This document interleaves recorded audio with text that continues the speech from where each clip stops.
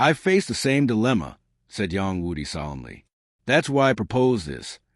The 4 singular tribute clans should unite and form our own sect. Alone, each clan is flawed, strong in one area but lacking in others. But together we become whole. We don't need to seek the approval of Spirit Hall or compete for a place among the 7 great sects. Let's focus on protecting our people and preserving our legacy." Bai's eyes flickered with interest. His Min clan boasted unmatched speed but was sorely deficient in both attack and defense. Their survival had always been precarious. A united front would offer security they had never known. "The Min clan agrees," he said with a nod. "But we must plan carefully. Relocating an entire clan is no small feat. We need to find a suitable base, assess the cost of migration, and organize our resources efficiently." As Yang Wudi, Baihe, and Niu Gao discussed logistics, Titan, the head of the Li clan, sat in silence. His eyes were unfocused, shoulders heavy with grief. When he finally spoke, it was with a bitter smile. "Do what you must. The Li clan has no objections." The others exchanged knowing looks. They understood the source of Titan's melancholy. Yang Wudi placed a hand on his friend's shoulder and sighed. "I've done all I can for your nephew. The poison is embedded too deep, especially in his nervous system.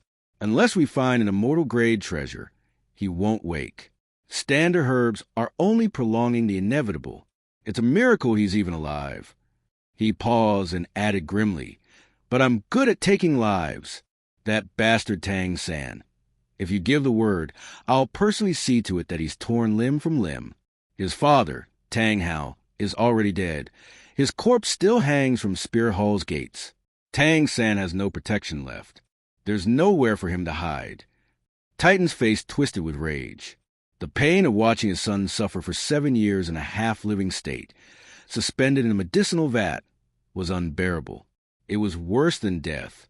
"If I meet Tang San again," he growled, "I'll send him to the afterlife myself. My son has suffered for too long. Someone must answer for it." He lowered his gaze. If only he could wake up.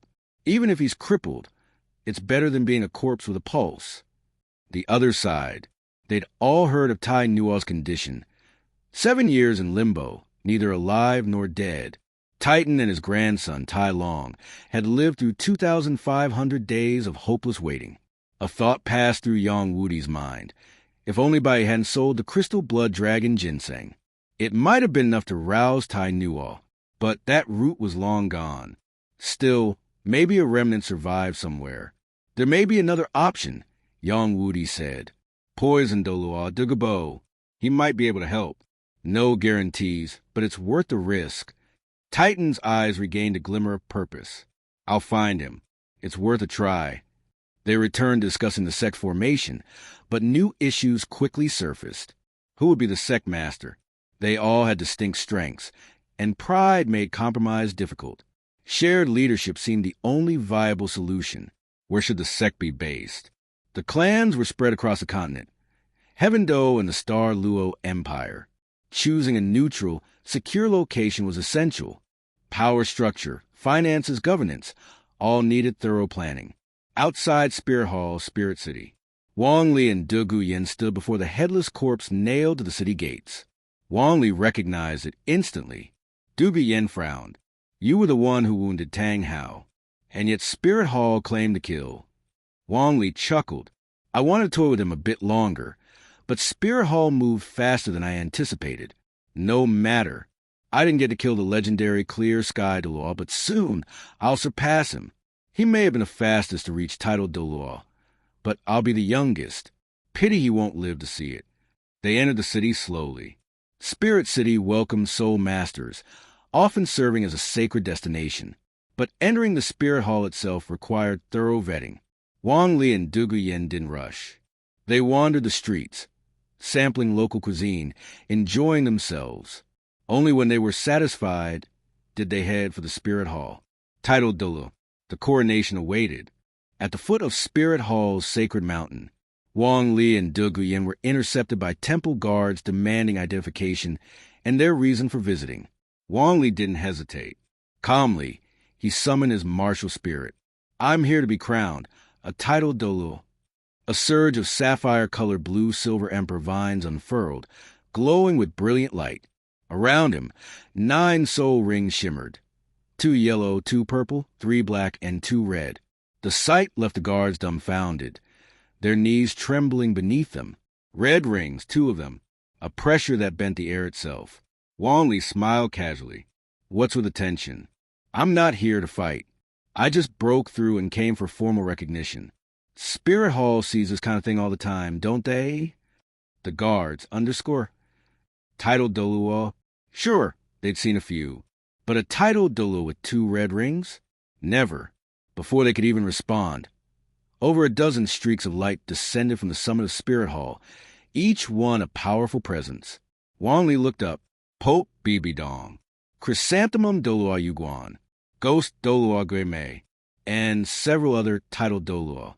Their gazes locked on Wang Li, expressions frozen as though they'd seen a specter. Not one of them, aside from Bibi Dong, had ever possessed a 100,000-year soul ring. The envy in their eyes burned fiercely. Bibi Dong remained composed, but her hand clenched tighter around her scepter. Finally, she broke the silence. Wang Li, 200,000-year soul rings. And you're not even 20, are you? Or just turned 20? That's correct, Wang Li answered politely. 20 as of a few days ago. 5 years ago, at the Spirit Master Tournament, you advised me to grow stronger. I took those words to heart. And now that I've become a titled Douluo, I've come for my coronation. A flicker of disbelief crossed Bibi Dong's face. She had said those words without thought. Yet Wang Li had taken them seriously and achieved the impossible. In 5 years, he had leaped from Soul King to titled Douluo. Was it possible that he, too, had inherited a divine legacy? A shadow of wariness crept into her heart. This young man, once a mere prodigy, now posed a genuine threat to her reign. Still, Spirit Hall could not afford to alienate such a rising figure. The Douluo Hall, where coronations took place, was sacred. It represented power, tradition, and spiritual legitimacy. So Bibi Dong declared, her tone solemn. A coronation must be treated with proper reverence. In 3 days, I will personally preside over your ceremony. Until then, enjoy Spirit City, but do not stray too far. Wang Li bowed slightly. Understood. I await the day. He then withdrew his martial spirit and left with Duguyen to explore the city. As they walked through the lively streets, Duguyen leaned close and whispered in his ear, I still think we should be cautious. Your age, your power, Spirit Hall might see you as a threat. Wang Li tilted his head slightly, confidence radiating from his eyes. No need to worry. 10 titled Douluo, 100 soul Douluo, even an army of soul sages. None of them can stop me. I'll protect you, always. Spirit City holds no danger for me. His words ignited something in Duguyen. Her admiration deepened, her trust in him absolute. While the two enjoyed their day, Spirit City was abuzz. A 20-year-old titled Douluo. It sent shockwaves through every household, school, and hall. Word spread like wildfire. Titled Douluo across the Spirit Hall convened in secret, searching for records, tracing his past. What they found stunned them. A humble origin, a mutated blue silvergrass, an innate soul power of rank 3, trash by their standards, and yet he had risen to stand shoulder to shoulder with legends. That night, many titled Douluo lay awake, staring blankly at their ceilings, questioning everything they had once believed. 3 days later, the Douluo Hall Plaza was overflowing with people, an ocean of soul masters. Titled Douluo from every corner of the continent had gathered for this historic moment. Inside the corridor, Duguyen gently straightened the golden-lined red robes draped over Wang Li's shoulders. The regal attire fit him perfectly, elegant, noble, commanding. She stepped back, pride glowing in her eyes. Go, she said softly. Show them who you are. The youngest titled Douluo in history. Wang Li smiled. No problem. The moment he emerged into the plaza, a thunderous roar erupted. Applause, cheers, cries of awe. The entire city celebrated his arrival. No politics, no favoritism, only reverence for strength. Wang Li walked through the chorus of chants and eyes filled with wonder. At the far end, atop the ceremonial platform, stood Bibi Dong. At her side was Hulaina, her disciple, holding a red-draped tray. Her gaze locked onto Wang Li, complex, conflicted, filled with memories. She had once sworn to surpass him. Yet here he was, a title Douluo already, and it was her teacher who would crown him. This was the moment. Wang Li stood in the center of the Douluo Continent's greatest stage. No longer a prodigy, but a legend ascending. Hey, everyone! If you enjoy my quantum audiobooks, you can support me by becoming a Patreon member. Your support helps me keep creating, and you'll get exclusive perks. You can also access my audiobooks directly through Google Drive. Check out the link in the description. Now, let's get started. In front of the solemn and majestic Douluo Hall, Bibi Dong raised her scepter high. The crowd fell into absolute silence. Then, in a dignified voice, she announced, "Citizens of Spirit City, today, under the watchful eyes of all the titled Douluo enshrined within Douluo Hall, we shall witness the rise of a new titled Douluo. Wang Li, 20 years old, mutated blue-silver grass martial spirit, innate rank 3 soul power, having endured countless hardships and overcome endless obstacles, has now reached rank 91 and ascended as a titled Douluo." A heavy silence followed. Then, like a raging tide, cheers erupted, shaking the heavens. The sheer weight of Wang Li's achievements was nothing short of earth-shattering. Bibi Dong turned her gaze toward Wang Li. A warm smile graced her lips, yet her eyes remained as calm as still water. She spoke again. "Wang Li, achieving the title of titled Douluo is not just an honor, but also a responsibility. As one of the strongest figures in the Soul Master world, a titled Douluo bears the duty of upholding fairness, justice, stability, and peace. You must never raise a hand against lower-ranked Soul Masters or commoners. Should you encounter fallen Soul Masters who commit crimes of murder, pillage, and violation, you must eliminate them without hesitation, ensuring peace across the continent." She continued at length. Many of her words were empty declarations, principles she herself had no intention of following. Yet, to the lower-ranked Soul Masters and ordinary citizens, these ideals meant everything. The weak naturally hoped that the strong would be kind, honorable, and just. This belief was a foundation upon which Spirit Hall built its authority. At last, Bibi Dong solemnly declared, "As the only titled Douluo in history to possess the blue-silver grass martial spirit, your martial spirit shall be your title, a name that will accompany you for the rest of your life. Your title shall be blue-silver. Now, your eminence blue-silver, step forward. As the Supreme Pontiff of Spirit Hall, I shall personally crown you." Wang Li's heart stirred. Even for someone as confident as him, the sheer magnitude of this moment made him a little excited. The spotlight, the attention, the glory, he enjoyed every bit of it. He stepped toward Bibi Dong and Hulaina, standing before them with a slight smile. "Many thanks, Your Holiness," he said politely. At this close distance, Bibi Dong studied the tall and striking Wang Li, making one final attempt to win him over. She spoke in a gentle yet persuasive tone. "Your Eminence Blue-Silver, would you consider joining Spirit Hall? Together, we can uphold justice and fairness across the continent. It is a great cause, and we need more like-minded individuals." Wang Li, however, simply smiled and declined. "No, thank you. I cherish my freedom. In the future, I shall live as an independent Soul Master. Of course, even if I do not stand with Spirit Hall, I will always uphold my own sense of justice." Bibi Dong lowered her gaze slightly, concealing the cold glint that flashed through her eyes. Her tone remained calm as she said, "Very well. That is truly unfortunate. I won't press the matter any further." Nana stepped forward. Upon hearing her teacher's command, Hulaina quickly lowered her head and stepped closer. She dared not look at Wang Li, the confident, radiant Wang Li. A sigh echoed in her heart, as if it wasn't enough for him to become so strong. Now he has to become so damn handsome, too. Why does it have to be him? As Hulaina approached, Bibi Dong pulled back the red cloth covering the tray in her hands. At that moment, a lavish purple gold crown was revealed. The entire plaza rose to their feet, from the ordinary soul masters in the audience to the titled Douluo in the VIP section.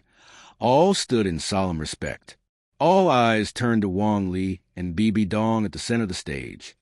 With slow and deliberate movements, Bibi Dong lifted the purple gold crown and placed it upon Wang Li's head, adjusting it carefully.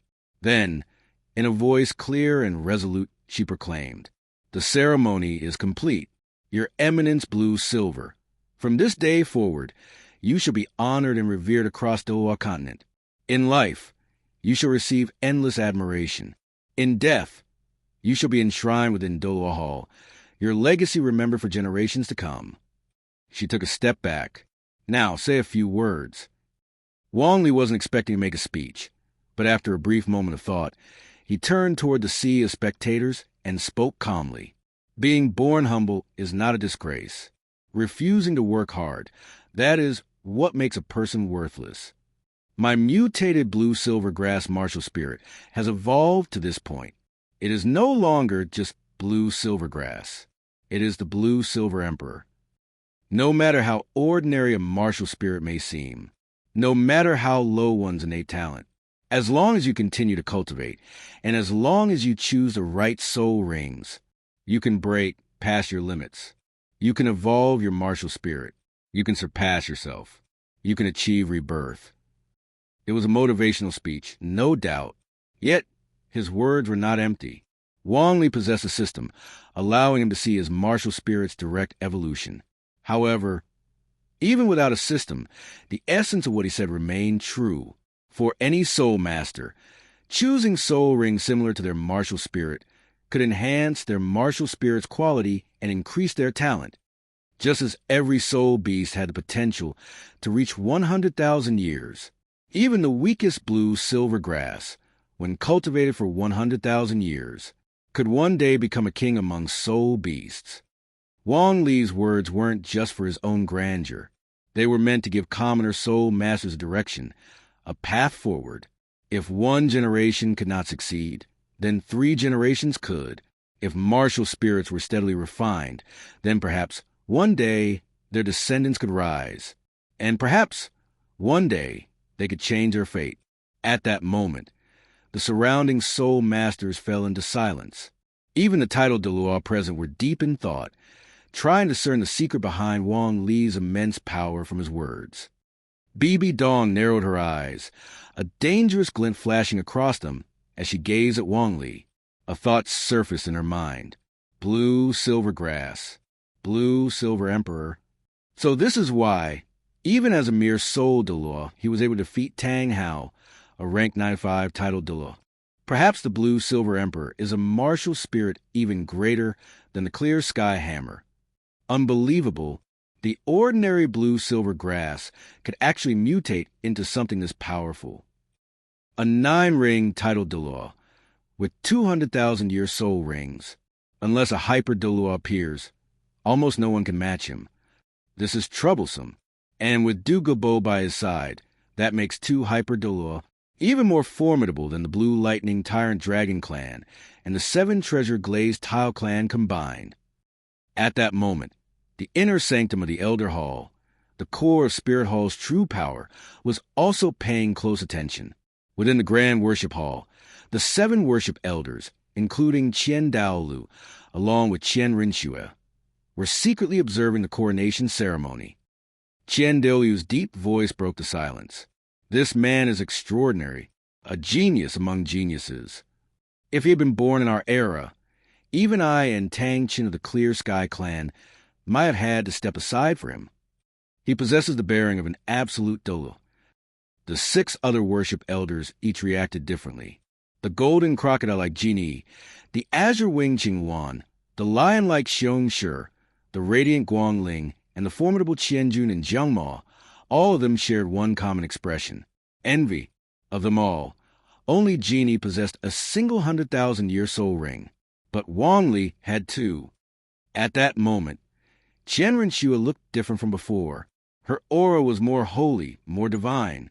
A golden seraphim sigil shimmered on her smooth forehead, emanating a radiance that commanded reverence. She suddenly clenched her fists, eyes burning with determination. "Grandfather," she declared, "it was this man who made me resolve to become stronger. I personally watched him grow from a 12-year-old soul ancestor to a 20-year-old titled Douluo. He made me realize all schemes, all worldly power, are nothing but illusions in the face of absolute strength." Her gaze sharpened. "One day, I will challenge Wang Li face to face, fair and square, and I will defeat him with my own hands. That will be my way of thanking him for teaching me this truth."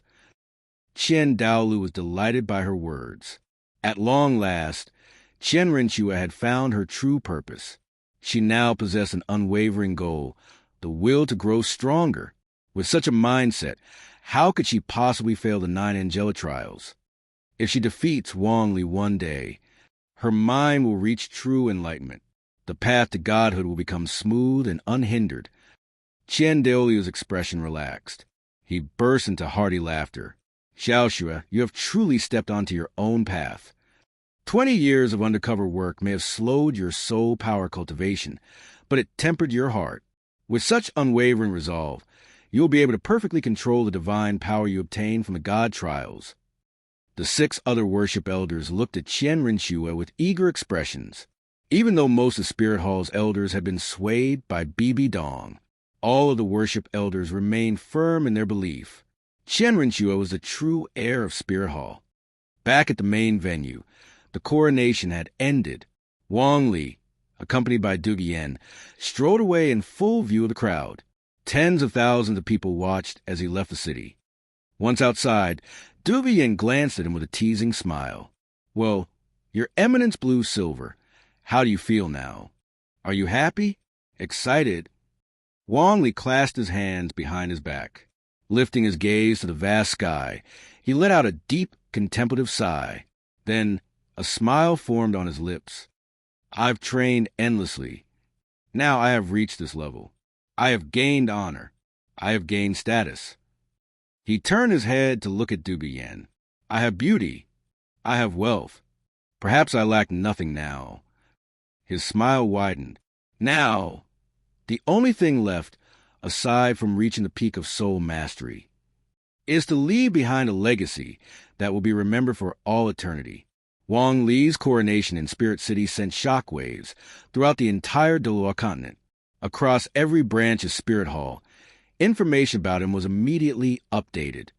The Star Luo Empire's sole master world was left in disbelief and regret. How could such an existence not be from Star Luo? The Heaven Do Empire's sole master world was struck with repeated waves of shock. A former prodigy known throughout the land has finally reached the rank of titled Douluo. Expected, yet also completely unexpected. He's only 20. Emperor Shui sat on his throne, his expression somewhat lost. Wang Li, does he truly have no limits? Soul Emperor, Soul Sage, Soul Douluo, titled Douluo, 5 years. He crossed multiple realms. Does the concept of bottlenecks not apply to him? As a mortal emperor, he knew very well, a 20-year-old titled Douluo wasn't just terrifyingly talented. Their lifespan was vastly superior to those who reached the title at 70 or 80 years old. A genius like that could protect an empire for a century. However, Emperor Shui quickly suppressed his regrets and steadied himself. He was the emperor. He could not afford to dwell on past decisions. Even without Wang Li and Dugabo, he still had the Clear Sky clan and 7 Treasure Glazed Tile clan. With 7 titled Douluo at his side, the Heaven Do Empire had reached its golden age. Raising his head high, he turned to Shui Beng, his voice solemn. "Shui Beng, remember this well. An emperor must never regret his decisions. If you make a choice, stand by it. A ruler who constantly changes his mind will lose his authority. If your ministers stop fearing you, they will stop respecting you. In the imperial family, there are no true bonds of affection. As an emperor, you must be ruthless. Your decrees must be absolute, so that no one dares to disobey them." Shui Beng straightened his back and responded loudly, "Yes, royal father." dressed in formal attire. His usual arrogance had faded, replaced by a newfound composure. Since Xue Qinghe's disappearance, Xue Beng had been steadily pushed toward the throne. Though not yet officially crowned, he was already treated as the crown prince. Perhaps due to his unreliable past, Emperor Shui kept him close, personally guiding his every word and action. At first, Xue Beng had felt both fear and excitement, but now, with his safety assured, he had completely abandoned his old facade and fully embraced his role as heir. Seeing this, Emperor Shui nodded in satisfaction. Xue Beng is not beyond saving. With the full support of the Clear Sky Clan and Seven Treasure Glazed Tile Clan, my Heaven-Do Empire will only continue to thrive. Wang Li Dugabo of pity, if only you weren't so arrogant, I would still have entrusted you with great responsibilities. Meanwhile, in another part of the palace, the Clear Sky Clan's second elder paced restlessly. That brat. Wang Li, he's now a titled Douluo. Not only did he defeat Tang Hao, but he also stole the title of youngest titled Douluo in history. His expression darkened. A 20-year-old titled Douluo, we can no longer afford to ignore him. Worse still, he harbors hostility toward us. I must inform the clan master immediately. We need to make a decision regarding this threat. Within the Seven Treasure Glazed Tile Clan's palace residence, Ning Fengji wore a complicated expression. His thoughts drifted back to the first time he met Wang Li. At the time, Wang Li had only 4 soul rings. I never would have imagined in just 8 years he would become a titled Douluo. He sighed inwardly. Back then, I judged him to have the potential of a soul sage, with a chance to reach soul Douluo. Now I realize how laughably short-sighted I was. Turning to Sword Douluo and Bone Douluo, he asked, Uncle Jian, Uncle Gu, according to Spirit Hall's report, Wang Li's soul rings are 2 yellow, 2 purple, 3 black, 2 red. That means he has 200,000-year soul rings. In your opinion, how strong is he? Bone Douluo's face stiffened. Even after all these years, he was still stuck at rank 95, thinking of 200,000-year soul rings. He shook his head bitterly. I don't think I could defeat him. Sword Douluo, despite losing an arm, had achieved enlightenment. His sword heart had awakened, and his soul power had risen to rank 97. He analyzed carefully before concluding. After rank 96, each level brings a massive power increase. But Wang Li possesses 200,000-year soul rings. At minimum, that means he has 200,000-year soul bones as well. With those immense boosts, he can be considered a hyper Douluo.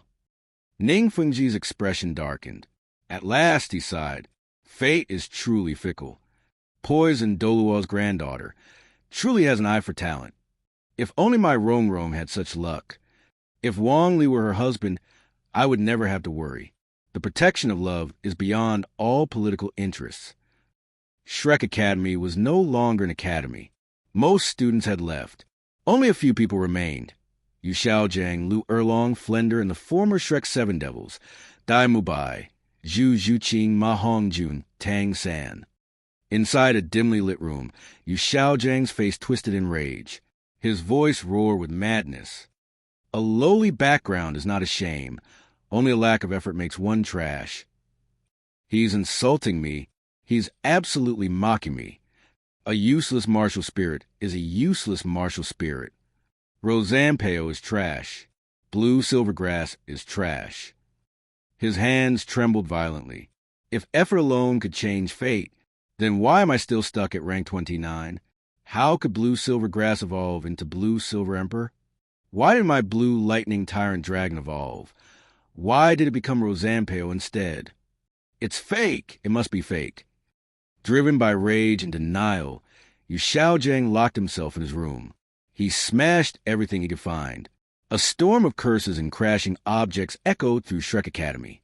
Yu Xiaojiang, his eyes red with emotion, stepped out of his room. Flender and Lu Erlong, noticing his state, looked at him with concern. They called out one after another. Xiaojiang. However, Yu Xiaojiang ignored them.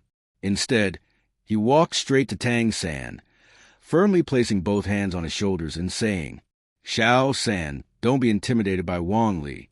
His martial soul mutating and breaking through so quickly is simply due to poison Douluo hunting powerful soul beasts for him.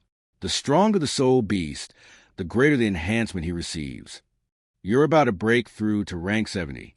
For your 7th soul ring, Flender, Lu Erlong, and I can assist you.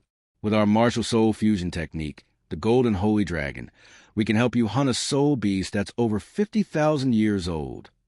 Your 2nd martial soul can't have any more soul rings due to the conflict with your soul power, but the 3 rings you've already attached still provide significant amplification. Absorbing a 50,000-year soul ring shouldn't be an issue. With this soul ring, your so-called waste martial soul, blue silvergrass, will transform into something truly powerful. Tang San hesitated, uncertain whether he should still trust Yu Xiaojiang. He had seen Wang Li's blue silvergrass, radiant like sapphire, completely different from his own, which was sinister, grotesque, and resembled the legs of a demonic spider. The beliefs he had once held so firmly were now shaken. Why was the difference so vast? Seeing his hesitation, Yu Xiaojiang tightened his grip on Tang San's shoulders and said urgently, "Xiao San, Xiao Wu is imprisoned in the worship hall. You need enough strength to save her. My sect was destroyed by the spirit hall. If I want revenge, I can only rely on your power. Trust me, as your teacher, I would never harm you." Hearing this, Tang San's expression became resolute. Though Yu Xiaojiang hadn't been able to bring Xiao Wu back, at least he had confirmed her location. Tang San knew his teacher was truly looking out for him. Without further hesitation, Tang San nodded and said, "Teacher, I will speed up my cultivation. I'm confident I can break through to rank 70 within 10 to 15 days. At this, Yu Xiaojiang finally smiled. He knew he was a failure, useless, even, though he would never admit it. As long as he could nurture Tang San into someone great, no one would dare to look down on him. From that day forward, Tang San trained with relentless determination, using the mysterious Xiantian technique. He continuously refined and condensed his soul power, cycling through his techniques over and over. Finally, on the 9th day, Tang San successfully broke through, reaching rank 70 and becoming a quasi-soul saint. Yu Xiaojiang was overjoyed. Without hesitation, he pulled Flender and Lu Erlong along, declaring, "Flender, Erlong, you both must help me this time. Xiao San needs a truly powerful soul ring for his 7th ring, to awaken his martial soul true body. They have been friends for decades." Naturally, Flender and Lu Erlong didn't refuse. Before leaving, Flender instructed Zhao Wuji and the others to take care of the academy while they were gone. Even if there weren't many students left, the academy's facilities mustn't be stolen. After all, everything was academy property. If they ever had to sell the academy in the future, it had to fetch a good price. That's right. Flender, the cunning businessman, had already planned how to raise the selling price. With their preparations complete, Yu Xiaojiang, Flender, Lu Erlong, and Tang San set off toward the nearest prime hunting ground, the Sunset Forest.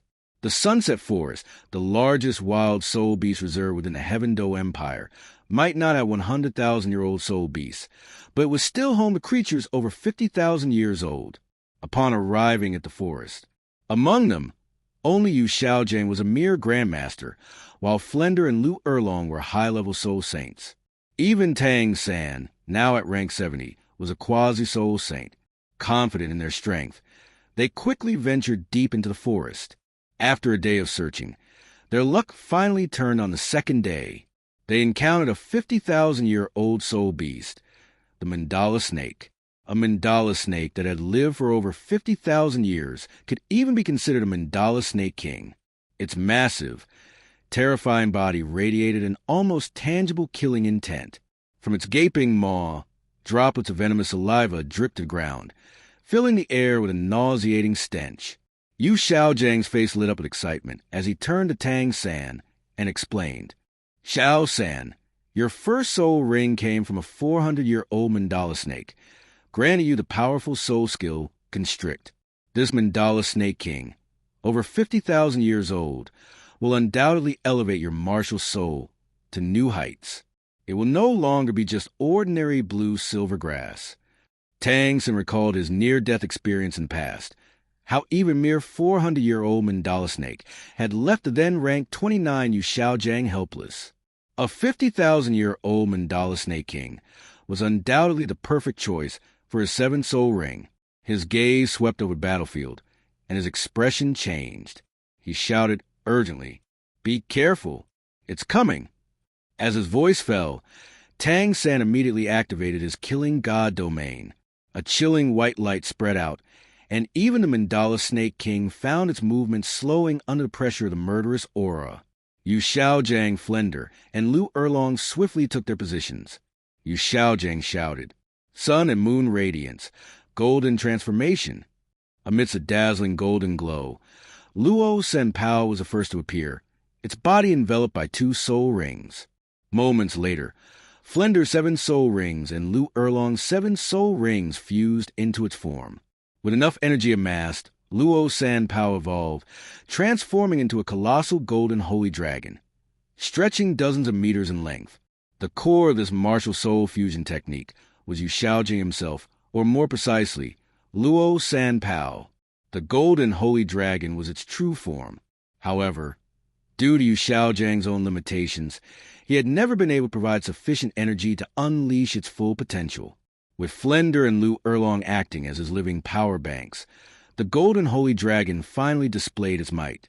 With overwhelming strength, the golden holy dragon crushed the mandala snake king within the killing god domain, leaving it severely wounded and on the verge of death. At that moment, Tang Sen stepped forward, gripping his clear sky hammer. He delivered the final blow, completely ending the mandala snake king's life. A black soul ring, formed from swirling dark energy, took shape above its fallen body.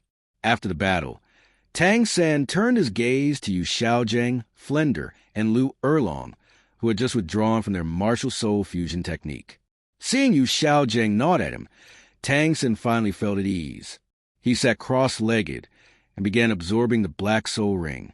The black soul ring drifted toward him, encircling his blue-silver grass before gradually merging into it. A domineering surge of power erupted through his body. Almost instantly, Tang San felt as if he were trapped in a sea of fire. As Tang San's blue-silver grass martial soul absorbed its 7-soul ring, it activated his martial soul true body. However, an unforeseen disaster struck. His blue-silver grass's core essence was far too fragile to withstand the enormous power of a 50,000-year-old mandala snake king. Its martial soul core shattered upon contact, disintegrating instantly. Fortunately, Tang San's physical body was strong enough to barely endure the forced fusion of the mandala snake king's power. But something was clearly wrong. Typically, a martial soul's core essence absorbs and integrates foreign power, strengthening itself. However, in this case, the foreign power was actively reshaping his martial soul's core essence instead. As a result, Tang San's blue-silver grass underwent a malignant mutation. It failed to transform into dark blue silvergrass, a process that required his martial soul's core to voluntarily assimilate dark energy. Instead, his blue-silver grass was being forcibly corrupted, its very foundation twisted beyond repair. His once promising martial soul was now on the brink of becoming a true waste soul. Normally, when a plant-based martial soul absorbs an animal-type soul ring, it wouldn't be a fatal issue. While their attributes and cores differed, the soul ring would still enhance the martial soul, albeit without directly strengthening its core essence. However, Tang San's previous 6 soul rings, aside from the Ghost Vine soul ring, had contributed little to enhancing his blue-silver grass's essence. Worse yet, due to their sinister properties, they had actively suppressed his martial soul's life force. Previously, the bloodline of the Blue-Silver Emperor had sustained his martial soul's core, but now there was nothing left to support it. With his martial soul's core essence crippled, forced to passively merge with foreign power, this kind of malignant mutation was irreversible. Yu Xiaojiang could not comprehend what had happened. As a half-baked grandmaster, he didn't even understand the concept of soul-beast spiritual resonance, let alone the fact that a rank 70 quasi-soul saint required an adequately strong martial soul core to absorb a 7-soul ring. Otherwise, they would be lucky just to survive the process. Sunset Forest. Tang San's body trembled violently. His face twisted in agony as he endured excruciating pain. The cause? His martial soul had absorbed the seventh spirit ring, awakening his martial soul avatar and activating its core essence. However, the essence of his blue-silver grass was unable to withstand the power of the Mandala Snake King, a spirit beast over 50,000 years old. Though his body was strong due to various reasons, he forcibly endured the process, resulting in a malignant mutation. Inside Tang San's dantian, his blue-silver grass twisted and contorted unpredictably, at times transforming into spider legs, at other times into a serpentine form, never resembling its original plant-like appearance. Several hours later, Tang San coughed up a mouthful of blood, but gradually regained consciousness. Yu Xiaojiang, Flender, and Lu Erlong rushed over to check on him, with Yu Xiaojiang appearing the most anxious. Tang San opened his eyes, filled with disbelief and emptiness. His dazed expression and vacant gaze reflected his shock as he muttered the same phrase repeatedly. How could this happen? How could this happen? Yu Xiaojiang's urgency was palpable. Xiao San, what's wrong? Xiao San. Tang San, hearing his master's voice, instinctively summoned his martial soul. But what appeared was an abomination. His once graceful blue-silver grass had become grotesque. Instead of a plant, it resembled a monster, taking the form of a serpent with barbed spider legs, oozing a sticky, indescribable slime. Yellow, yellow, purple, purple, black, black, black. 7 spirit rings appeared one after another. Each ring was derived from formidable creatures: Mandala snake, ghost vine, man-faced demon spider, man-faced demon spider, crypt demon spider, bloodthirsty demon spider, and the Mandala Snake King. Any single one of these spirit beasts was immensely powerful, but when combined, the result was an abomination, a complete mismatch. In a numb tone, Tang San murmured, after absorbing the spirit ring, instead of strengthening my martial soul, all attributes of my blue-silver grass have decreased by 30%. The amplification from my martial soul avatar, as well as the enhancement of my spirit abilities, barely exceeds 30%. Worse still, when I activate my martial soul avatar, I end up poisoning myself with paralysis toxins, neurotoxins, and corrosive venom. Before I can even harm an enemy, I end up harming myself. Even if I use my 8 spider lances to absorb the poison in my body, the next time I activate my martial soul avatar, I will still be poisoned again. Why is this happening? A 50,000-year-old Mandala Snake King. How could it grant me such a disastrous martial soul avatar? Eyes bloodshot with rage, Tang San suddenly lunged at Yu Xiaojiang, his hands wrapping around his teacher's throat. Overwhelmed by fury, he roared hysterically. Teacher, tell me, why did this happen? Yu Xiaojiang, merely a spirit grandmaster, was powerless against Tang San's grasp. His face turned pale as his eyes rolled back, unable to resist. Flender and Lu Erlong were both horrified. They immediately rushed forward and forcefully separated Tang San from Yu Xiaojiang, each grabbing him from one side. Tang San, calm down. That's your teacher. Tang San, let go. Can't you see you're about to kill him? Once freed, Yu Xiaojiang clutched his throat, gasping for air. His expression was one of utter devastation as he shook his head in disbelief. Impossible? This is absolutely impossible. According to my research, plant-type martial souls can absorb beast-type spirit rings, and the stronger the spirit ring, the greater the enhancement should be. A 50,000-year-old Mandala Snake King should have granted you an immense boost. How could it have weakened your attributes instead?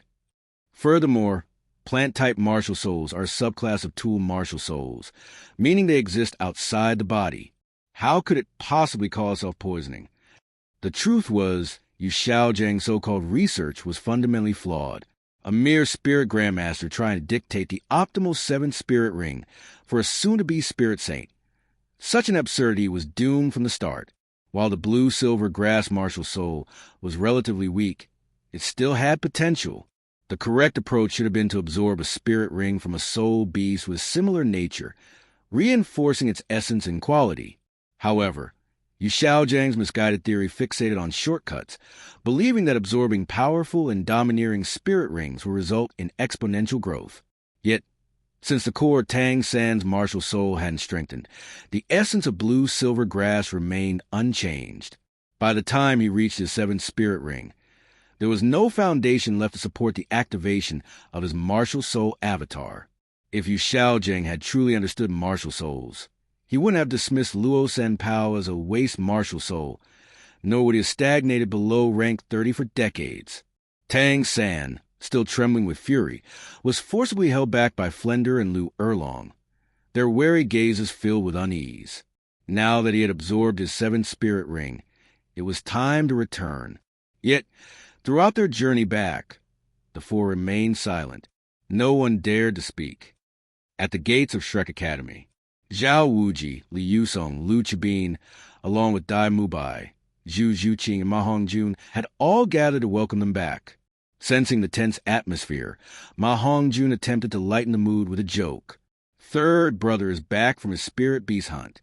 Now that you absorbed your seventh spirit ring, you're officially a spirit saint. How envious! Had he remained silent, it might have been better. But the moment he spoke, Tang San's entire body erupted with killing intent. A savage, predatory expression twisted his face. Without another word, he bolted into the academy, his emotions in turmoil. He didn't want to talk. He didn't want to see anyone. He just wanted to be alone. Ma Hongjun was startled, rubbing his belly with dissatisfaction. Third brother becomes a spirit saint and no longer acknowledges his brothers? Releasing killing intent on us. How ungrateful. Dean, Erlong Dean, what kind of spirit ring did third brother absorb to make him so agitated? Flender sighed heavily. A mandala snake king over 50,000 years old. But instead of enhancing his martial soul, all his attributes have decreased by 30%. When he uses his martial soul avatar, the toxins from the martial soul even backlash against him. Ma Hongjuan's small eyes widened in shock, his plump face full of disbelief. How could that happen? Absorbing a spirit ring should make him stronger, not weaker. A mandala snake king of that level, what a waste. Dai Mubai's gaunt face also revealed surprise. If that's the case, isn't Shaoxin crippled now? With his martial soul avatar unusable and blue-silver grass weakened, how could he save Xiao Wu? Hearing their words, Yu Xiaojang's face twisted. The remarks pierced his pride, pushing him to the edge. There must be some mistake. My research is flawless, he shouted, storming off toward the academy. Yu Xiaojang was determined to reorganize his notes and prove that his theories were correct. Lu Erlong watched him leave, worry clouding her face. She feared that Yu Xiaojang's stubborn obsession would eventually break him. The catastrophe that befell Tang San was a direct result of Yu Xiaojang's misjudgment, an unbearable burden for him. But Yu Xiaojang wasn't the only one on the verge of collapse. Tang San, too, was unraveling. On the rooftop of the teaching building, where no one else was present, Tang San stood alone. He summoned his martial soul, watching the grotesque blue-silver grass slither out like monstrous tentacles. His vacant gaze lingered as memories flashed through his mind, the unwavering dedication of a lifetime, the countless hours of training, only to find himself forever trapped beneath Wang Li's shadow. He still remembered the scorn once heaped on Wang Li, a so-called waste with mutated blue-silver grass, locked in petty squabbles with Wang Sheng. But everything had changed. Wang Li became an insurmountable mountain, casting his shadow over Tang San's world. Now, when Tang San thought back to Wang Li's sapphire-like blue-silver grass, so vibrant, so majestic, he realized how grotesque his own martial soul had become. His face darkened, and he let out a furious roar. Yu Xiaojang, you ruined me.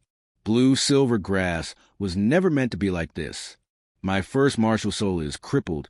My second martial soul is sealed because of it. A mere spirit saint. My strength declining instead of rising.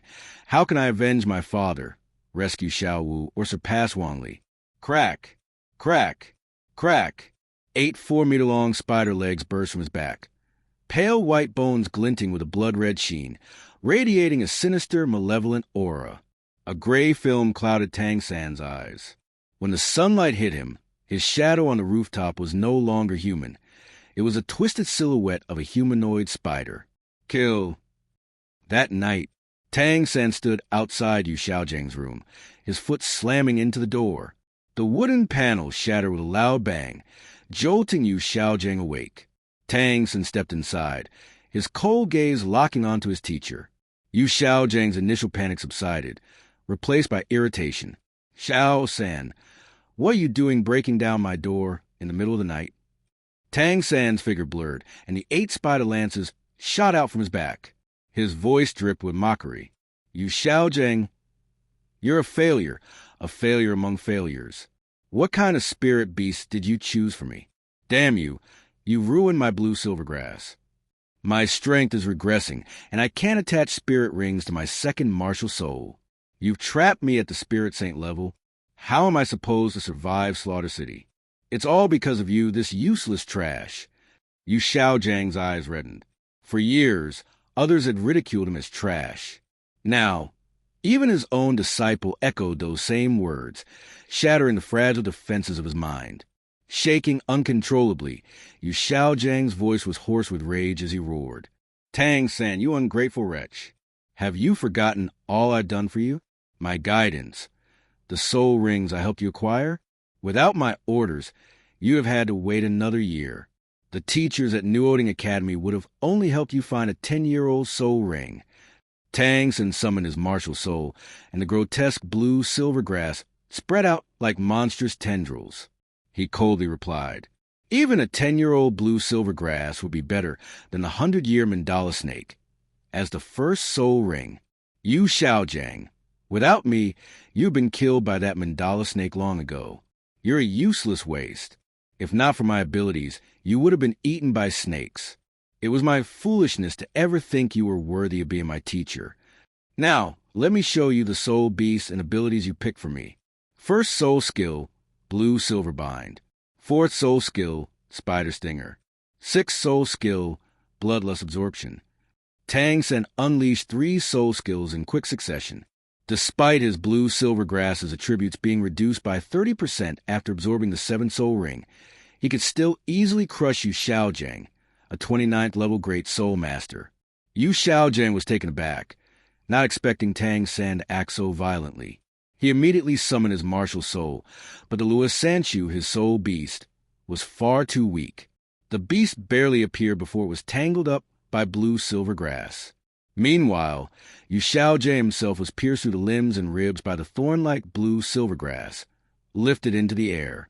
The bloodlust absorption, a soul skill from the bloodthirsty spider, began to drain his blood. Yu Xiaojiang let out a shrill, pig-like scream. Though Tang San hadn't struck any vital areas, the sensation of his blood being drained, combined with the spreading toxins, was far worse. Tang San watched with a twisted smile, his laugh manic as he reveled in the moment. He had finally released his pent-up frustration. He slowly approached Yu Xiaojiang. "Yu Xiaojiang, you're a waste, a complete failure. If not for you, my father, an ultimate Douluo, would have made me 100 times, 1,000 times more glorious than I am now." Yu Xiaojiang gasped in fear, regret flooding his heart. He had never imagined his own disciple would do this. Bitterly, he muttered, "I should never have taken you as my disciple. If I had taken Wang Li instead, with his mutated blue-silver grass and my guidance, I would have already been a great success, admired by everyone. Don't ever mention him again." Tang San, in rage, had always lived in the shadow of Wang Li. He blamed Wang Li for stealing everything from him. Without Wang Li, he would not have been like this. "I'll kill you and you will die." Crack, crack, crack. 8 4-meter-long spider legs shot out, each one piercing Yu Xiaojiang's vital points, deep into his flesh, even passing through him. "Ah!" With one last agonized cry, Yu Xiaojiang's life force was completely consumed by Tang San. "Xiaojiang!" 2 voices, frantic and full of shock, broke the silence. Flender and Lu Erlong, hearing the scream, rushed to Yu Xiaojiang's quarters, but they arrived too late. They were greeted by the horrific sight of Yu Xiaojiang, his body now a hollow shell, drained of all life. The once living man had been turned into a mere corpse. The scene was terrifying, brutal, and merciless. Tang San. Flender's face was filled with murderous intent, while Lu Erlong's eyes glinted with fury. Despite the betrayal and ruin Yu Xiaojiang and Tang San had caused the Shrek Academy, Yu Xiaojiang had been their friend for decades. They had accepted the situation, but now, seeing him murdered so brutally, they couldn't hold back their rage. Boom! Boom! In an instant, both Flender and Lu Erlong activated their martial souls, each with 7 soul rings, both at the rank of High Soul Saint. They launched a furious attack on Tang San, summoning wind blade and flames that tore through the room, scattering books everywhere, reducing them to dust. Tang San, however, wasn't one to be easily subdued. Using his ghost shadow perplexing track, he leapt through the window, his voice cold as he called back. Flender, Lu Erlong, I killed Yu Xiaojiang because he destroyed my blue silver grass martial soul. It's my own fault for choosing him as a teacher. If you want to oppose me, don't blame me for what happens next. Flender's voice was thunderous. You, who killed your own master, don't deserve to be human. He sacrificed so much for you, and you repaid him with murder. I'll kill you. 7th soul skill, cat-eagle transformation. Lu Erlong screamed. Tang San, for killing Xiaojiang, I will make you pay with your life. 7th soul skill, red dragon transformation. Both immediately gave chase, activating their martial soul avatars. They were filled with murderous intent, leaving no room for mercy. Tang San glared at the 2 approaching figures, a cat-eagle and a red dragon. His eyes were bloodshot with hatred. He despised the fact that while other soul saints could use their martial soul avatars without consequence for him, using his would poison him first. You too have chosen your own path to death. Tang San's expression was grim. Facing 2 opponents of the same level who had activated their martial soul true bodies, he dared not use his own. He could only rely on his first 6 soul skills to battle Flender and Lu Erlong. Flender was manageable, but Lu Erlong's mutated Crimson Dragon, with his explosive fire attribute, countered his blue-silver grass completely. Tang San's various soul skills, binding, parasitic, spider web restraint, devil spider sting, blue-silver prison, and slaughter drain, were all ineffective against him. His eyes flickered coldly as he swiftly reached for the 24 moonlit bridges at his waist. In an instant, the sky filled with concealed weapons. His hands moved like butterflies weaving through flowers, continuously hurling a variety of forged projectiles. Piercing bone nails, willow leaf darts, dragon beard needles, plum blossom needles. Flender's expression changed drastically. He immediately called out in warning. Erlong, be careful. This Tang San is extremely ruthless. Some of the hidden weapons he throws burrow into the flesh and can't be removed, while others are coated with deadly poison he refined himself. Back then, old Zhao let his guard down and got hit. Don't let yourself be struck. Lu Erlong's eyes burned with increasing killing intent. She shrieked, I got it, Boss Flender. Stop him. Don't let him escape. We must kill him. After all, both of them were Spirit Saint and had activated their martial soul true bodies. Against them, ordinary concealed weapons were almost useless. Tang San gritted his teeth in frustration. It was a pity he had only managed to steal a fragment of the hidden weapon manual back then. The truly high-level concealed weapons were not recorded in that incomplete text. Otherwise, he would have ensured their deaths right here and now. Although his hidden weapons could momentarily hinder them, he was still surrounded, caught between them in a pincer attack. Without hesitation, Tang San withdrew his blue silvergrass and summoned his second martial soul, the pitch-black clear Skyhammer. Even though it only had 3 black soul rings, the sheer oppressive force it exuded far surpassed that of his blue silvergrass with 7 soul rings. Chaotic Wind Hammer Technique, Chaotic Wind Dance. Tang San swung the clear Skyhammer, his spinning figure stirring up a violent gust of wind. Within the storm, a black dragon roared. Ah! With an enraged shout, Tang San, using the Chaotic Wind Dance, directly clashed with Flender, who had activated his owl martial soul true body. Boom! A violent impact erupted, sending shockwaves rippling across the ground, leaving deep fissures in its wake. Flender cried out in pain, his body hurtling backward as he lost countless feathers, looking like a defeated rooster. Tang San, however, didn't emerge unscathed. Blood spewed from his mouth, and his internal organs felt as if they were burning. But he couldn't afford to stop. The chaotic wind hammer technique relied on borrowing the enemy's strength. The chaotic wind dance, in particular, accumulated power through uninterrupted spinning when no opponent was present. Striking Flender hadn't weakened the force of the clear sky hammer. On the contrary, it had grown even more terrifying as it swung toward Lu Erlong on the other side. Flender was an agility-type spirit master, but Lu Erlong was a true power-type spirit master, with overwhelming strength and offensive soul skills. Having activated her martial soul true body, her 10-meter-long crimson dragon form charged head-on into the black dragon formed by the clear sky hammer. Boom! Boom! A collision far more intense than before erupted. Flames burst forth. Energy raged wildly, and the crimson dragon let out a mournful cry as it was sent flying backward. As for Tang San, he could no longer maintain his grip on the clear sky hammer. Not only had he consumed a terrifying amount of soul power, but his blood churned, his internal organs throbbed with pain, and he could barely stand. Only by relying on the 8 spider lances protruding from his back could he remain upright. Otherwise, he would have collapsed. His gaze swept over Flender and Lu Erlong, and an insatiable hunger surged in his heart. A chilling thought surfaced. Since you've chosen to oppose me, you've sealed your fate. Let me use your life energy to recover my wounds. The 8 spider lances twitched violently as he stepped toward Flender and Lu Erlong.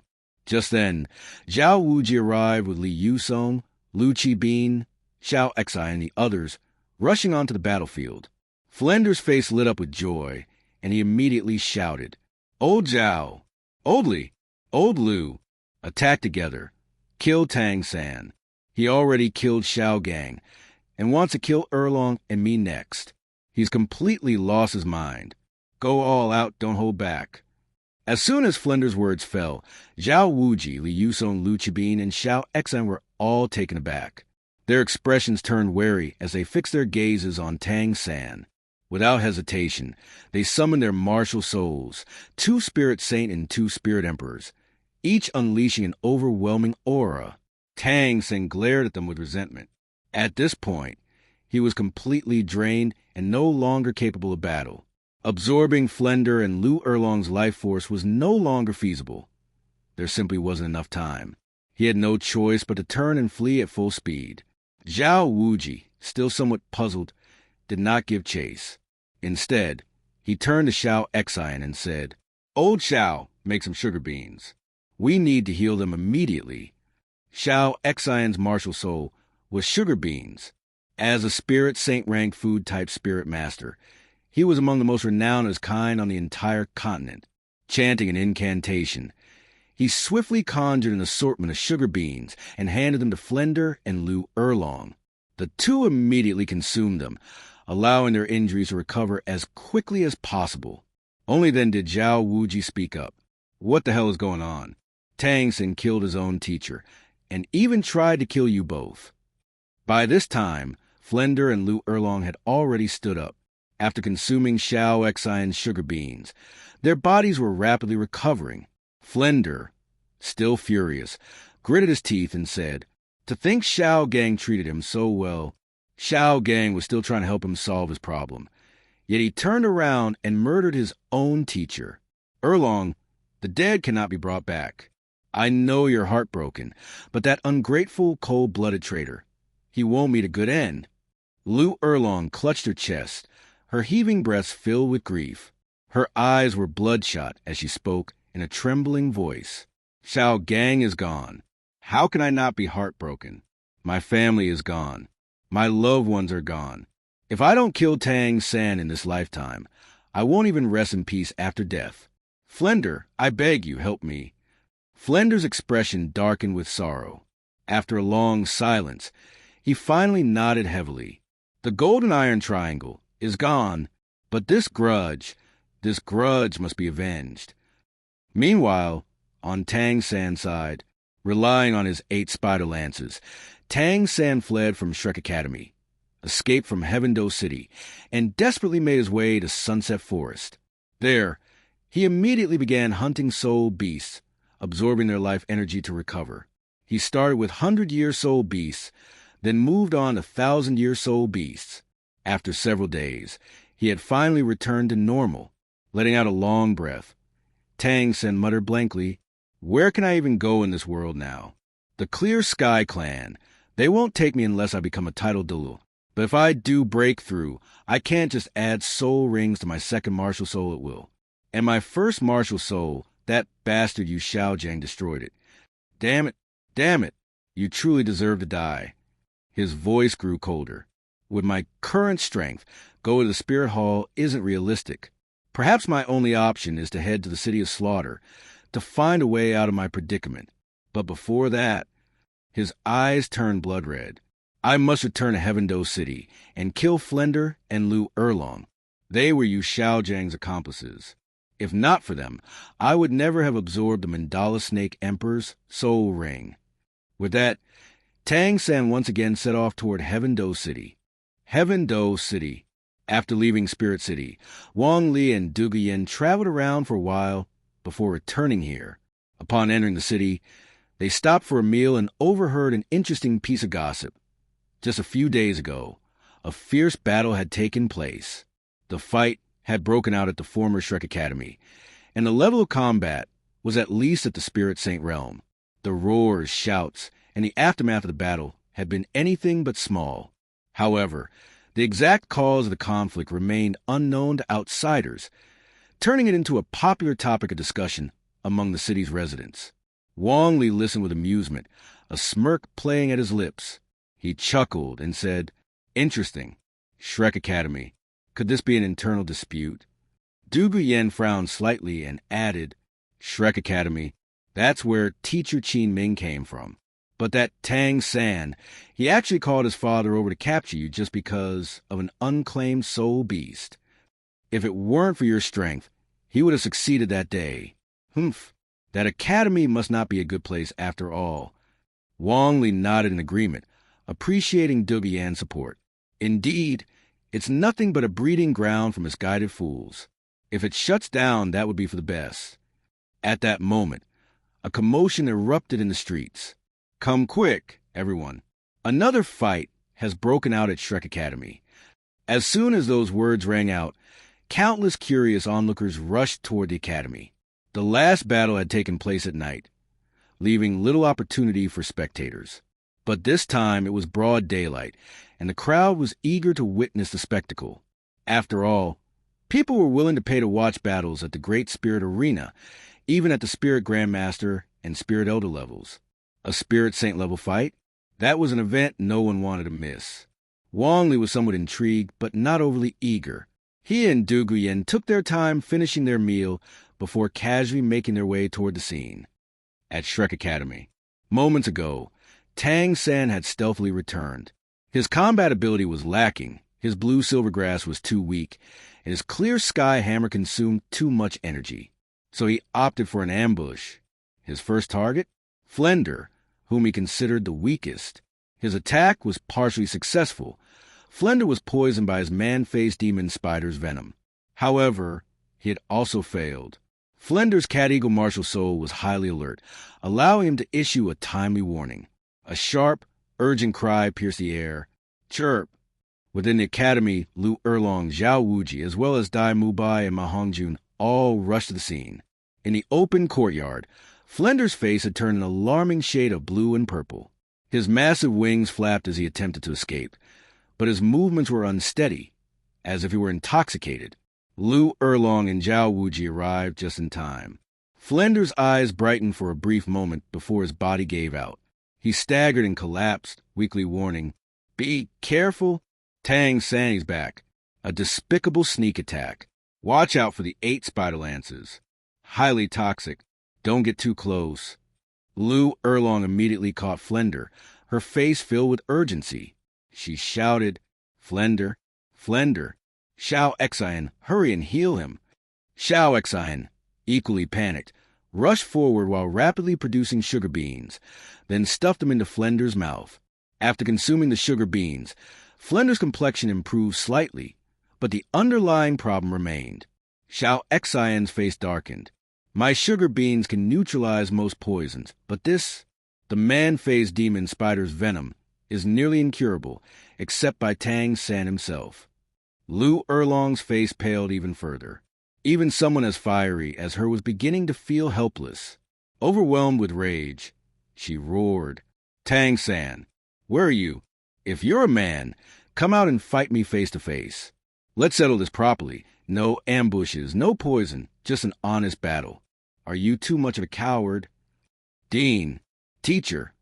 Ma Hongjun had just arrived, and upon seeing the scene, he fell to his knees, sobbing uncontrollably. He clung to Flender, desperately shaking him. "Wake up. Please wake up." Of all people, Ma Hongjun was the most devastated. Flender had loved Lu Erlong all his life and never married, leaving him without any children of his own. In his heart, he had treated Ma Hongjun as a successor. To Ma Hongjun, Flender wasn't just a teacher. He was like a father. Dai Mubai stood in stunned disbelief. For the past few days, he had been reeling from shock. Tang San, his former comrade, had murdered his own teacher. And now, after fleeing the academy for several days, he had returned to assassinate Flender. Dai Mubai patted Ma Hongjun on the shoulder, then looked around and shouted, "Tang San, if you still consider us brothers, come out and say something. Why are you doing this? You've already murdered our teacher. Are we next?" As soon as he finished speaking, Tang San truly appeared. Using the jumping power of his 8 spider lances, he leaped from a nearby building, his form resembling that of a giant spider. Landing on the ground, he faced the group and spoke coldly, "Mubai, fatty, you Xiaojiang deserve to die." Flender and Lu Erlong were just as guilty as him. What kind of nonsense did he even teach? Listening to his lies has ruined my blue-silver grass spirit. It's neither plant nor beast. Its attributes have weakened, and if I use my spirit avatar, I even get poisoned myself. And that man dared to call himself a grandmaster? I must have been insane to acknowledge him as my teacher. The only ones I want dead are you Xiaojiang, Flender, and Lu Erlong. As long as no one else stand in my way, I won't trouble you. But if you choose to oppose me, then you're all asking for death. Ma Hongjun stood up, his eyes red with fury. Summoning his spirit, for spirit rings, 2 yellow, 2 purple, appeared around him. He roared, "Tang San, you still have the audacity to call me fatty? You poisoned my teacher. From this moment on, we are no longer friends. We are mortal enemies. If you don't kill me, then I will kill you." Tang San glanced at Ma Hongjun, his eyes filled with contempt. He sneered, "Overestimating yourself. Ma Hongjun, since you want to die, I'll grant your wish. I'll add your name to my kill list. Dai Mubai, Zhu Zhuqing, what about you? Will you stand against me too?" Dai Mubai hesitated. He wasn't ready to die. Years of indulging in alcohol and pleasure had dulled his edge, draining his courage and resolve. But Zhu Zhuqing was different. Though she had never fully approved of Flender's obsession with money, she knew how to repay kindness. After all, he had sheltered her for so long. Her choice was clear. "Tang San, I am not like you. I won't harm my teachers. If we are no longer walking the same path, then that makes us enemies." Tang San's gaze grew colder as he looked at them. At this moment, he felt utterly alone. No one understood him. He had suffered the most, yet they treated him as if he were the villain. Fine, if that's how they wanted it, then he would kill them all. Only through bloodshed could he find peace. Good, good. Since you all wish to die, then I shall grant your wish. At that moment, Lu Erlong stood up, her expression icy and her bloodshot eyes burning with rage. She turned to the others and ordered, "Step back. Tang San is too strong for you. Zhao Wuji will take him together." Then she glared at Tang San, her voice filled with fury. "You killed your own teacher over this? And now you want to murder your former comrades? Your own battle brothers? You completely lost your mind." Zhao Wuji rubbed his eyes, remembering the fear he once felt under the shadow of Tang San and Tang Hao. But Tang Hao was dead. Only Tang San remained, and Tang San had gone insane. There was no reason to hold back anymore. Agreed. Honestly, I always knew Tang San wasn't a good person. First, he murders his teacher. Then he ambushes and poisons a headmaster. Now he wants to slaughter his classmates. He's nothing but a deranged killer. If we don't end him today, he'll become a disaster in the future. With that, Lu Erlong and Zhao Wuji activated their spirit avatars, flanking Tang San from both sides. They remembered Flender's warning, beware of the 8 spider lances. Meanwhile, Ma Hongjun and Zhu Zhuqing turned their eyes toward Dai Mubai, their gazes filled with scorn. Tang San had openly threatened them, yet Dai Mubai didn't even dare to speak a word in defiance. At first, Dai Mubai hung his head in shame, but then he lifted it with indifference. So what? He had only a few years left to live anyway. Why should he care? As long as he never returned to Shrek Academy, this problem wouldn't concern him. With his wealth and connections in Heaven-Do City, there wasn't a hotel or pleasure house without a private room reserved in his name. His stagnation in strength over the past few years wasn't without reason. At this moment, Tang San smirked darkly at Lu Erlong and Zhao Wuji. He summoned his blue silvergrass, but he didn't use his clear sky hammer. He had no intention of fighting to the death. He would resist briefly, and then find an opportunity to escape. In truth, he hadn't planned to show himself at all. The only reason he revealed himself was because of Dai Mubai, Ma Hongjun, and Zhu Zhuqing. Originally, he had intended to assassinate his targets one by one, using stealth and poison, before heading to the City of Slaughter. After all, as a disciple of the Tang sect, his expertise lay in forging hidden weapons, assassination, ambushes, and poison. In a direct confrontation, he could only rely on his clear sky hammers to sword or splitting wind hammer technique to battle spirit saints, but the energy cost was far too high. Using the blue-silver grass minimal soul power consumption, Tang San quickly unleashed his spirit skills. He cycled through the first 6 skills in rapid succession, trying to escape, while Lu Erlong and Zhao Wuji were occupied with destroying the blue-silver grass.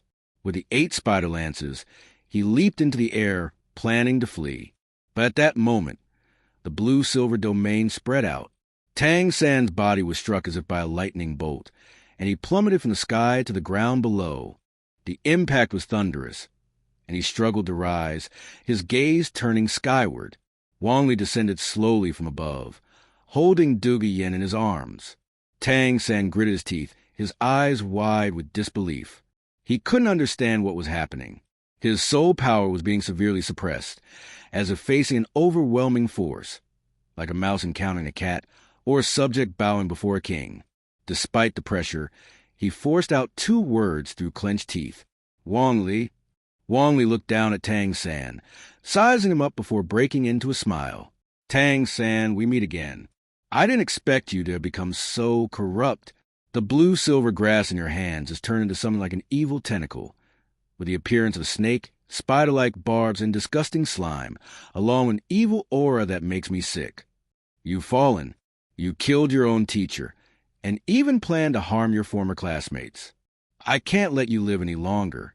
When I was crowned in front of the Dole Hall, I swore to maintain fairness, justice, and peace on the continent. A soul master like you, who has fallen so far, must be eradicated for the sake of all. Hearing this, Tang San's eyes turned bloodshot as he nearly screamed in rage. Wang Li, spare me the speeches. You think I'm the only one who suffered? When I was at Notting Academy, you became a soul master rank 40 and could go to a mid-level academy, while I was stuck at a low-level academy, wasting time and energy. Why? Because of that trash teacher, Yu Xiaojiang. Why is it that you, with your weak talent, are already at rank 40, while I'm still stuck at rank 29? You feasted on soul beast meat, had the best cultivation environment, and guidance from title Douluo. What did I have? Yu Xiaojiang, that trash of a soul master, claimed to be a grandmaster. He ruined my blue silvergrass, turning it into this monstrosity. He destroyed me.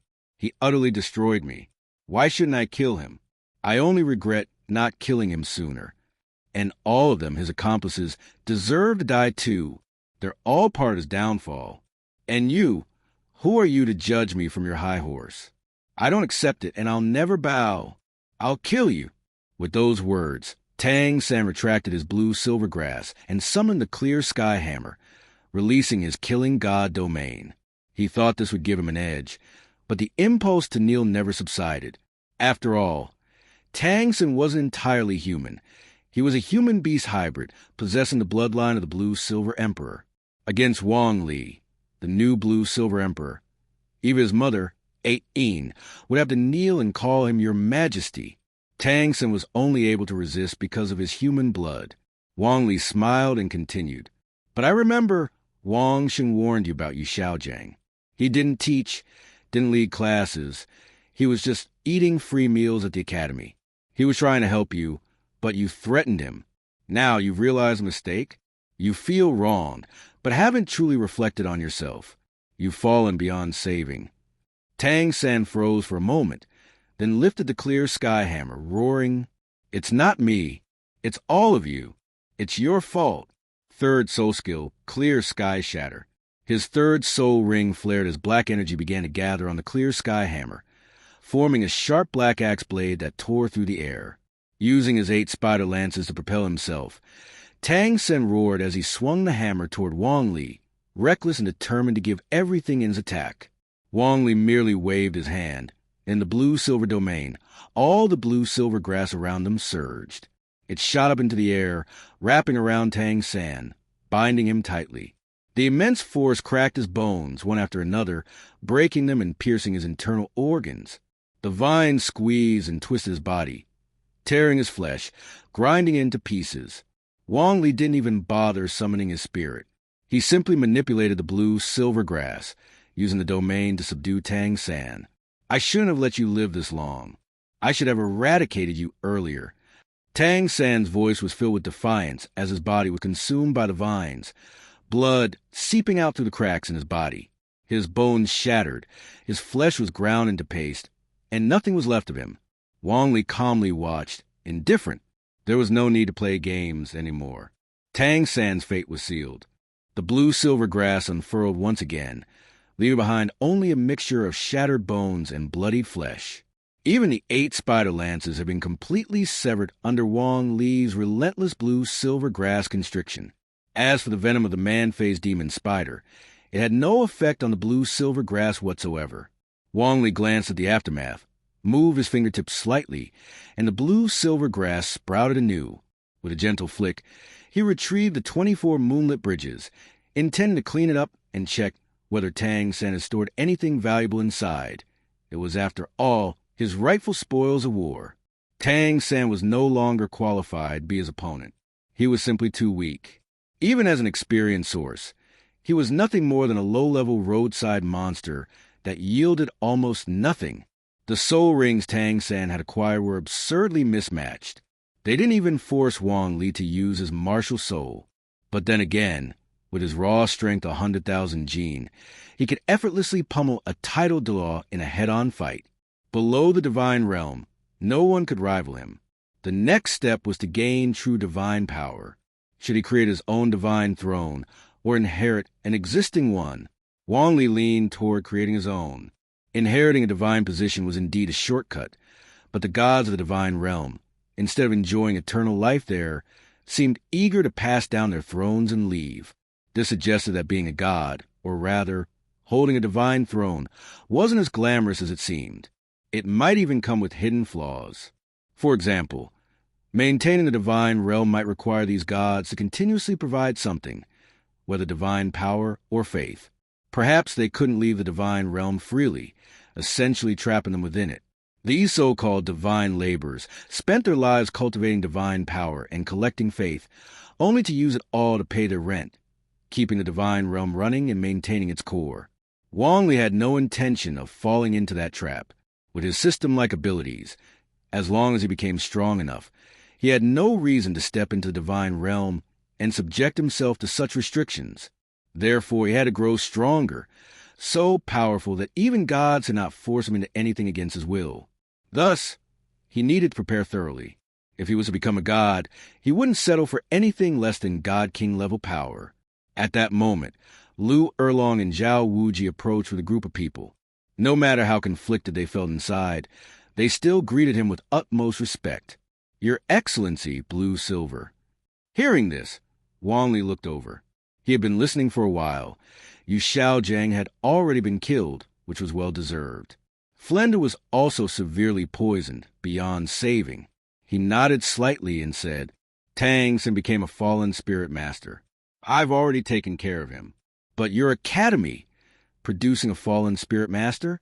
It's fortunate that no catastrophic damage was done, or this would have been a serious issue. Hearing this, Lu Erlong and Zhao Wuji felt utterly helpless.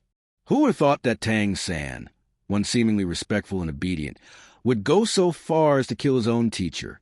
Now, faced with Wang Li's rebuke, they could only nod repeatedly, acknowledging their mistake. Lu Erlong bowed deeply. Your Excellency, Blue Silver, thank you for avenging Xiaojiang and Flender. I didn't do it for them. I just eliminated a problem.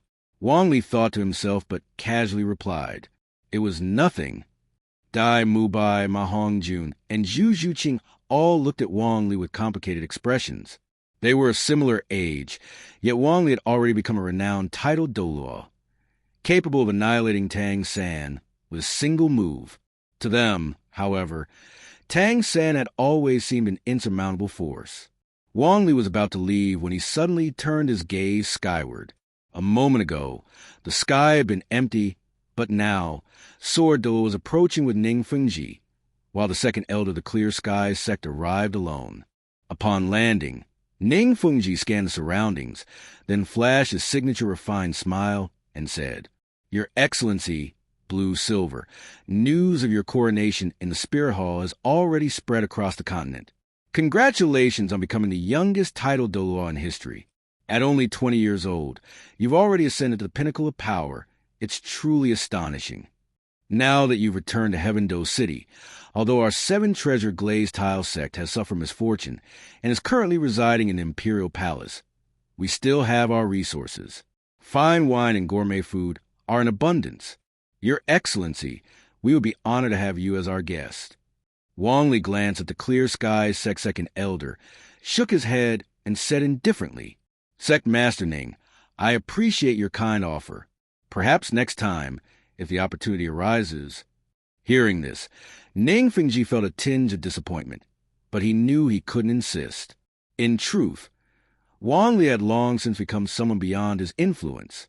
And now, even more so, Wang Li was not someone he could afford to offend.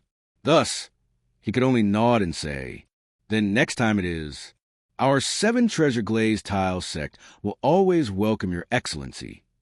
At that moment, the Clear Skies Sect Second Elder spoke up. Your killing intent is far too heavy. Killing should be swift and decisive. Yet you reduce a man to nothing but flesh and blood. Such brutality is truly fearsome. Wang Li turned to look at him, his expression amused. I merely killed a fallen spirit master. But interestingly enough, that very same fallen spirit master attacked me using the Clear Sky Hammer. Who would have thought the once revered Clear Sky sect had become a sanctuary for filth and corruption? Tell me, Second Elder, can you guess who that person was? The Second Elder only had to think for a moment before understanding. Among the current Clear Sky sect disciples who possessed the Clear Sky Hammer, those in the sect remained within its walls, and those outside resided in the Imperial Palace. The only exception was one person. His expression darkened as he said in a grave voice, You killed Tang San. Wang Li nodded without hesitation. Correct. So the Second Elder does acknowledge that he was one of your sect's disciples.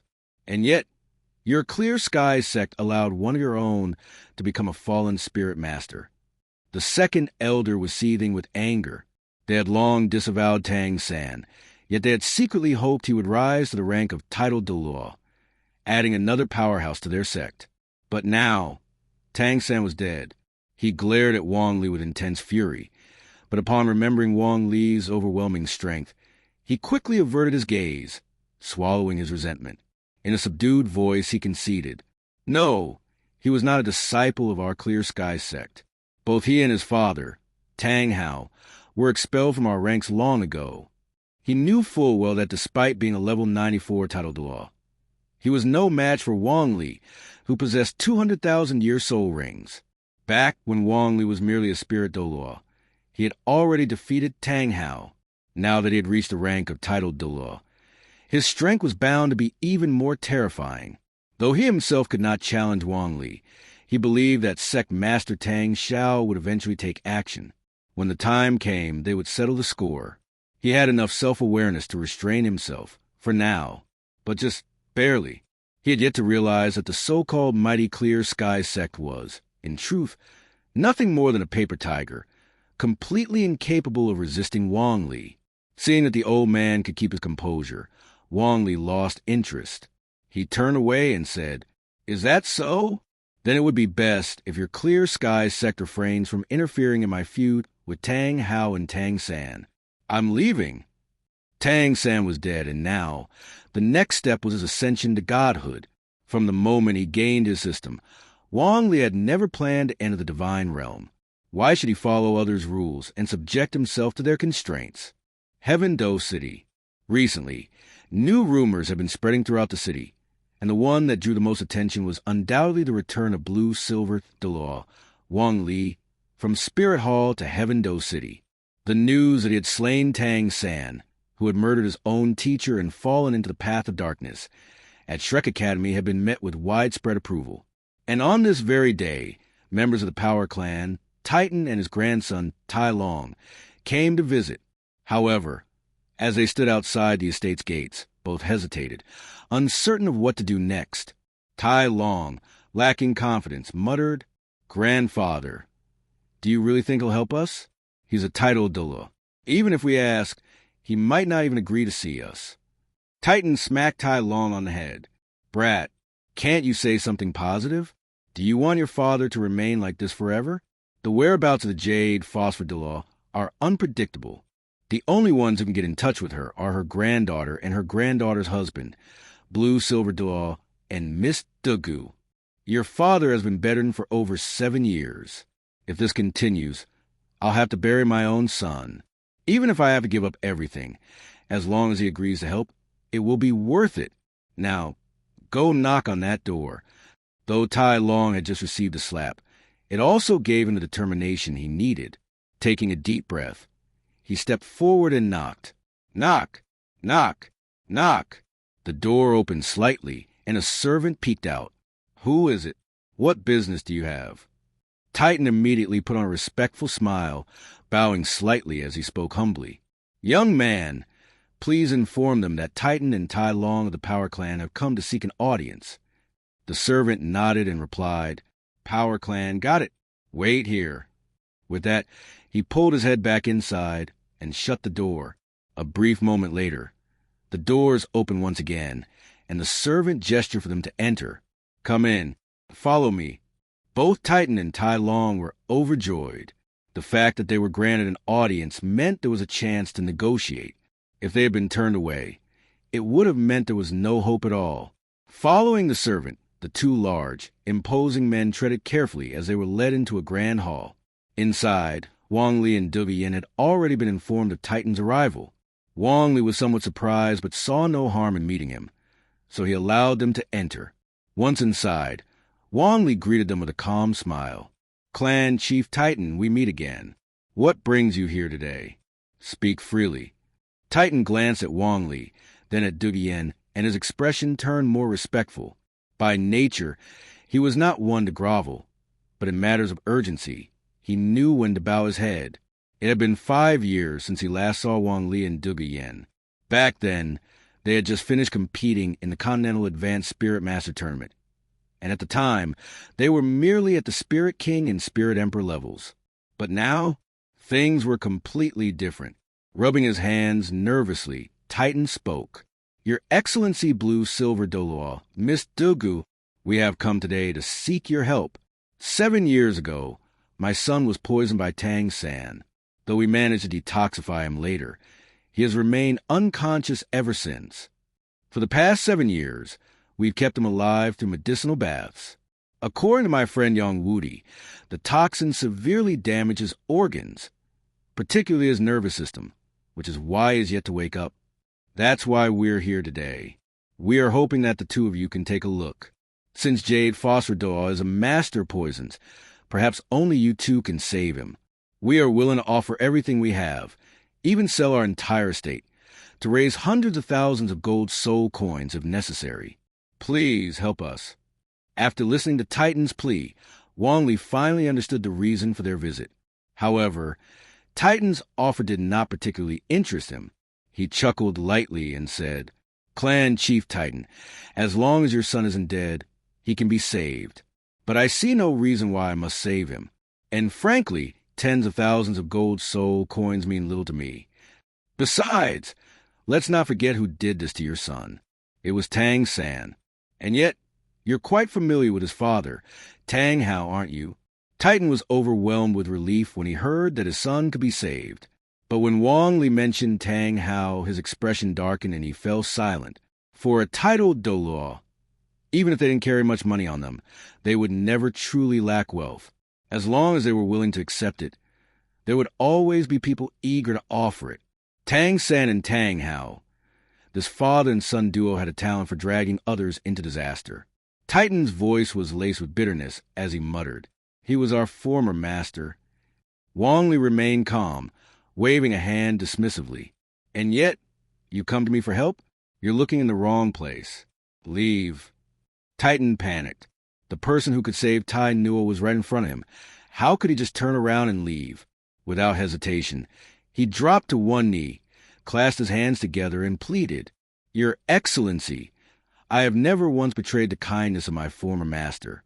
Our clan has suffered countless misfortunes, and my son has remained unconscious for years, all because of them. I owe them nothing. If you are willing to save my son, the Power Clan, all 200 of us, will pledge our loyalty to you. We will follow your every command, without hesitation or regret." Without hesitation or regret. Wang Li pondered deeply. He had ambitions. He wanted to build a legacy, something that would be remembered for generations. However, up until now, he had focused solely on increasing his own strength and had never established any kind of force or foundation. Because of this, he lacked subordinates he could truly rely on. The Power Clan, along with the other 3 single tribute clans, the Defense Clan, the Breaking Clan, and the Speed Clan, could serve as a solid foundation. But that alone wasn't enough. Wang Li didn't just want an army of warriors. He wanted researchers, scholars, and innovators.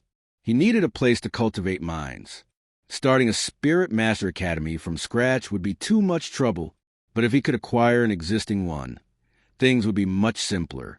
He had plans to restore the lost art of crafting soul tools and push the development of soul technology forward. By freeing up labor and advancing civilization, he could shape the future. This wasn't something that could be accomplished by one person or even one generation. It required continuous effort, with each generation building upon the work of the last. His role? To unite the right forces, set the direction for research, and use his influence to guide the movement.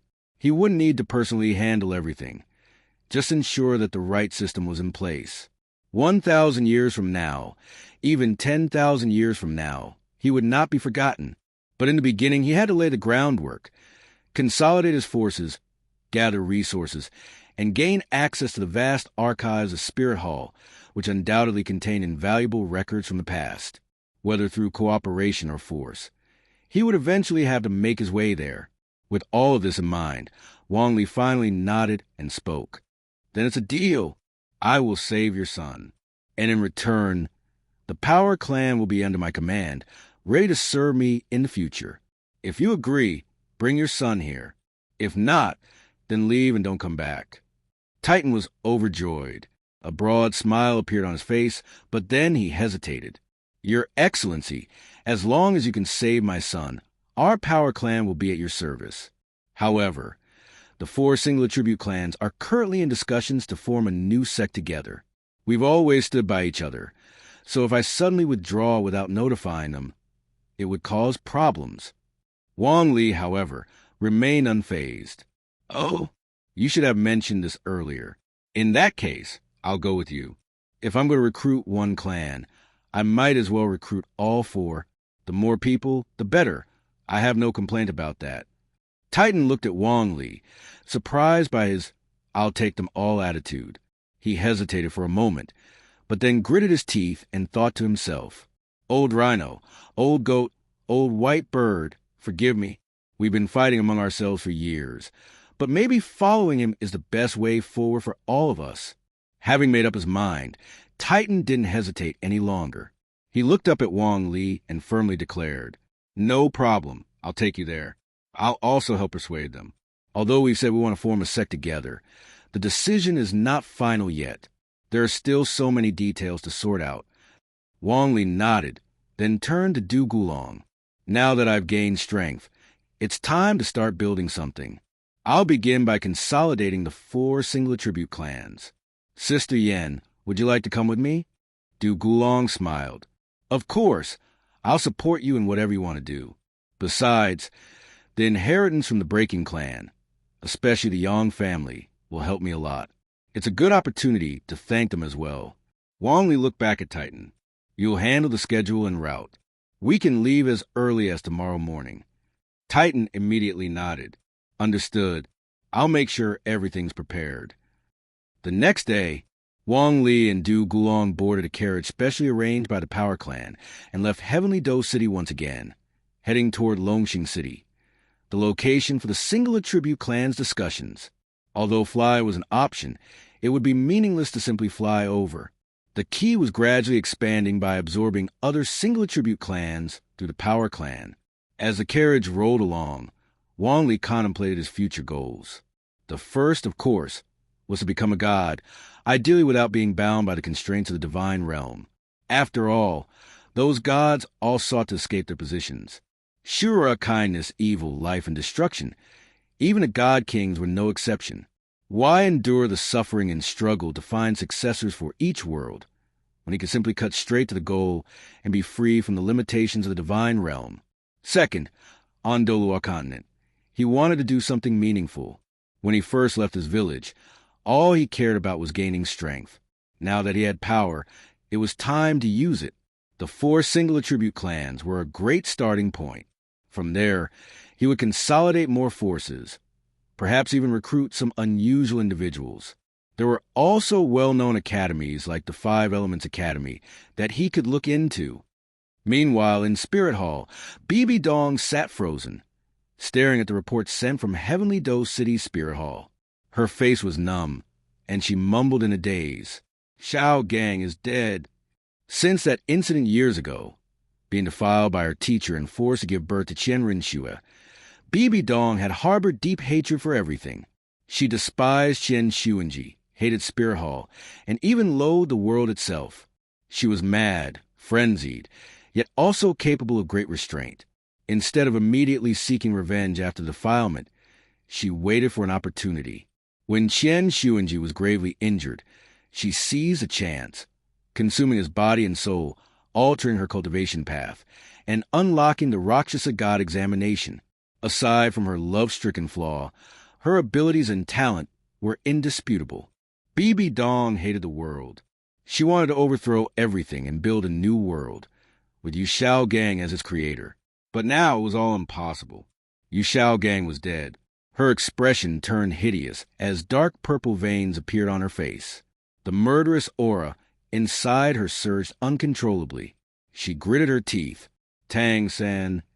She regretted not personally killing Tang Hao back then.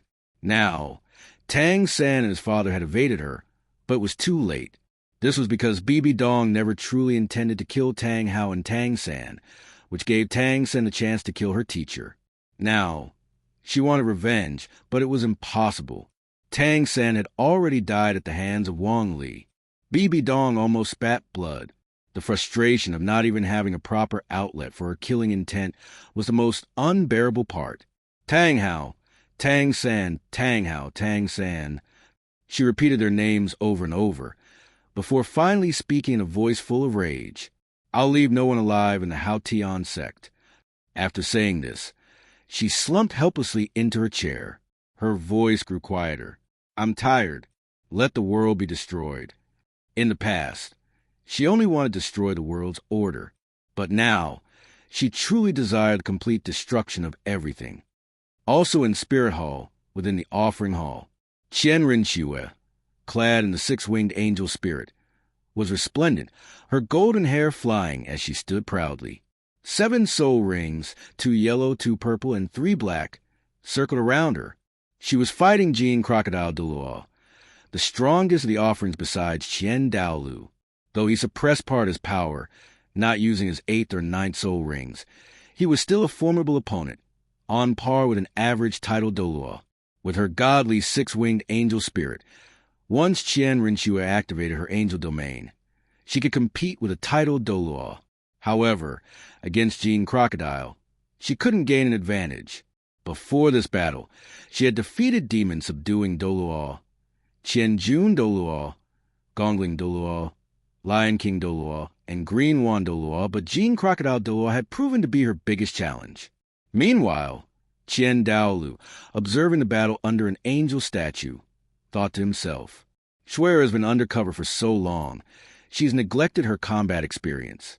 With her powerful martial spirit, she could defeat the others, but against Jean Crocodile, it's not so easy.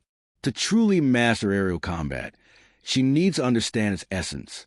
Our 6-winged angel spirit is a gift from the heavens, and in the vast skies, she can unleash her full potential.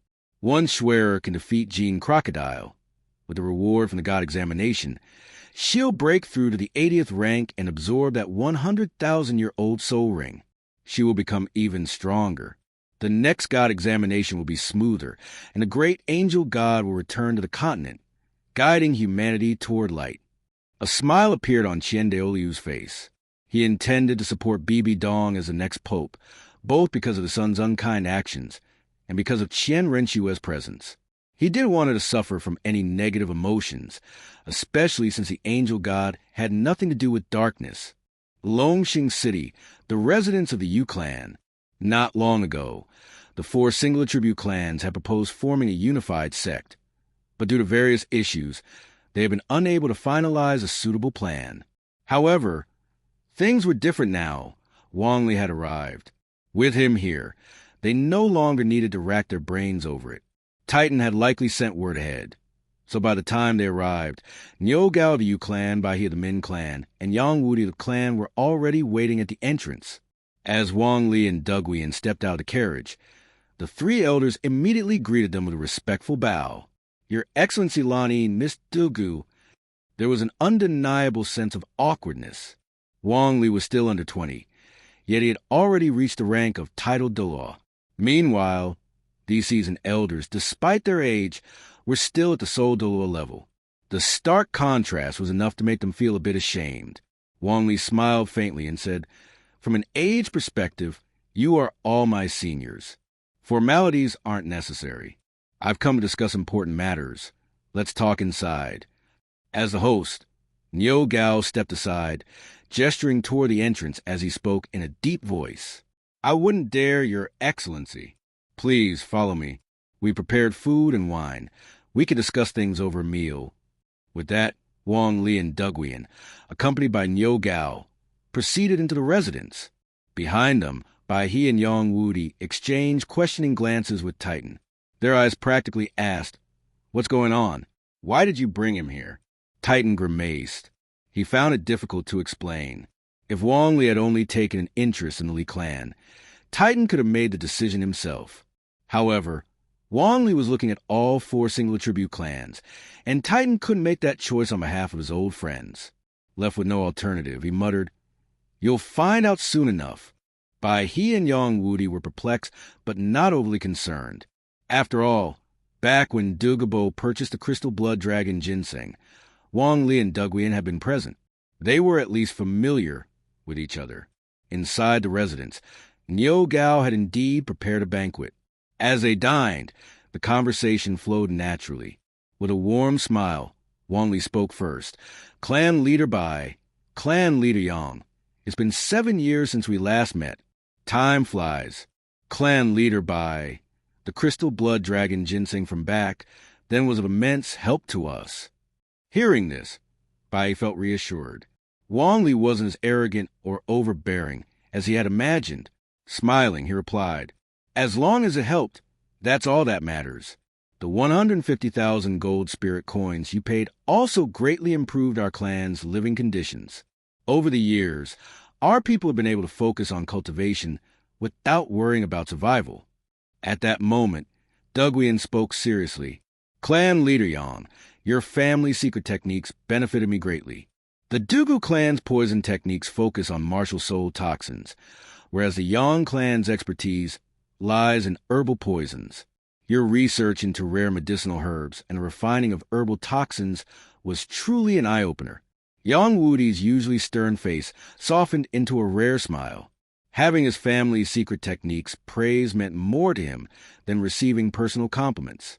He responded, Miss Dugu, for you to be recognized by the yearning heartbroken red, you must possess great fortune. Such an immortal treasure deserves to be used to its fullest potential. As the conversation continued, Niu Gao, the host, watched them with an expectant expression. Damn, they all know each other so well. He felt like an outsider in his own home, unable to find a place to chime in.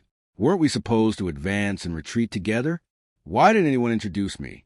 Clearing his throat, Niu Gao finally forced his way into the conversation. Ahem.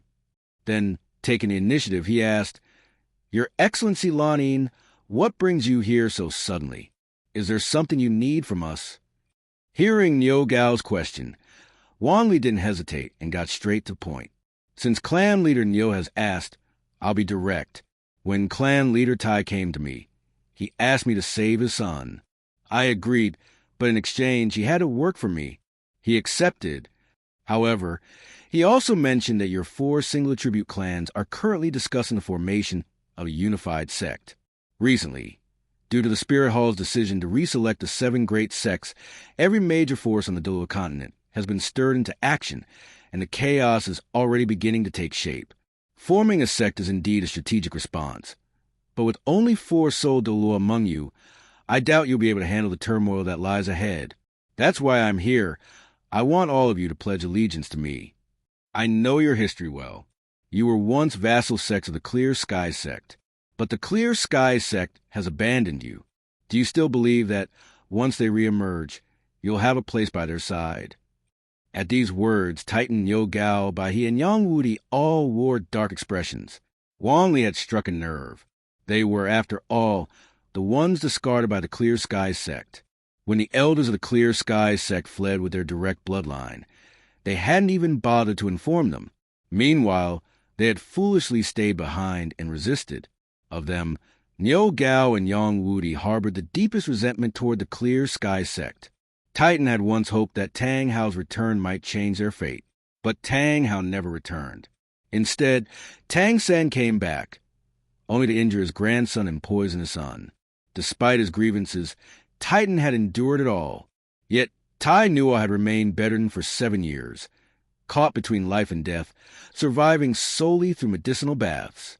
That agonizing period had completely drained Titan's loyalty. As for Baihe, he was in fact the uncle of Tang Xiao and Tang Hao. Yet even that blood relation had not earned him any special treatment. He had been discarded just like the rest. At that moment, Niu Gao glanced at Titan. It was clear. Titan had already pledged allegiance to Wang Li. Now, only 3 of the 4 clans remained independent. Frowning, Niu Gao asked, Your Excellency, you're not wrong. We, the 4 singular tribute clans, were indeed abandoned by the Clear Sky sect.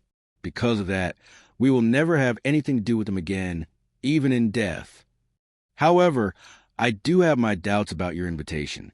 You are a genius, the youngest titled Douluo in the Douluo Continent, and now you seek to establish your own power.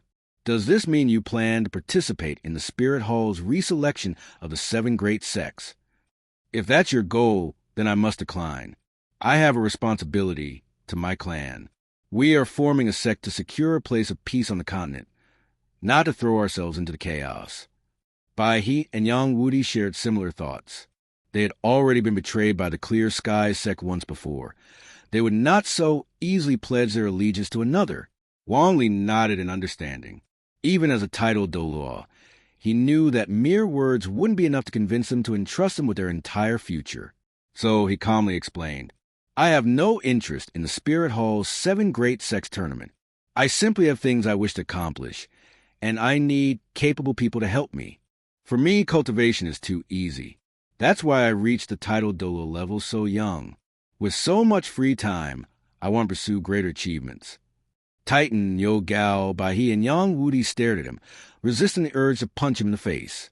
Every word Wang Li spoke was true, but that was precisely what made it unbearable. Lies wouldn't hurt them, but the truth cut like a knife. What did he mean? Cultivation is too easy? What did he mean? Too much free time? They barely had enough time to train. Ignoring their reactions, Wang Li continued. The Li clan excels in forging, the Yu clan in construction, the Pa clan in herbal medicine, and the Min clan in reconnaissance. These skills complement one another perfectly. With your allegiance, I will have a solid foundation. Next, I plan to establish or directly acquire a Soul Master Academy. There, I will introduce a Soul Tool Division, training specialists in the field. My goal is to revive and expand the lost art of soul tool creation. The talents of soul masters should not be limited to combat. The 4 single attribute clans are a prime example. Forging, construction, herbal medicine, reconnaissance. These are invaluable skills. In the future, the re-emergence of soul tools may face opposition, but they will inevitably reshape the continent. This is my true ambition. Whether it's founding a new force to become one of the 7 great sects, or even ruling the entire soul master world, none of that compares to the unparalleled achievement of changing history itself. As Wang Li's words fell, Titan, Niu Gao, Baihe, and Yang Wudi's expressions subtly changed. They had underestimated him. What Wang Li sought to accomplish was nothing short of challenging the entire upper echelon of the soul master world. Far more ambitious than merely vying for a place among the 7 great sects. The disappearance of soul tools wasn't just a matter of lost knowledge. To put it bluntly, if you have it and we don't, then either you share it with us, or we make sure you lose it too. Yang Wudi spoke in a deep voice. Your Excellency, this is no simple undertaking. You'll have to invest an immense amount of time, effort, and wealth, and it will inevitably earn you the hostility of many forces. Besides, by revealing something this confidential to us, what happens if we refuse your invitation? Hearing this, Wang Li chuckled and nodded. A sharp question. If others covet what I aim to build, then let them join in. Let them also invest their time, effort, and wealth. I have enough power to bring them to the negotiation table. And if you refuse, then you refuse. Do you think I'd kill you over it? I've put the opportunity before you, but I won't extend it twice. If you pledge allegiance to me, then forget about any other factions. Even the Spirit Hall won't dare trouble you again. You don't yet understand my strength.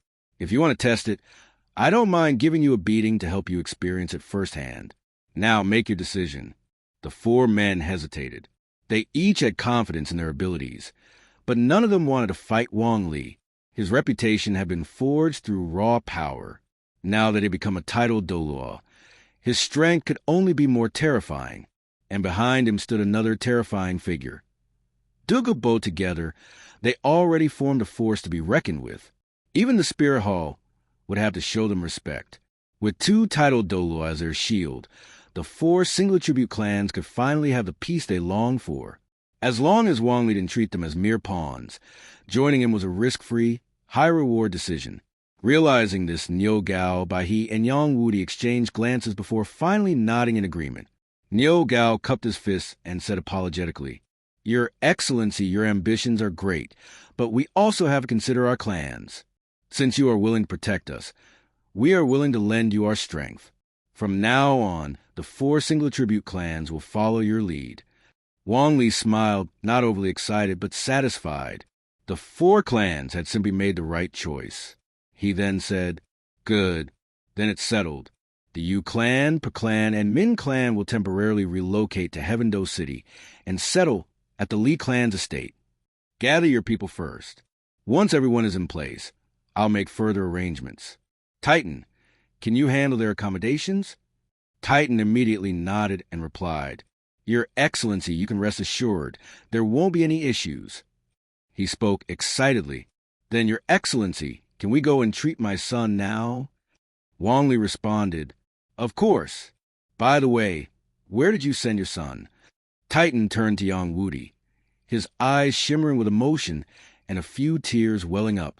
To Xingyao City at the old goat's place. Wang Li nodded. All right, arrange it. We can leave whenever you're ready. Titan was eager to leave immediately, but since they had already traveled a long way from Heavendo City and stayed overnight in Longxing City, they decided to rest for the night. The next day, the group set off together. Not only Titan, who was leading Wang Li and Du Guiyan, but Niu Gao, Baihe, and Yang Wudi all joined the journey. They were all curious to see how Wang Li would treat Titan's son, Tai No, who had been unconscious for over 7 years, essentially as good as dead. They wondered how Wang Li would be able to bring him back to life. A day later, at Xingyao City, the Yang family, under Yang Wudi's lead, the group arrived at a room deep within the family estate. Even outside the room, the faint scent of medicine filled the air. Once inside, Yang Wudi explained, "My nephew's life is currently being sustained by medicinal baths. Each bath consumes a significant amount of precious herbs, but it only lasts for 7 days. Back when the continent was more peaceful, obtaining money and herbs wasn't a huge issue. But with the current chaos, these have become serious problems. We're not sure what Your Excellency plans to do to treat him or what we need to prepare." Wang Li had already spotted the medicinal tub and noticed Tai Nuo lying inside. Though Tai Nuo looked somewhat similar to Titan, he appeared to be middle-aged. Wang Li said, "There's no need for anything special. As long as he's here, it's enough." After saying that, Wang Li summoned his martial soul. The blue-silver grass extended and spread across the room. 9 soul rings appeared in sequence, 2 yellow, 2 purple, 3 black, and 2 red. Wang Li waved his hand, and the tendrils of the grass extended, wrapping around Tai Nuo. He then used his second soul skill, Life Force, channeling it into Tai Nuo's body. In an instant, every part of Tai Nuo's body, the limbs, organs, and all vital functions, were revived. His decaying organs and nerves, which had been destroyed, began to repair themselves. The life energy that had been devoured was quickly replenished. Wang Li had the ability to revive even the dead. With Tai Nuo still alive, bringing him back to consciousness was nothing difficult. The others were left dumbfounded. Could this really be enough to save Tai Nuo? Yang Wudi was the most surprised. He could see the extent of Tai Nuo's condition, and thought that only a rare and divine herb would be capable of restoring his life. He didn't think that merely healing soul skills, no matter how powerful, could replenish the lost life force. But just as he thought this, Wang Li withdrew his hand and said, "All right." As his words finished, Tai Nuo's eyes opened. His voice was loud and filled with confusion as he spoke. "Where am I? Dad, Uncle Nyo, Uncle Bai, Uncle Yang, you're all here." Titan, overcome with emotion, rushed to his son's side, tears streaming down his face. He slapped Tai Nuo's head lightly and exclaimed, "You little brat, you've woken up. This is wonderful, truly wonderful." Tai Nuo truly woke up, and without a doubt, Titan was the happiest. The others, Niu Gao, Baihe, and Yang Wudi, also felt deeply moved. At this moment, Yang Wudi turned to Wang Li. He first gave a respectful bow, positioning himself as a disciple, then, with curiosity, asked, "Your Majesty, I hope you don't mind my boldness, but I can't help but ask. For my examination, Tai Nuo has not only suffered organ and nerve damage, but he has also lost life energy. Recovery seems almost impossible. Perhaps only a divine herb could heal him. But you simply used a soul skill and he recovered. How did you do this?" Seeing his sincerity, Wang Li didn't mind explaining. He moved his fingers, causing the blue-silver branches to wrap around Yang Wudi, resting lightly on him. With a soft smile, he said, "Feel for yourself." After saying that, Wang Li activated his second soul skill. Life energy surged into Yang Wudi. His eyes widened in astonishment as a wave of heat spread both inside and outside his body. Every trace of vitality was awakened, and his life energy was fully revitalized. This feeling, Yang Wudi's body visibly rejuvenated at a rapid pace. Wrinkles disappeared, his hair turned darker, and his entire form straightened, as if he had regained his youth. When Wang Li stopped, Yang Wudi had transformed from an elderly appearance back to a middle-aged one. He was still processing the sensation he'd just felt, as though he had become young again. On the other side, Titan, Baihe, and Nyogao were all stunned. Eventually, Baihe pointed at Yang Wudi and said, "Old goat, you're not old anymore." The three of them simultaneously turned to Wang Li, their eyes filled with fervor that was impossible to miss. What kind of skill is this? It can literally turn someone young again. This is a true divine skill. Wang Li didn't explain the reason behind it, but he did comment on the effect. He withdrew his martial soul and calmly said, "Your physical abilities have returned to their peak. In the future, clan leader Yang can dedicate more time to training. Perhaps you'll even reach the threshold for a 90th level soul power. Don't waste my gift. Though a soul Douluo is already strong, they are no match for a title Douluo." Yang Wudi came back to his senses and gazed deeply at Wang Li. He never imagined that, even in his twilight years, he'd have such an opportunity. He felt his body and spirit rejuvenated, and perhaps, just maybe, he could truly reach the 90th level soul power in this lifetime. Yang Wudi then knelt on one knee, fists clenched in front of him, and spoke with deep gratitude. "Thank you for your gift, Your Majesty. I will strive to train and, in my lifetime, break through the 90th level soul power." Wang Li gave him a glance, then turned his gaze to Titan, Baihe, and Nyogao. With a light smile, he said, "No need for such formalities. Next, prepare for the relocation. Once everything is settled, this gift can be seen as a reward." Titan, Baihe, Nyogao, and even Yang Wudi, who had received the gift early, all shouted in unison, "Yes!" As for Tanoa, he was still confused, his eyes blank, unable to grasp what had just happened. Would have been a simple gesture from Wang Li had been enough to drive everyone else wild. Now, the four of them had already begun to pledge their loyalty to Wang Li.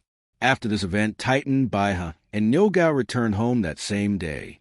Titan began to prepare his mansion to receive the Min family, the Yu family, and the Pa family. Baihe, Nyogao, and Yang Wudi began notifying their clans to pack up and prepare to relocate to Heaven Do City. This wasn't something that could be completed quickly. Besides the Soul Masters, there were many non-Soul Master members of clans. Moving the entire clan was quite troublesome. However, with the clan leaders personally taking charge, everything proceeded smoothly. The Min, Yu, and Pa families set off one after another. This wasn't a small matter. Although these four families weren't top-tier forces, they were powerful enough to be considered influential in their region. The fact that they were moving their entire clans drew attention from those with ulterior motives. After some investigation by the local spirit hall, it was discovered that the blue-silver Douluo had appeared in the Yu family. Subsequently, the Yu, Min, and Pa families all began to relocate their entire clans. As the situation became clearer, the local authorities dared not make any independent decisions. Thus, all relevant information was swiftly reported to higher-ups. Spirit City, the Pope's Hall.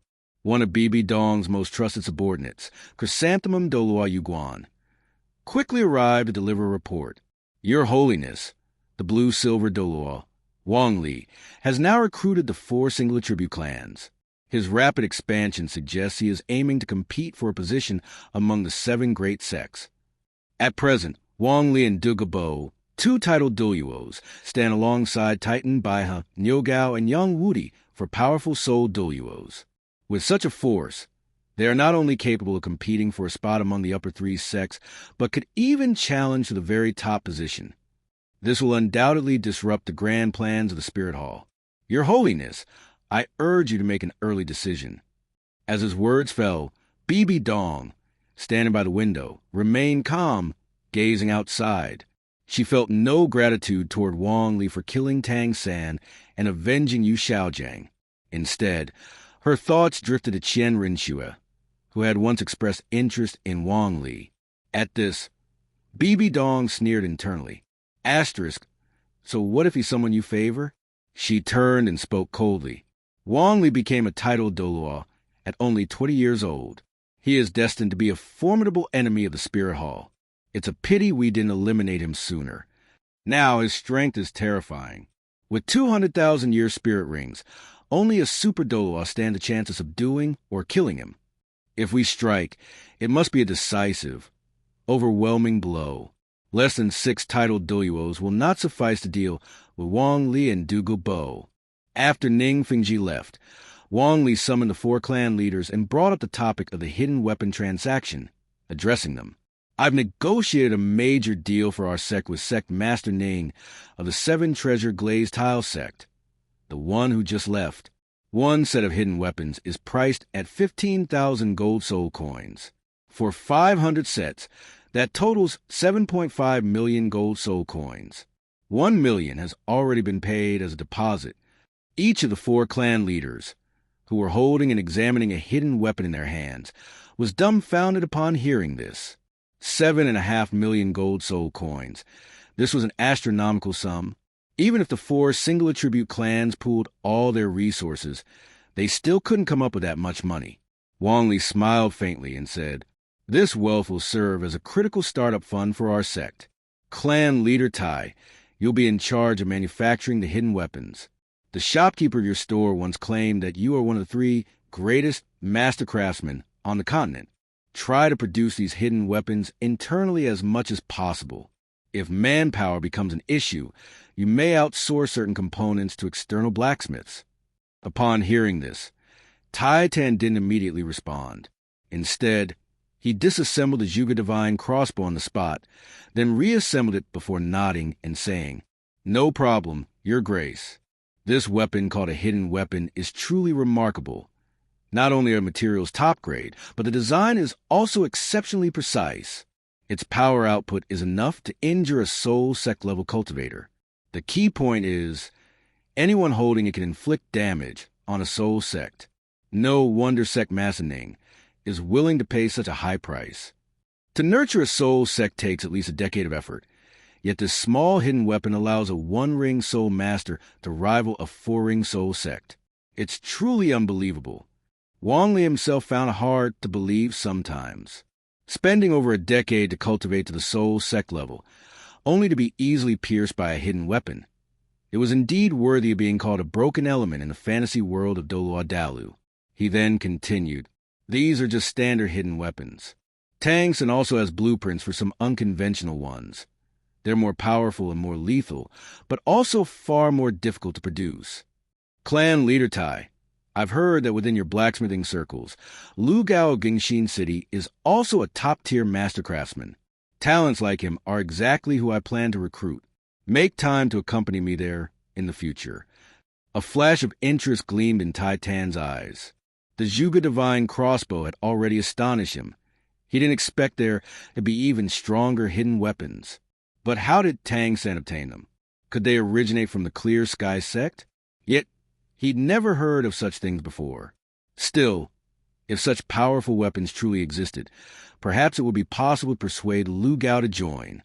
He was obsessed with the art of forging. Crafting powerful weapons was his life's pursuit. Tai Tan cupped his hands and responded, "As you command." Wang Li then turned to the other 3. "Now that the funding issue is resolved, let's talk about other matters. The current residence of the Strength Clan is decent in size, but it can barely house just over 1,000 people from all 4 clans combined. Long-term living there is out of the question.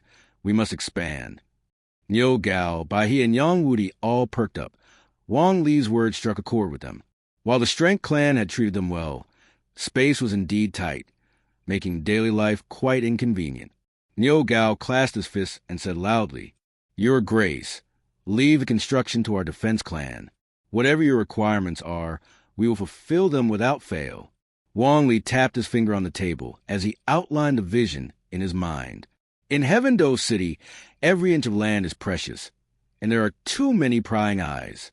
We'll need to choose a nearby mountain and build our sect's base there. The sect will occupy the mountain, and the academy will be built at its base. We'll likely settle near the Sunset Forest. In the future, your defense clan will be very busy, constructing the sect, building the academy, and adding all the necessary supporting facilities. It'll take several years to complete." Far from being intimidated, Niu Gao was delighted. He wasn't afraid of hard work. He was afraid of having nothing to do. Thumping his chest, he assured, "Your Grace, leave it to us. I'll send scouts immediately to find a location that is easy to defend and rich in resources. We'll make a terrain model for your review." Wang Li nodded. Professional matters should be handled by professionals. His role was simply to assign tasks. He spoke. "The sect refers to our headquarters, while the academy will be an institution funded, established, and supported by the sect. In order to reach a substantial scale quickly, I've decided to visit the 5 elemental academies and persuade them to collaborate with me in founding a new academy. This way, we can swiftly build up both faculty strength and student numbers. Lately, the continent has been in turmoil. It's not just your 4 single attribute clans who are struggling. The 5 elemental academies are likely facing difficulties too. This is the perfect opportunity." After Wang Li finished speaking, Niu Gao hesitated briefly before voicing his concern. "Your Grace, I can't speak for the other academies, but behind the Elephant Armor Academy stands the Elephant Armor Sect. Hu Yanjun is highly ambitious and aims to become one of the 7 great sects. Moreover, he has close ties with the Spirit Hall. I fear he won't join us easily." Upon hearing this, Wang Li recalled how the 2 great empires' subordinate kingdoms, duchies, the lower 4 sects, and many other factions were secretly under the Spirit Hall's influence. Winning them over would be difficult, so he responded, "In that case, we'll focus on the other 4 academies. I've interacted with their deans before, so I can reach out and see where they stand. With that settled, let's move on. Clan Leader Yang, your family specializes in medicine and poison. I won't interfere with your research on poisons, but I hope you can shift more focus to medicinal studies, specifically remedies for strengthening muscles and bones, enhancing cultivation, and healing injuries. That would contribute greatly to our sect's internal development." Yang Wudi didn't hesitate and immediately pledged his support. "No problem. Poison is a means of self-protection. If the sect requires it, then medicine will become our clan's primary focus of research moving forward." Wang Li was very pleased. Finally, he looked at Bai He, who had been eagerly awaiting his turn. The Agility clan would naturally have their role as well, so Wang Li addressed him. "The Agility clan consists of pure Agility-type soul masters. While you lack offensive power, the hidden weapons we'll produce will also be tailored to your clan. With that, you'll combine speed with lethal force. You'll be responsible for sect security and rapid response. Should any foolhardy enemies dare attack us, you must be the first to strike, using your speed and hidden weapons to unleash the initial wave of assault." Bai He was overjoyed. With these hidden weapons, 100 soul masters from the Agility clan could arrive in the blink of an eye and launch a concentrated barrage. The devastation they could unleash was terrifying, and they could vanish without a trace, not even stained by a drop of blood. Just imagining it was thrilling. Bai He replied with excitement, "No problem, Your Grace. You can count on us." At last, the blueprint for the sect was beginning to take shape. What came next was one of the most important matters. After some thought, Wang Li sighed inwardly. He gave up on coming up with a flashy name. Naming things wasn't his strong suit. Instead, he spoke. "With the sect established, it's time for a formal name. From now on, we will be known as the Blue Silver Sect. This is the name of my martial spirit, and also my title. Blue silver grass is commonly regarded as a worthless spirit, and my ability to cultivate with it was due to a rare twist of fate. But I hope our sect will be like the blue silver grass, resilient and everlasting. I want our disciples to embody the spirit of the blue silver grass, steadfast, unyielding, and indomitable." Tai Tan, Bai He, Niu Gao, and Yang Wudi all wore solemn expressions as they heard this. It was as if the moment had turned sacred. They bowed deeply and declared in unison, "Greetings, Sect Master." Wang Li waved his hand, signaling them to forego the formalities. Then he turned to look at Du Guyan, who had been quietly standing by his side all along, and announced, "Allow me to formally introduce her. This is my fiancée, Du Guyan. From this day forth, within the Blue Silver Sect, she shall enjoy the same status as I do as Sect Master. Additionally, sole masters of the Jade Phosphor lineage and the Blue Silver lineage, being descendants of ours, will hold the legal right to inherit the position of Sect Master in the future." Du Guyan's eyes widened with surprise. Wang Li had granted her such significant authority. She immediately reined in her casual demeanor, adjusting her posture to be far more poised and dignified. Tai Tan, Bai He Nyogao, and Yang Wudi bowed once more and spoke in unison. "Greetings, lady of the sect." Dugu Yen replied calmly, "No need for such formalities." Once the four men straightened up, Wang Li smiled and said, "This first sect assembly has gone quite well. From now on, if I am not present within the sect, all major and minor matters should be discussed with Dugu Yen. She possesses the combat power of a titled Douluo. Yen, why don't you show them your strength?" There was no better way to display power than summoning one's martial spirit. In the world of Douluo Dalu, soul ring count and quality were the truest indicators of a soul master's strength. Dugu Yen did not hesitate. She stood tall, chin slightly raised. While she often appeared less prominent beside Wang Li's brilliance, her own accomplishments were such that few on the continent could rival her. Martial spirit possession. With a clear cry, Dugu Yen invoked her martial spirit. One soul ring after another appeared. Yellow, purple, black, red. Upon closer inspection, her fifth ring, though pitch black, held a faint streak of crimson within it. As her fifth ring was her life-bound soul ring, it represented her strength best. Once her soul power reached rank 90, that ring would fully evolve into a true 100,000-year soul ring. Even without considering the fifth ring, the moment her eighth ring, a vivid blood-red ring, emerged within the hall, Tai Tan, Bai He Nyogao, and Yang Wudi all widened their eyes in shock, their eyeballs nearly popping from their sockets. The chilling and commanding aura radiating from Dugu Yen, along with the oppressive force of the 100,000-year soul ring, filled them with awe and trepidation. Compared to Wang Li, who had also achieved his 800,000-year ring at the Soul Douluo level, and could even defeat the titled Douluo Tang Hao, they now fully believed that Dugu Yen, too, possessed the power of a titled Douluo. Likely, she was not just any titled Douluo, but one of exceptional strength. With such a foundation, even though the Blue-Silver sect had only just been established, no one would dare provoke them in the future. Tai Tan, Bai He Nyogao, and Yang Wudi were completely convinced. They now fully believed that this sect would offer them the peace and security they sought. At the same time, Ning Fengji had returned to the royal palace and was reporting the day's events to Emperor Shui Yi. Upon learning that Wang Li intended to establish his own power base, create an academy, and pursue great accomplishments, the emperor, in a way, felt a sense of relief. Two unbound titled Douluo, regardless of their influence, possessed terrifying power and deterrence. But now, with their own faction academy, they would develop ties and responsibilities, giving them something to protect. That gave everyone a reason to feel at ease. Emperor Shui smiled and said, "Sect Master Ning, you've worked hard. Now, nearly half of Heaven Do's state policies stem from your hand. You've readied our forces, eliminated internal threats, reached out to Star Luo, and now you're constantly running back and forth. Truly, your service is one of great merit." Ning Fengji bowed solemnly and replied, "Your Majesty, for sheltering the 7-treasure glazed tile sect during our time of crisis, I am deeply grateful. I shall repay this kindness with all my strength." Hearing this, Emperor Shui's smile grew even warmer.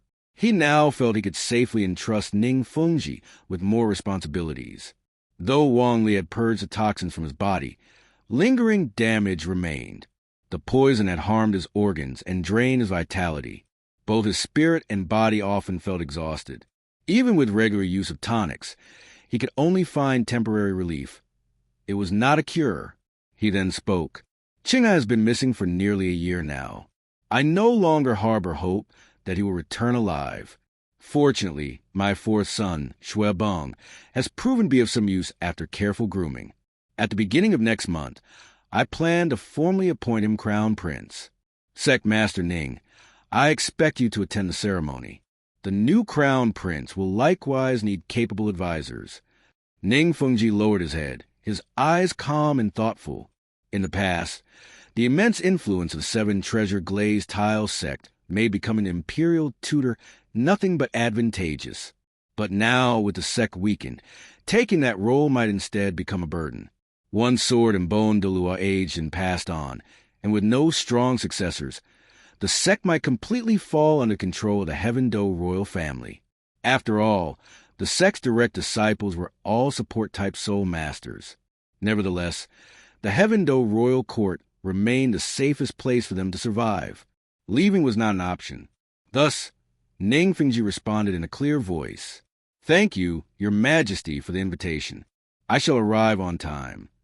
Emperor Shui Yi and Ning Fengji each harbored their own thoughts and calculations. The continent was now gripped by the most chaotic period it had seen in decades. Of the three great sects, one had been destroyed, one gravely wounded, and the last had gone into seclusion. Within the Soul Master world, the Spirit Hall now ruled with absolute authority. Sect after sect aligned at the Spirit Hall, including the Elephant Armor Sect, Holy Dragon Sect, Wind Sword Sect, and Fire Leopard Sect. They were merging with smaller factions, becoming true giants. Any sect outside the Spirit Hall's influence was being suppressed. This included Blaze Academy, Divine Wind Academy, Tianshui Academy, and Thunderclap Academy, four of the original 5 element academies. Due to turmoil in their student households, many were forced to withdraw, leaving less than half of the student bodies intact. These academies now face constant threats and mounting pressure.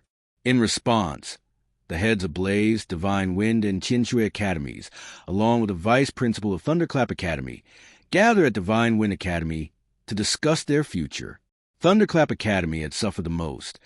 Its headmaster, Yu Mingxing, had perished in the battle at the Blue Lightning Tyrant Dragon Clan, leaving only a vice principal to keep the academy running. Inside Divine Wind Academy, Headmaster Feng Qingho spoke gravely. "We've all faced the same struggles. Student loss, coercion by the Spirit Hall, and now we're at a breaking point. Our academies are on the brink of collapse. We must find a new path or surrender ourselves to the Spirit Hall." Godwin Academy. After Feng Qingho finished speaking, he turned his gaze to the 3 people before him. The head of Blazing Fire Academy, Hu Yuanqing, the head of Tianshui Academy, Shui Bingyue, and the vice head of Thunderclap Academy, Lei Jin. All 3 wore grim expressions, but it was Lei Jin, the vice head of Thunderclap Academy, who spoke first. His martial soul was a Thunder Spider, and as a level 74 soul saint, he was now the strongest in Thunderclap Academy. He spoke in a low, solemn voice. "Din Feng, Din Hua, Din Shui, you're all discerning individuals. It's clear as day that the destruction of the Blue Lightning Tyrant Dragon Clan, backing our academy, is deeply tied to Spirit Hall. If we sell ourselves to Spirit Hall now, I won't be able to justify it when I return." Hui Yuanqing's face turned sharp as he spoke. "We're not fools. Spirit Hall's recent actions have already made everything clear. If we join them, we'll likely be devoured entirely in no time." Shui Bingyue spoke gravely. "The real issue is, what can we do even if we know the truth? Spirit Hall's power is immense. If we don't submit, we'll be destroyed, unless we find someone strong enough to rely on." The 4 exchanged glances in silence. Finally, Feng Qingho spoke in a calm voice. "I plan to send my grandson, Xiao Tian, to Heaven Do City. He's from a younger generation, which makes things easier. Even if things don't go well, he'll have room to maneuver. He'll sound out the Heaven Do royal family stance and pay a visit to Blue Silver Douluo Wang Li while he's there. When he came to attack us back then, he was just a 6-ring soul emperor. Now he's a 9-ring titled Douluo, probably unimaginably powerful. He's the only one who can come and go from Spirit Hall as he pleases." As his words fell, everyone present, except Lei Jin, Feng Qingho, Hu Yuanqing, and Shui Bingyue, was deeply moved. Being beaten alone is humiliating. Being beaten as a group becomes witnessing the rise of a genius. All of them had witnessed the rise of the youngest titled Douluo in the continent's history, and had once fought against him. Losing to such a genius was no shame. Hu Yuanqing spoke immediately. "I'll send Hu Wu and Hu Wushuang along." Shui Bingyue followed. "I'll have Shui Binger and Shui Yue go as well." Not wanting to be left behind, Lei Jin added, "We'll send Lei Dong to represent Thunderclap Academy." Feng Qingho nodded and solemnly declared, "Let them set off as soon as possible. Who knows how much longer the 4 elemental academies can hold out?" Hua Yuanqing, Shui Bingwe, and Lei Jin all agreed without hesitation. 2 days later, Heaven-Do City, representing the 4 elemental academies, Feng Xiaotian, Huo Wu Shuang, Shui Binger, Shui Yiwer, and Lei Dong arrived in Heaven-Do City. After booking their hotel rooms, they began gathering recent intelligence, eventually regrouping to discuss their findings. As the strongest among them, a sole emperor, Feng Xiaotian was undoubtedly the leader. At that moment, he addressed the group. You all understand what our elders want, to avoid selling ourselves to Spirit Hall and becoming their disposable lapdogs. If we, the 4 elemental academies, want to resist Spirit Hall's threats, we need someone powerful enough to shield us. Should we approach the Heaven-Do royal family first, or seek out blue-silver Douluo? What are your thoughts? Huo Wu stood up, tall and striking, her red hair flowing freely. Without hesitation, she voiced her opinion.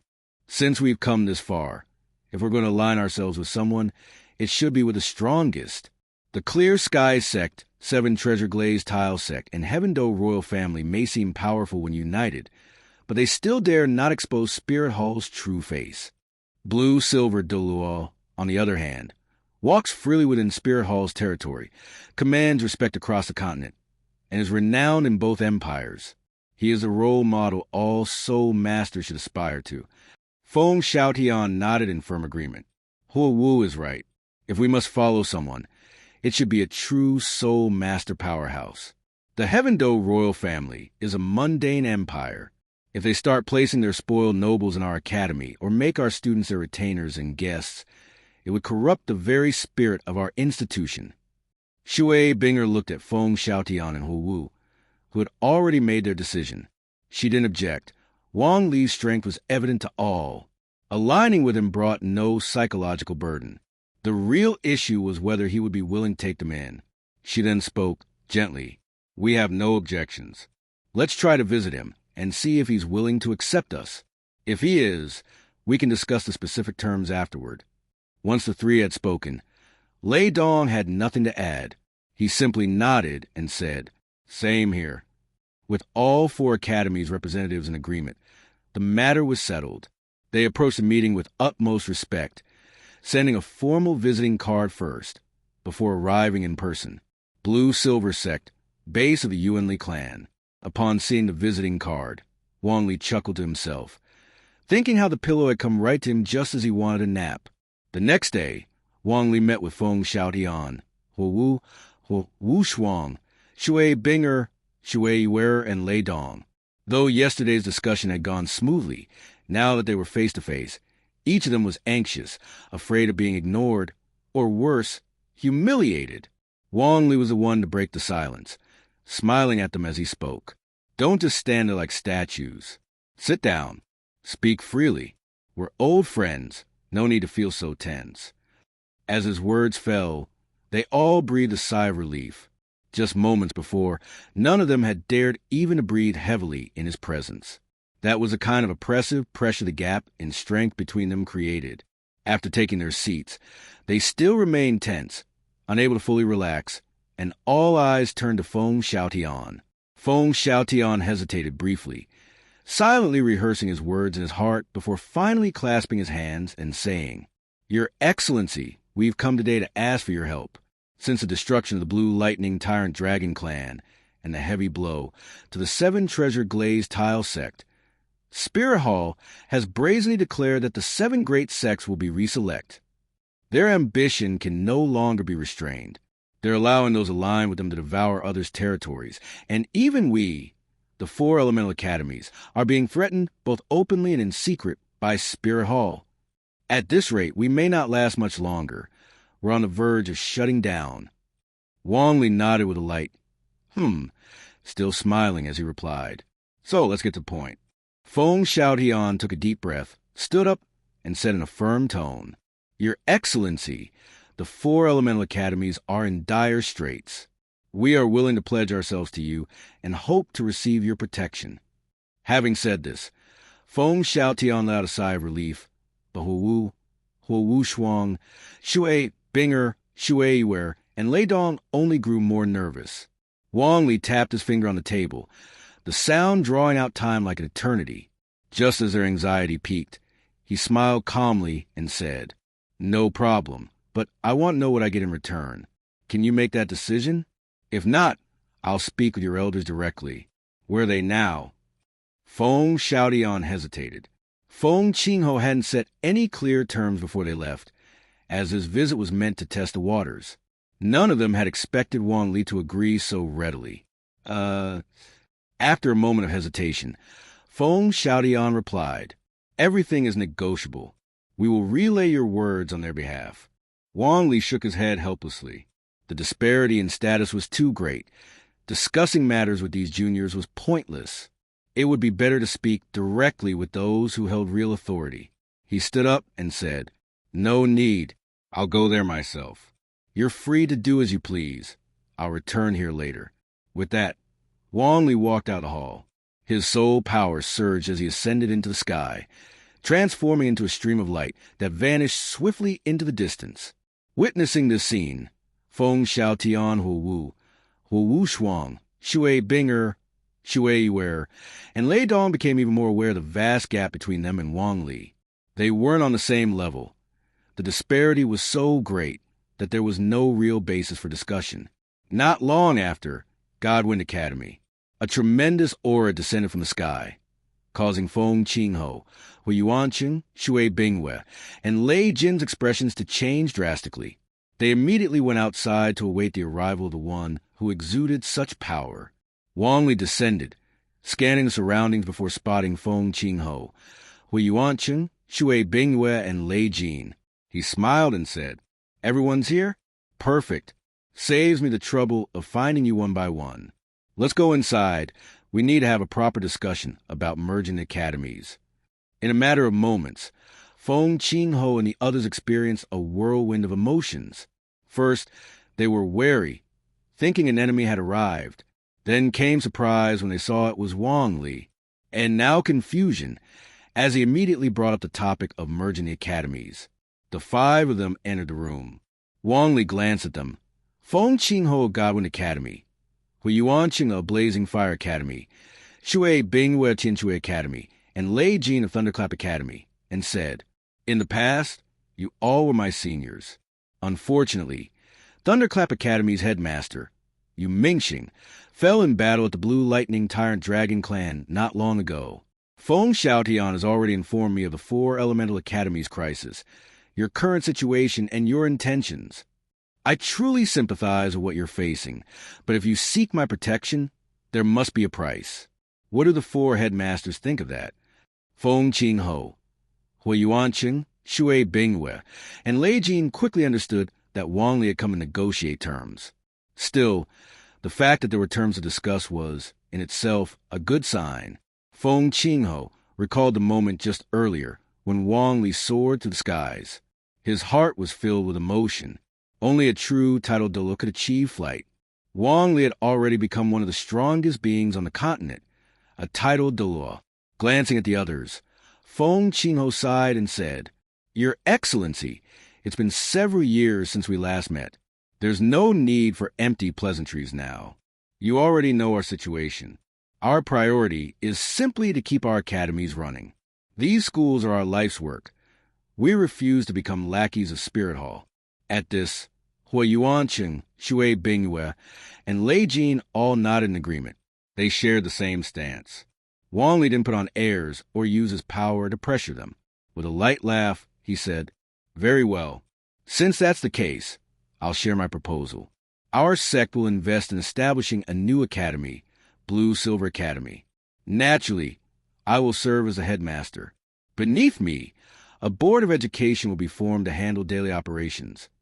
You seek protection, then contribute to construction of the academy. Once it is completed, the 4 elemental academies will be merged into Blue Silver Academy, becoming 4 distinct departments: fire, water, wind, and thunder. From that moment on, Blazing Fire, Tianshui, Godwind, and Thunderclap Academies will be history. If you agree, we can sign the contract right now." With that, Wang Li sat down casually, waiting for Feng Qingho, Hu Yuanqing, Shui Bingwe, and Lei Jin to make their final decision. He wasn't in a hurry. The ones under pressure now were the 4 elemental academies. The 4 headmasters furrowed their brows and began whispering among themselves.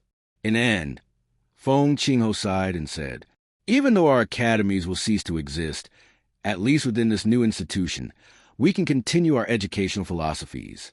Fire, water, wind, and thunder departments, it's better than being utterly destroyed by Spirit Hall." The others nodded in agreement. After a brief discussion with Wang Li, they settled on terms. The 4 elemental academies would invest 2 million gold soul coins and hold 4 seats on the Board of Education in the new academy. Wang Li agreed, and the formal contract was signed. From that day forward, the 4 elemental academies were no more, and Blue Silver Academy was officially founded. Following this event, as news spread, the sole master world of the Heaven Do Empire was abuzz. Wang Li at first unified the single attribute 4 clans and established the Blue-Silver sect, then absorbed the 4 elemental academies to create Blue-Silver Academy. In a short time, he had laid the foundation of a vast power. Now, whenever people spoke of Wang Li, they inevitably used words like unparalleled talent, youthful brilliance, and self-made legend. Born as a commoner, he had risen to greatness, a true inspiration. Meanwhile, as the Spirit Hall's re-election tournament for the 7 great clans approached, Douluo, who had been traveling the continent, also returned to Heaven Do City. No one was happier than Douluo, who clung to his arm, smiling sweetly. "Grandpa, I missed you so much. And I have good news. I'm now a soul Douluo. My 8th soul ring is a 100,000-year ring." Deep in the Stardo forest, there were 2 soul beasts, the Sky Azure Bull Python and the Titan Giant Ape. Shaoli released the Titan Giant Ape, and in return, the Bull Python willingly sacrificed itself. I didn't even suffer during the absorption. I just directly received a 100,000-year soul ring. Douluo's face lit up with joy, nodding repeatedly. The Sky Azure Bull Python is an excellent soul beast. Even though it doesn't have poison, a 100,000-year ring more than makes up for that. If I'd known earlier, I would have returned sooner. I was still worried you couldn't find a suitable beast for your 8th ring. He then added, "I also heard that Shaoli has established such a powerful foundation. He must be preparing to compete for a spot among the 7 great clans, right? I came back to support you both."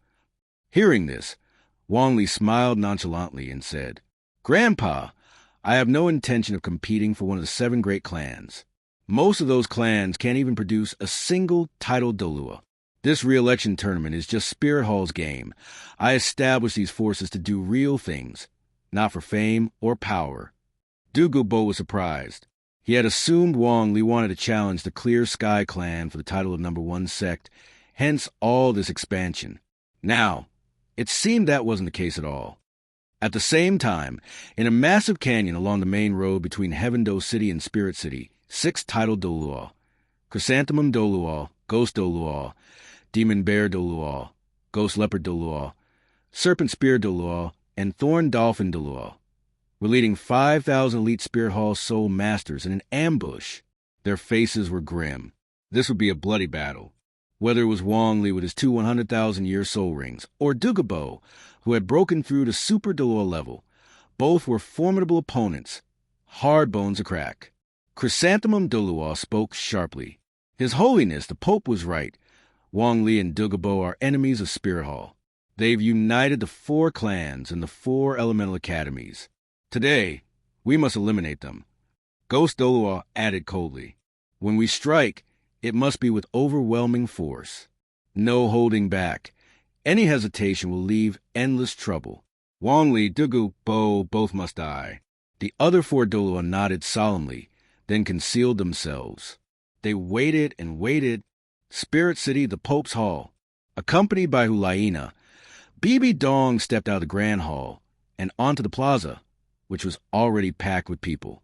These were representatives of various factions gathered to participate in the reselection tournament of the 7 great sects. In other words, they were puppet forces that had rapidly expanded under the support of the Spirit Hall. Without submitting to Spirit Hall, they would not have been allowed to take part in this tournament. This so-called re-election of the seven great sects, though it appeared fair and just, was in reality a grand spectacle staged by Spirit Hall for appearances, a performance entirely under their control. Bibi Dong wore a regal robe of royal purple and gold, crowned and holding a scepter, exuding supreme dignity and nobility. Yet, on her stunning face, a gentle smile appeared as her gaze swept across the crowd. Not seeing Wang Li or Douluo present made her heart swell with satisfaction. At this moment, Wang Li, Douluo, and their forces should have been completely annihilated. Then, Bibi Dong raised her scepter and struck the ground. A wave of soul power rippled outward, and as it spread, the crowd instantly fell silent, their eyes turning toward the source, Bibi Dong herself. After effortlessly seizing control of the scene, Bibi Dong raised her voice and announced, "Honored sect masters and clan leaders, welcome to the reselection tournament of the seven great sects. As you all know, just half a year ago, the Soul Master world suffered a grievous tragedy. An unknown force attacked the Blue Lightning Tyrant Dragon clan and the Seven Treasure Glazed Tile clan, utterly annihilating the former and severely wounding the latter in a very short time. We at Spirit Hall are deeply grieved by these events. The seven great sects are the foundation of stability for the Soul Master world. Now, with one sect retreating, another destroyed, and one severely weakened, they are no longer capable of leading the continent's Soul Masters. Therefore, under the leadership of Spirit Hall, we are holding this election to appoint a new seven great sects to preserve peace and stability across the Soul Master realm." As her words concluded, the leaders of the various factions present revealed excited smiles. Their allegiance to Spirit Hall had all been for this moment. The lower four sects aimed to ascend to the top three, while other factions aspired to enter the ranks of the lower four. Once part of the seven great sects, honor, prestige, wealth, and glory would all be within reach. Though Bibi Dong's expression remained calm, waves surged within her heart. She was drawing ever closer to her ultimate goal. By controlling the seven great sects, she would command over half the Soul Masters on the continent. With their power, she could establish a Soul Master empire. With such an empire, she could formally declare war on both the Heaven Do and Star Luo empires. Even with each empire commanding 1 million troops, she believed she could claim victory, utterly destroying everything through war, be it the two empires or the vast Spirit Hall itself. Then, Bibi Dong continued, "Now, return to your respective rest areas and send a representative to the front of the Pope's Hall to draw lots for your first-round opponents." At her command, all the participating factions in the plaza moved, some returning to the rest areas, others going to draw lots. Though the tournament had yet to officially begin, tension already filled the air. Each faction was ablaze with fighting spirit, eager to win the highest honors and become one of the top three sects, or even rise as the foremost among them. At that moment, Chrysanthemum Douluo and Ghost Douluo silently returned to Spirit Hall. They approached Bibi Dong and used soul power to form a private sound line, relaying the full account of recent events. After hearing them out, even Bibi Dong's chest rose and fell with rage. To deal with Wang Li and Douluo, she had dispatched 6 titled Douluo and 5,000 elite soul masters. Yet Wang Li and Douluo had never even shown up. Her forces were still foolishly waiting for them in the canyon. An utter humiliation. Bibi Dong gripped her scepter so tightly that deep indentations were left on its surface. Her silver teeth clenched, and her eyes darkened with fury. 2 titled Douluo and 7 or 8 soul Douluo. Such a powerful force failing to participate in the tournament was utterly baffling. She quickly shut her eyes, then reopened them, having regained her composure. Turning slightly, she sent a message to Chrysanthemum Douluo and Ghost Douluo. "Pull everyone back. Order them to remain silent about this. I will personally handle the matter. Tell the elders to remain calm." Originally, upon not seeing Wang Li and Douluo at the tournament, she assumed they had been eliminated. Yet in truth, they had never even set out. This situation was certain to damage her authority. She had mobilized 6 titled Douluo, elders of the Elder Hall, and 5,000 elite soul masters from Spirit Hall for an ambush that never happened. Such a blunder required an explanation. Chrysanthemum Douluo and Ghost Douluo exchanged bitter smiles. The sensitive agility soul masters they had dispatched deep into the Heaven Do Empire to investigate had returned with the news. Wang Li and Douluo had not made any move. Upon receiving the news, they were left bewildered, feeling as if they had been made fools of. A sense of frustration and humiliation washed over them. But with things having reached this point, the two could only bow respectfully and respond. By your command. Without another word, the two departed quietly, heading to the canyon to arrange a withdrawal of their forces. Back at the plaza, Bibi Dong's mind was in turmoil. Wang Li, this man always acted unpredictably, constantly giving her the sense that he was slipping beyond her control. A cold gleam flickered in her eyes as she thought to herself, since Wang Li is proving to be such a nuisance, next time I'll personally take action. I cannot allow him to keep disrupting my plans. She then turned her gaze back toward the plaza, where the first round of the tournament had already begun. The elephant-armored sect was facing off against the Black Tiger sect. The sect masters of both factions did not immediately take the stage. Instead, Soul Sage-level elders were currently engaging in battle. Among the participating factions, the overall quality of Soul Masters was quite low. They couldn't even produce a single titled Douluo. Most sect leaders were only Soul Douluo, and Soul Sages had been brought in just to make up the numbers. So, what was Wang Li doing while not participating in the 7 Great Sects re-election tournament?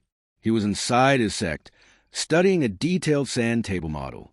It had been crafted by the royal clan, complete with the academy at the base of the mountain, the sect atop it, and meticulous layouts for buildings and defensive measures, all clearly marked. Niu Gao stood beside him, proudly introducing each section and explaining the function of various facilities. Construction and defense were his specialties, and he beamed with confidence as he spoke. Wang Li nodded repeatedly in approval. As expected, when professionals handle things, the results were excellent. He made a decisive announcement. Good. Let's proceed with this. Once the imperial procedures are finalized, we'll begin construction on both the sect and the academy. Niu Gao grinned widely and cupped his fists, replying, Understood. Watching everything gradually fall into place brought a sense of accomplishment to Wang Li. Next on his agenda was to head to Gingxin City and invite Lu Gao back. Lu Gao was a true genius. He had managed to recreate legendary weapons like the Peacock Plume, Buddha's Fury Tang Lotus, and the Rainstorm Pear Blossom Needle in this world. Unfortunately, he had used his own blood essence to activate the sharpness of Deep Sea Silver Mother, which was a waste. Given his ability to forge with rare metals, Lu Gao's life should not be spent to create a one-time use hidden weapon. Both soul tools and hidden weapons required rare metals, but soul tools were clearly more valuable. Once engraved with a core magic array, they could perform a wide array of functions.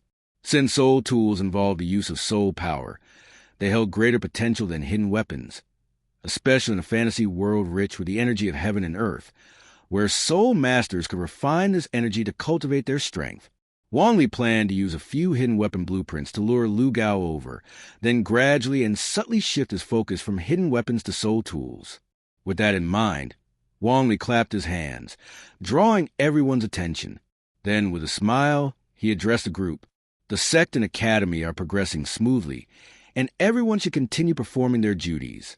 In the meantime, I'm going to recruit another talent, Lu Gao from the Blacksmith Association. Clan Chief Tai Tan, regarding hidden weapon production, let your son Tai Noa oversee it temporarily. You're coming with me. Upon hearing this, Tai Tan immediately roared. Sect Master, no problem. As long as we bring 2 completed weapons, the Zhuge Divine Crossbow and the Flying God Claw, we're sure to win that old fellow Lu Gao over. That very day, Tai Tan handed over his responsibilities to Tai Nuo, instructing him to closely monitor the production of hidden weapons within the sect. Any mishap would not be tolerated, and Tai Nuo would bear the consequences. In truth, Tai Tan didn't even need to remind him. Ever since Tai Nuo learned that he had soaked in medicinal liquid for 7 years and was ultimately cured by Wang Li, he had been filled with gratitude. Back then, his organs and nerves had deteriorated, leaving him completely unresponsive to the outside world. He had no concept of time passing. Those 7 years felt like a dreamless sleep with no awareness of anything. Now, having awakened, he considered himself incredibly fortunate just to be able to see his father and son again. The next day, they set off. The travel party was small: Wang Li, Dubian, Tai Tan, and 2 disciples of the Strength Clan. With Du Gubo back to watch over things, Wang Li felt at ease bringing Du Guyan along on the journey to Gingxin City. Their group was lean, but each was a soul master. Even without delays, it still took them 20 days to reach the renowned city of metal in the Star Luo Empire. During these 20 days, the Spirit Hall's 7 Great Sects re-election tournament also reached its conclusion after several fierce rounds of competition. The new top 3 sects were Elephant Armored Sect, Holy Dragon Sect, and Black Tiger Sect. The new lower 4 sects were Wind Sword Sect, Fire Leopard Sect, Rock Antelope Sect, and Wasp Sect. The new 7 great sects had a common trait: they didn't have a single titled Douluo among them. The overall quality of the Soul Masters was far too poor. If it weren't for the support of the Spirit Hall, there would be no credibility to their existence. And the Spirit Hall had something to say about this. If you consider yourself strong but refuse to participate in the 7 Great Sects re-election tournament, then you can't blame them for taking action. This was a clear scheme. If anyone dared show up, they would be eliminated. If they didn't show up, it meant giving up on the election. Then, Bibi Dong made a statement. The main responsibility of the 7 Great Sects is to maintain stability within the Soul Master world. After returning, you must lead your local Soul Master forces, protect your lands, and maintain peace. While this sounded perfectly reasonable on the surface, the Spirit Hall controlled the 7 Great Sects, and in turn, these sects controlled the local forces. The number of Soul Masters under their direct or indirect control had already reached terrifying levels. The ambitions of the Spirit Hall had become so blatant that they could no longer hide them. Switching to Wang Li's side, upon arriving in Gingxin City, it was clear that Tai Tan was very familiar with the area. He gave a simple introduction. Blacksmiths are generally looked down upon across the entire Douluo Continent, except here in Gingxin City. Not only does it produce a variety of rare minerals, but blacksmiths are also relatively respected here because of the protection of the Blacksmith Association. The person we're looking for, Lu Gao, is the president of the Blacksmith Association, one of the 3 great divine blacksmiths on the continent. The other 2? Well, one is me and the other, let's just leave that for now. Tai Tan scratched his head, smiling awkwardly. Wang Li, of course, knew who the last divine blacksmith was. Tang Hao, whose body must be rotting by now. Tang Hao was quite extraordinary. As a divine blacksmith, he must have spent years honing his craft. He also had the Killing God domain, and had likely spent a long time in the City of Slaughter. He had mastered the Hotian sect's ultimate techniques, which also required significant time and effort to master. Despite all that, he had managed to become a titled Doa by the age of 44. Wang Li showed no emotional reaction to the mention of a dead person, calmly saying, "Let's go to the Blacksmith Association first and recruit Lu Gao. Then, before we return, we might be able to use his connections to purchase rare metals at a lower price to bring back to the sect. It'll definitely come in handy." Tai Tan nodded and replied, "Understood. We'll head to the Blacksmith Association right away." The Blacksmith Association. It was an imposing building, primarily gray-black in color, giving off an aura of steadiness and weight. Tai Tan led the way inside. His sturdy build and sharp features made him easy to recognize, and soon he was identified. Godsmith Tai Tan. It's Godsmith Tai Tan. Tai Tan entered with a friendly smile, laughing loudly as he greeted the familiar faces. "Si Long, CD, long time no see. Where's your teacher, Lu Gao? I have important business with him." Si Long and CD, Lu Gao's disciples, greeted him with respectful smiles. Si Long spoke up. "Godsmith Tai Tan, the teacher is working on something right now. He's trying to forge more powerful weapons, so he doesn't let us disturb him. Only when something really important comes up do we get to visit him." Hearing this, Tai Tan was elated. "What a coincidence. I came to discuss weapons with him. Take me there right away. He won't say a word once he sees me. Si Long glanced at Tai Tan, then at Wang Li and Du Guyan, who were standing behind him. He was a little hesitant, but ultimately figured that since Tai Tan was a divine blacksmith and a friend of his teacher, it probably wouldn't be a problem. He turned around, raised his hand, and said, "Please follow me." With that, Si Long led Tai Tan, Wang Li, and Du Guyan deeper into Blacksmith Association. They arrived at a door and knocked before calling out, "Teacher, Godsmith Tai Tan is here. He says he has important matters to discuss with you, and it's related to weapons." After a long pause, the door opened. Behind it stood a solid, muscular figure. While not as tall as Tai Tan, the man was still quite imposing. As a divine blacksmith, he was certainly no small man. Blacksmiths who could wield a large hammer were never small or thin. His hair was graying, and judging by his face, he was at least 70, but his spirit seemed good. This was Lu Gao. He looked curiously at Tai Tan and asked, "Why are you here, old fellow?" "I told you, if it's not something important, I don't have time to entertain you." Tai Tan grinned mysteriously and replied, "I guarantee you'll be satisfied." As Titan spoke, he stepped aside and took the initiative to introduce Wang Li and Du Guyan to Lu Gao, saying, "Let me introduce you first. I've joined a sect. This is the sect master, and that is the sect master's wife. Our sect master is renowned across the continent, the youngest titled Douluo, the blue-silver Douluo, Wang Li. This isn't the place to talk. Let's head inside and we can discuss things slowly." Lu Gao had originally wanted to tease Titan a bit, but upon hearing that the sect master was the blue-silver Douluo, he was utterly shocked. After all, Wang Li's name was now extremely well known. Although Lu Gao was a divine blacksmith, he was also a soul saint-level soul master. The fact that Wang Li had become a titled Douluo at just 20 years old left him both stunned and full of admiration. Curious, Lu Gao examined Wang Li for a moment, praising him inwardly. Indeed, so young and handsome. While stepping back, he spoke, "I've heard of your great name, Your Excellency. Please, come in. The place is a bit messy. I usually live here alone while researching weapon design and forging." Wang Li, Du Guyan, and Titan entered one after another. Glancing around, they saw the room was indeed, as Lu Gao described, cluttered. Various weapons, armor, finished and half-finished products, as well as metals and ores, were piled messily all around. Wang Li gave an admiring nod and said, "Divine blacksmith Lu Gao, your dedication to forging is evident. I see I haven't come to the wrong person. I brought 2 weapons for you to examine." Hearing this, Lu Gao's curiosity was immediately piqued. Any weapon brought by a titled Douluo surely held some special qualities. He rolled up his sleeves, wiped his hands, and said, "Then I must take a good look."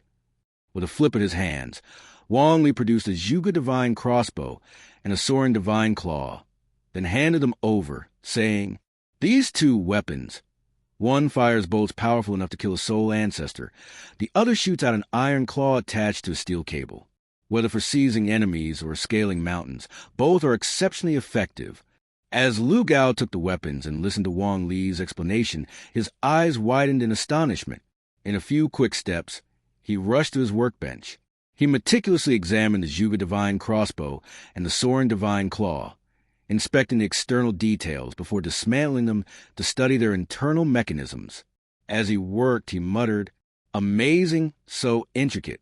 I didn't know something like this could even be made." Excitement surged through him.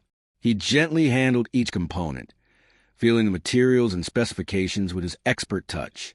As one of the top divine blacksmiths, a simple touch was enough for him to discern everything he needed. A complete structural blueprint had already formed in his mind. After a long while, he reassembled the Zhuge Divine crossbow and Soren Divine claw with ease, effortlessly overcoming several hidden mechanisms. Holding the 2 weapons, Lu Gao turned to Wang Li, his expression filled with excitement, and said, "Your Excellency, these 2 weapons are truly ingenious. Though they may not look impressive at first glance, they unleash tremendous power and have greatly inspired my own research. Would it be possible for me to keep them? I can pay with gold soul coins, or fulfill any other request within my ability." Wang Li, observing Lu Gao's excitement, replied calmly, Divine blacksmith Lu Gao, I'm afraid that won't do.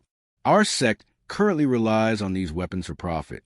If I left them with you and you reproduce them for the market, our sect, over 1,000 people strong, would be left with nothing to live on. Lu Gao understood. It made sense. Stealing another's livelihood would surely provoke retaliation. Still, he was reluctant to return the weapons. Moreover, since Wang Li had brought these weapons personally, it couldn't be just for evaluation. There had to be more. Gritting his teeth, Lu Gao said, "Your Excellency, just speak plainly. What would it take for me to keep these 2 weapons? I'm one of the 3 divine blacksmiths and president of the Blacksmith Association. I hold some influence here in Gingxin City." Wang Li knew from this question that Lu Gao had already considered the worst possibilities, so he got straight to the point. "Divine blacksmith Lu Gao, I can't let you keep the weapons, but if you join my sect, all future weapon research will be in your hands." Lu Gao's heart skipped a beat, so this had been aimed at him from the start. His expression shifted repeatedly.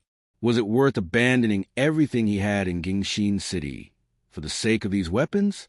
In the end, he made his decision. Though he had wealth and status in Gingxin City, he had no hope of further progress. These weapons, however, held the key to elevating his forging skills. There was no reason to hesitate. A gleam of fervor flashed in Lu Gao's eyes as he solemnly said to Wang Li, "Your Excellency, I agree. I'll join your sect. Now I can study these 2 weapons, right?" Wang Li smiled and said to Lu Gao, "Divine blacksmith Lu Gao, you won't regret your choice today. In time, your name will echo across the continent." As he spoke, Wang Li brushed his hand across his storage soul tool, producing a large stack of blueprints, which he slapped on the workbench, saying, "This one's called Peacock Plume, this one Buddha's Fury Tang Lotus, and this one Storm Pear Blossom Needles. Each is superior to the 2 you just saw. The Zhuge Divine Crossbow and Soren Divine Claw are most effective below the Soul King level, but these 3, once forged, can slay soul saints, seriously wound soul Douluos, and even give title Douluos pause. But they're incredibly difficult to create. That's why I came to you. With your help, these weapons will one day see the light, and that alone will etch your name into history. In the future, I hope you can modify them further.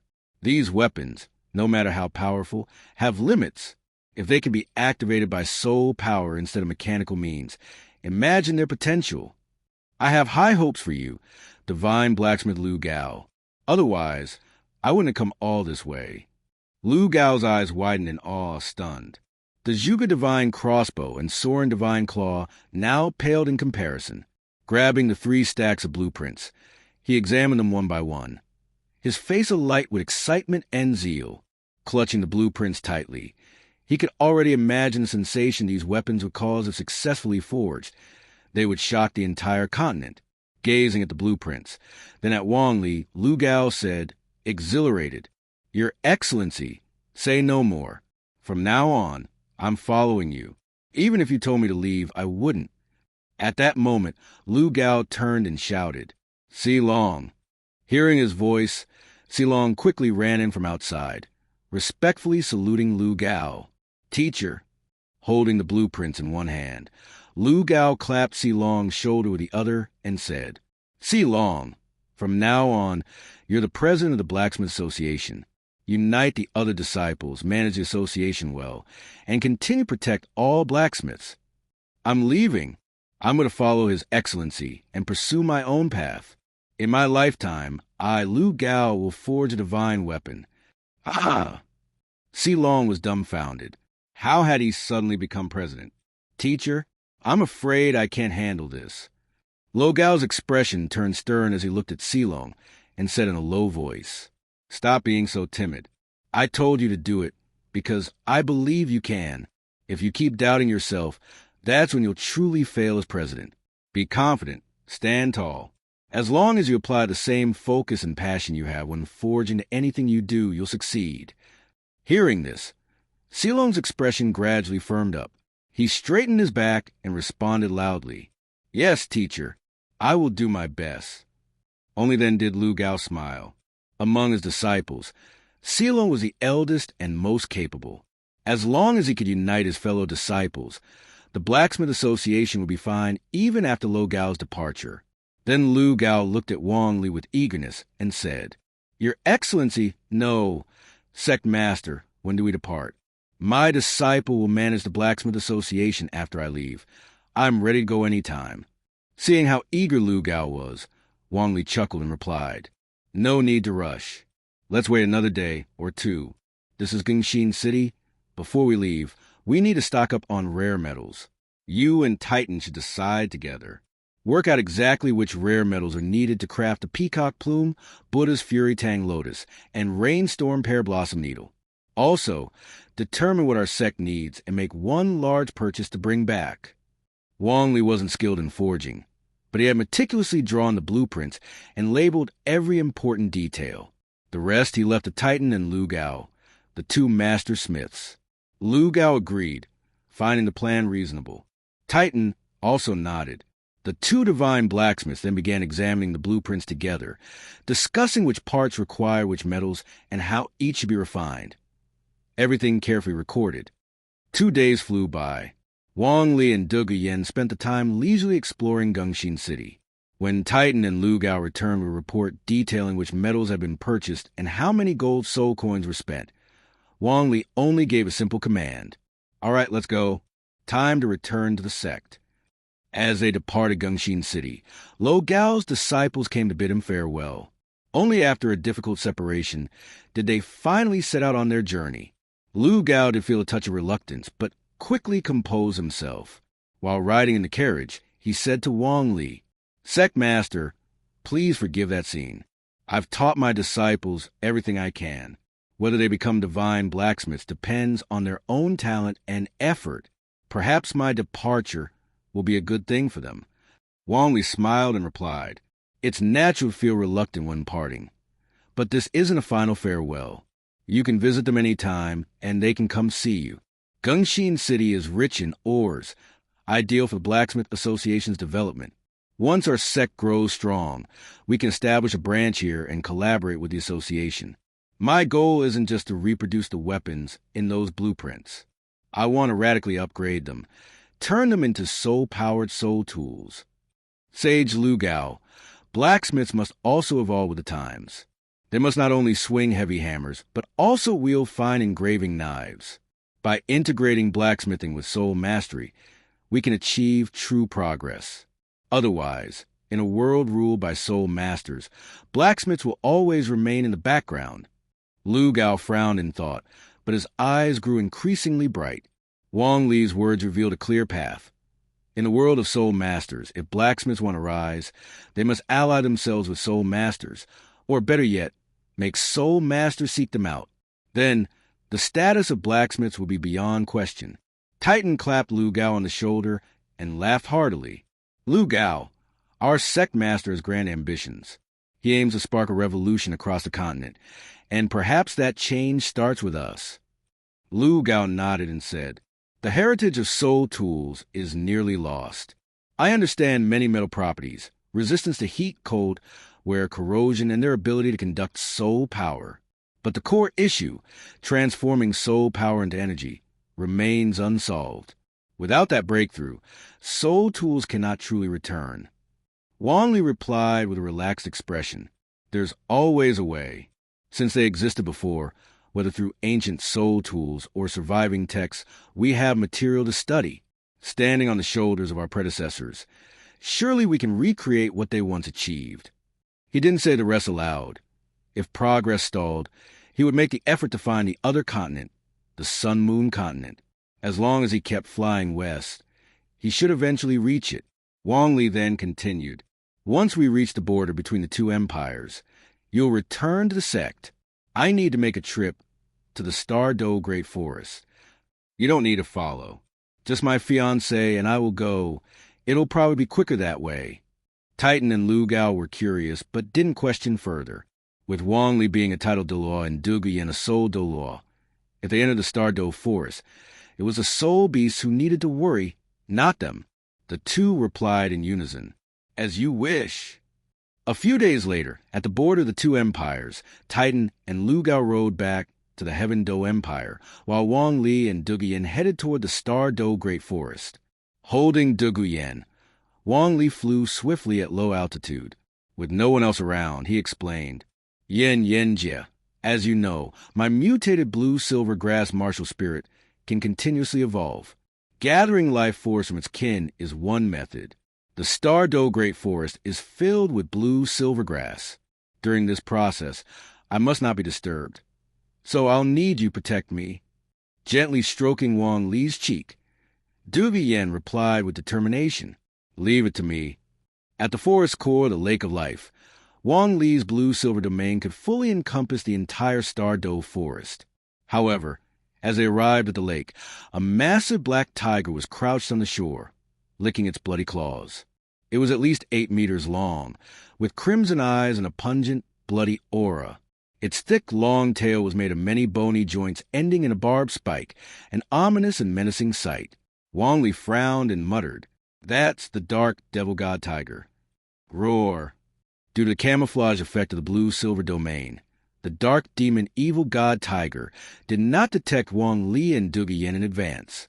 However, once they appeared, it immediately let out a vigilant roar. Its pair of crimson eyes instantly locked onto Wang Li and Douluo, radiating a murderous aura so intense it felt almost tangible. Douluo frowned slightly. The savage and ominous aura of the dark demon evil god tiger made her feel extremely uneasy. She said, There's actually such an evil soul beast in the Douluo Great Forest? How did it manage to survive and grow to this point? I've heard that the dark demon evil god tiger can devour other soul beasts to rapidly increase its cultivation, and it can even defeat enemies a whole realm above its own. A 10,000-year-old dark demon, evil god tiger, is comparable to a 100,000-year-old soul beast. Wang Li remained relatively calm. The bloodthirsty aura of the dark demon, evil god tiger, didn't faze him in the slightest. He then spoke. This dark demon, evil god tiger, is enormous. It must be at least 50 or 60,000 years old.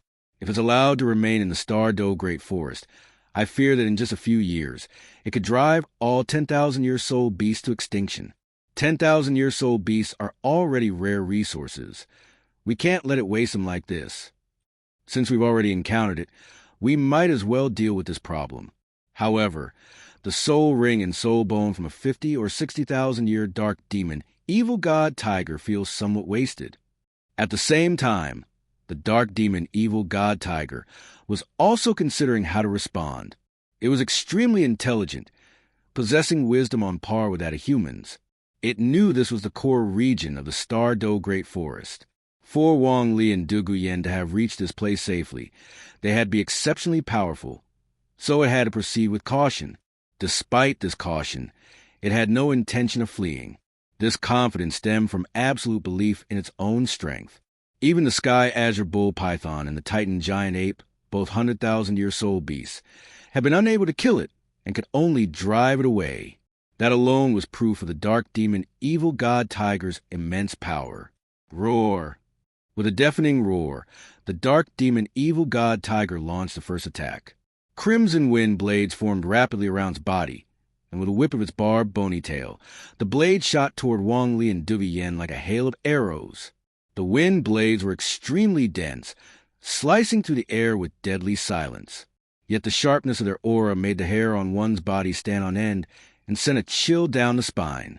With just a wave of his hand, Wang Li caused a vast quantity of blue-silver grass to surge and grow within the blue-silver domain, intertwining to form a wall-like fortress. Bang! Bang! Bang! All of the wind blades struck this wall of blue-silver grass, leaving behind a dense web of crisscrossing scars. Though the wall trembled on the verge of collapse, the blue-silver grass held firm. After all, under the augmentation of Wang Li's domain, every strand of blue-silver grass had reached the level of the blue-silver emperor in every aspect. With another wave of his hand, the blue-silver wall collapsed with a thunderous crash. The severed blue-silver grass regrew rapidly, riding forward like giant pythons with a rustling sound. They lashed toward the dark demon, evil god tiger, with a crackling of air bursts. Despite its massive body of over 8 meters in length, the tiger was incredibly agile and managed to dodge the attacks. However, as the number of blue-silver grass tendrils increased, The dark demon evil god tiger was soon left with nowhere to evade. In its crimson eyes, a trace of human-like astonishment and cunning flashed. It keenly realized that these blue-silver grass vines, usually crushed underfoot with ease, had become so troublesome all because of Wang Li. With no room to dodge, it stopped trying, letting out another roar. Roar! A layer of deathly gray light erupted from its body, its domain power, quickly spreading to cover several hundred meters. The dark demon evil god tiger's domain had an intensely corrosive force. Any blue-silver grass that entered the range of the gray light withered rapidly, completely corroded and destroyed. Seeing this, Wang Li frowned slightly, thinking to himself that even with the surrounding blue-silver grass under his control, it wouldn't be enough to defeat a dark demon evil god tiger that could rival a 100,000-year-soul beast. It was time to use real strength. Wang Li summoned his martial spirit, the true blue-silver emperor, which materialized before him. 9 soul rings appeared one after another. Wang Li spoke. Grow. His first soul ring lit up, and the blue-silver emperor began to grow wildly, expanding outward in wave after wave, blanketing the sky and covering the ground as if endless. Wang Li called out again. Obsidian jade god bamboo spear. Hundreds of blue-silver vines turned dark green, their once flexible bodies becoming incredibly rigid, transforming into spear-like forms aimed at the dark demon evil god tiger. These were true blue-silver emperor vines, not ordinary blue-silver grass. Even the corrosive force of the dark demon evil god tiger's domain had little effect on them due to the blue-silver emperor's overflowing vitality. The dark demon evil god tiger's eyes widened. Its domain was ineffective. These vines were different. They weren't ordinary blue-silver grass. Facing hundreds of obsidian jade god bamboo spears, the dark demon evil god tiger was forced to gather its power once more, releasing the evil god's protection. The gray light condensed into a shield, possessing a terrifyingly defensive strength akin to the invincible golden body. Bang! Bang! Bang! Dull thuds echoed continuously. The obsidian jade god bamboo spear struck again and again, though 1 or 2 couldn't pierce the evil god protection barrier. After 10, 20, even 100 or 200 strikes, no matter how formidably shielded, on par with an invincible golden body, it finally shattered into dust. The dark demon evil god tiger could only watch helplessly as its protective shield disintegrated, and numerous obsidian jade god bamboo spears struck its body from every angle. In just a moment, its entire body was battered thoroughly. Agonizing pain surged through it, and the dark demon evil god tiger felt as though its body was about to fall apart. It was only thanks to its incredibly sturdy physique that it remained alive. Any other 10,000-year soul beast would have been killed instantly. Roar! With a furious roar, crackling sounds erupted around it as gray-black lightning bolts rapidly gathered, forcing back all surrounding blue-silver vines. Under its control, bolts of lightning formed into glowing orbs and shot forth, their terrifying force blasting open a path among the vines. The dark demon evil god tiger, like a beast gone mad, lunged forward with explosive speed. Despite its massive frame, it surged through the air like lightning, as if teleporting. Its tiger claws had already extended, gleaming with a cold, sinister light. On its back, a thick, long bone-spiked tail stood upright, the tip of the tail spiked straight and sharp like a spearhead, pulsing with swirling gray energy. The dark demon evil god tiger was unleashing its full power. If this combination of attacks couldn't kill its enemy, it was ready to flee. It was intelligent and cunning, and if faced with an unbeatable opponent, it would never stay and fight to the death. Wang Li controlled the blue-silver emperor to block its path, but the paralyzing effects of the lightning slowed the vines, preventing them from catching up to the charging dark demon evil god tiger. Sensing this, Wang Li still remained completely calm and reacted swiftly, stepping forward to confront the beast head-on. First, with a swift slide, he evaded the massive tiger claws. Then, activating his blood-chi soul core, a surge of power erupted within him. Growing stronger by the second, his physique became even taller and more robust. He stomped his right foot, shattering the ground, and used the rebound force to launch his clenched fist upward in an instant. The air exploded with a sharp, piercing sound like wails of anguish. That punch, brimming with destructive force, struck the dark demon evil god tiger directly under its jaw. Crack! Crack! The sound of bones shattering echoed clearly. The dark demon evil god tiger let out a pained whimper, its massive body sent flying backward. Starting from its head, Wang Li's eyes locked onto its throat. At this moment, all he had to do was activate one of the blue-silver overlord spear skills from his left leg soul bone, and he could instantly kill the dark demon evil god tiger. However, its soul ring and soul bone would be wasted. That black bead it possessed was likely a unique item similar to a soul bone. Mastering 6 attributes: evil, time, space, wind, lightning, and strength, the dark demon evil god tiger was an exceptionally rare and powerful soul beast. So Wang Li changed his mind. Raising his left arm and pointing forward, a radiant green light erupted from it. He said softly, "Dark demon evil god tiger, you are too evil. I must seal you away, eternal seal." Boom! A pillar of green light burst forth, striking the dark demon evil god tiger. Its massive body began crystallizing from the inside out. This was a soul bone skill from the evergreen of 10,000 years, a truly unbreakable seal. Unlike the blue-silver barrier, which could still be escaped, Eternal Seal froze all energy within the target in an instant. Even thought itself halted. In that moment, any resistance became impossible. Crash! A sculpture of the dark demon, evil god tiger, fell to the ground.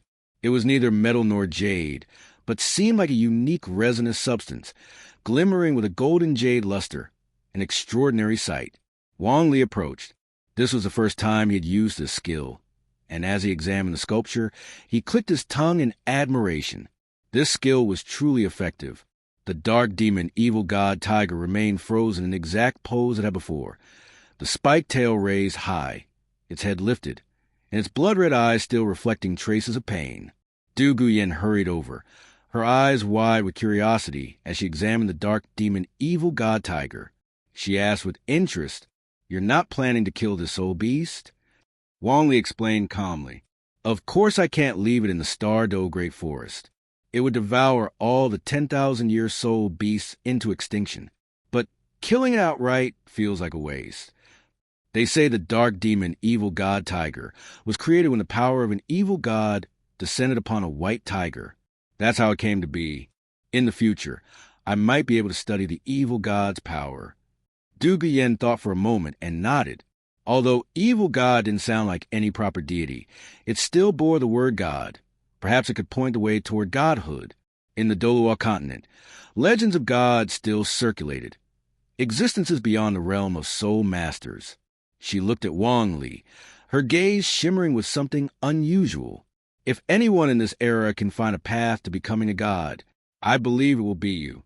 Wang Li smiled at her words, replying, "Becoming a god isn't easy, but I just might have a chance. Based on known lore, to become a god, one must rely either on faith or inheritance. Once a god is born through faith, they might choose to pass on their godhood. At that point, faith might no longer be necessary to maintain their power. Faith is a medium for godhood. After becoming a god, one could seemingly touch the laws themselves, wielding the energy of heaven and earth. The angel god could draw power from the sun, the seed god from the ocean, the Rakshasa god from the darkest desires of the human heart, and the Asura god from the purest killing intent. Wang Li's greatest advantage was his unique panel, which could elevate his energy to its utmost limits, without relying on faith to accumulate power. If he could grasp a law with his own strength, perhaps through self-verification of his godhood, he could tap into endless energy. At this point, imagination was key. In this universe, abiding by the rules meant remaining under their control. To transcend them required boundless, untamed creativity. To test the heavens and earth with imagination, that might pave a unique path. After all, if even reincarnation or world traveling was possible, what couldn't Wang Li believe in? Lack of imagination. That was the true taboo. If you found an idea too absurd to believe, how could you ever hope to master its power? With that thought, Wang Li's mind stirred. All of the blue-silver emperors withdrew, vanishing into his body. Then, He leapt lightly into the air, landing atop the head of the dark demon evil god tiger, sitting cross-legged. He said, "Now that I've reached the core of the Star Do Great Forest, I have important business to attend to. I'll leave the guarding to you, Sister Yen." Dugu Yen tensed, then nodded firmly. "Leave it to me. Focus on your cultivation." Wang Li nodded with a smile and expanded his domain to the fullest, covering the entire Star Do Great Forest. Every blade of grass, every tree, every soul beast fell under his gaze. Blue, silver domain, sea of embrace. Boom! All the blue, silver grass in the Star Do Great Forest offered their energy once more. The blue energy surged like a vast ocean, suppressing the forest's other soul beasts until they trembled with fear. Normally insignificant, the countless blue-silver grass now revealed their unimaginable might. Blue currents surged toward Wang Li, spiraling above him like a funnel. A pillar of light burst down, piercing through his crown, and was completely absorbed without waste. That vast energy coursed through his limbs, organs, until it gathered in his dantian, fusing into his martial soul. The blue-silver emperor, glowing like sapphire, grew stronger bit by bit. Were it not a martial soul, it would be a beast of hundreds of thousands of years. Nourished by pure life force, the blue-silver emperor began evolving once more. Its roots, branches, and leaves gleamed with golden veins, resplendent, noble, radiant, worthy of all praise. As Wang Li's martial soul evolved, it in turn strengthened him. He was encased once again in a cocoon of light. Inside, his skin, fat muscles, and bones all shone brilliantly. Refined by the essence of life, his very nature became more perfect. He was still himself, but not the same as before. In truth, his bloodline, even his genes, had changed completely. The ninth-grade blue-silver emperor, whether in human or soul-beast form, was one of the most perfect life forms in existence. Star Do Great Forest.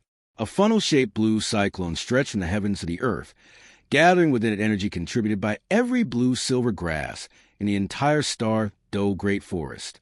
At this moment, all of that energy was transformed into the essence of life and absorbed entirely by Wang Li. This process continued for a long time until a cocoon of light formed around Wang Li, enveloping him completely as all the energy was drawn into it. Soon after, the cocoon began to flicker with an unsteady blue glow, brightening and dimming rhythmically like breathing, radiating an overwhelming surge of life force. Time passed second by second. The sky turned from day to night, and then from night to dawn. It had been a full day and night. During this time, the life force within the cocoon grew stronger and stronger, just as the sun rose over the horizon on the second day. Crack! Crack! The sound of the cocoon shattering echoed clearly. In the next instant, brilliant blue light burst from the cracks, dazzling and radiant.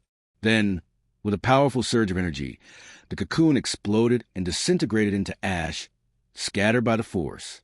As the blue light dissipated, Wang Li's figure emerged. His blue hair gleamed like crystal, each strand translucent.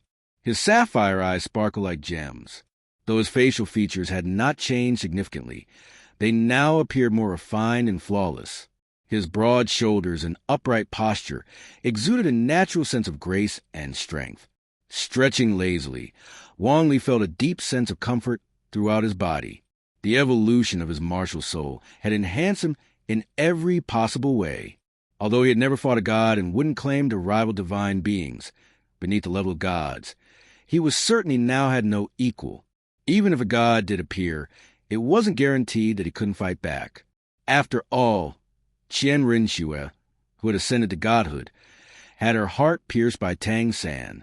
This proved that while the gods of Douluo could grasp some of the laws of the universe, a sufficiently powerful force could still inflict significant damage upon their physical bodies. At that moment, Dugu Yen, who had been guarding him all along, exclaimed in amazement, "Shao Li, you become even more handsome." Hearing this, Wang Li lowered his head and saw Dugu Yan's eyes sparkling like stars. Though he hadn't looked in a mirror, he now had a clear idea of how he appeared. With a soft chuckle, he replied, "It's thanks to the evolution of my martial soul and the countless blue-silver grass spread across the Star Do Great Forest." As his voice fell, He channeled his life energy and granted it to all the blue-silver grass that had contributed their power to him, aiding their recovery and evolution. This was something he always did after drawing strength from the blue-silver grass of the outside world. Then, jumping down from the head of the dark demon evil god tiger, he turned to Douluo Yen and said, "Yin Yenjie, it's time for us to leave. This is a realm of soul beasts. After all, we shouldn't linger too long. Come into my arms and hold on tight. I'll find a way to take the dark demon evil god tiger with us as well." Without hesitation, Douluo Yen ran over, leaped into the air, and landed directly in Wang Li's embrace. Wrapping her arms around his neck and her legs around his waist, she pressed her face against his, gently rubbing against him with a contented sigh. Wang Li let her be, holding her securely by the waist to steady her against him. Then he turned to the massive dark demon evil god tiger. Walking over, he raised one hand and pressed it to the beast's chest, releasing his soul power and firmly attaching himself to the tiger. Then, with a powerful surge, he soared into the sky. The tiger's immense weight posed no problem for Wang Li. Just before leaving, he glanced down at the Lake of Life. Currently, the only divine force in Douluo Continent was the Silver Dragon King. If he encountered difficulties in his future breakthrough, perhaps he could seek her guidance. But for now, since she hadn't revealed herself, he would not disturb her needlessly. With that thought, Wang Li flew toward the edge of the forest, holding Douluo Yen in one arm and the dark demon evil god tiger in the other. Just the appearance of the dark demon evil god tiger was enough to strike fear into any soul beast. Along the way, not a single one dared to approach. After leaving the forest, Wang Li headed north, flying high above the ground and seldom descending. Even when he did land to rest, he chose remote, uninhabited areas. After several days of travel, he finally returned to the familiar sunset forest, and from there, back to the ice and fire yin-yang, well hidden within it. Wang Li settled the dark demon evil god tiger in this secluded location. It was quiet here, free from outside interference. In the future, if he needed to study the dark demon evil god tiger and unseal it, there would be no public disturbance. Even if a battle were to break out, he wouldn't have to worry about causing damage or attracting attention. He turned to Douluo Yen and said, "All right, the dark demon evil god tiger will stay here for now. Let's return to the city and see if Titan and Lu Gao have arrived. The carriage from the Strength Clan, while comfortable enough, is far too slow. Flying ourselves is still much faster." Douluo Yen glanced at the dark demon evil god tiger, then turned to Wang Li with a resolute expression and said firmly, "In the days to come, you can focus on studying the dark demon evil god tiger and exploring your path to godhood. I also need to work harder. The soul ring and bone from the sky blue bull python have brought me to level 86 in spirit power. I'm just 4 levels away. I must intensify my cultivation so I can become a titled Douluo as soon as possible."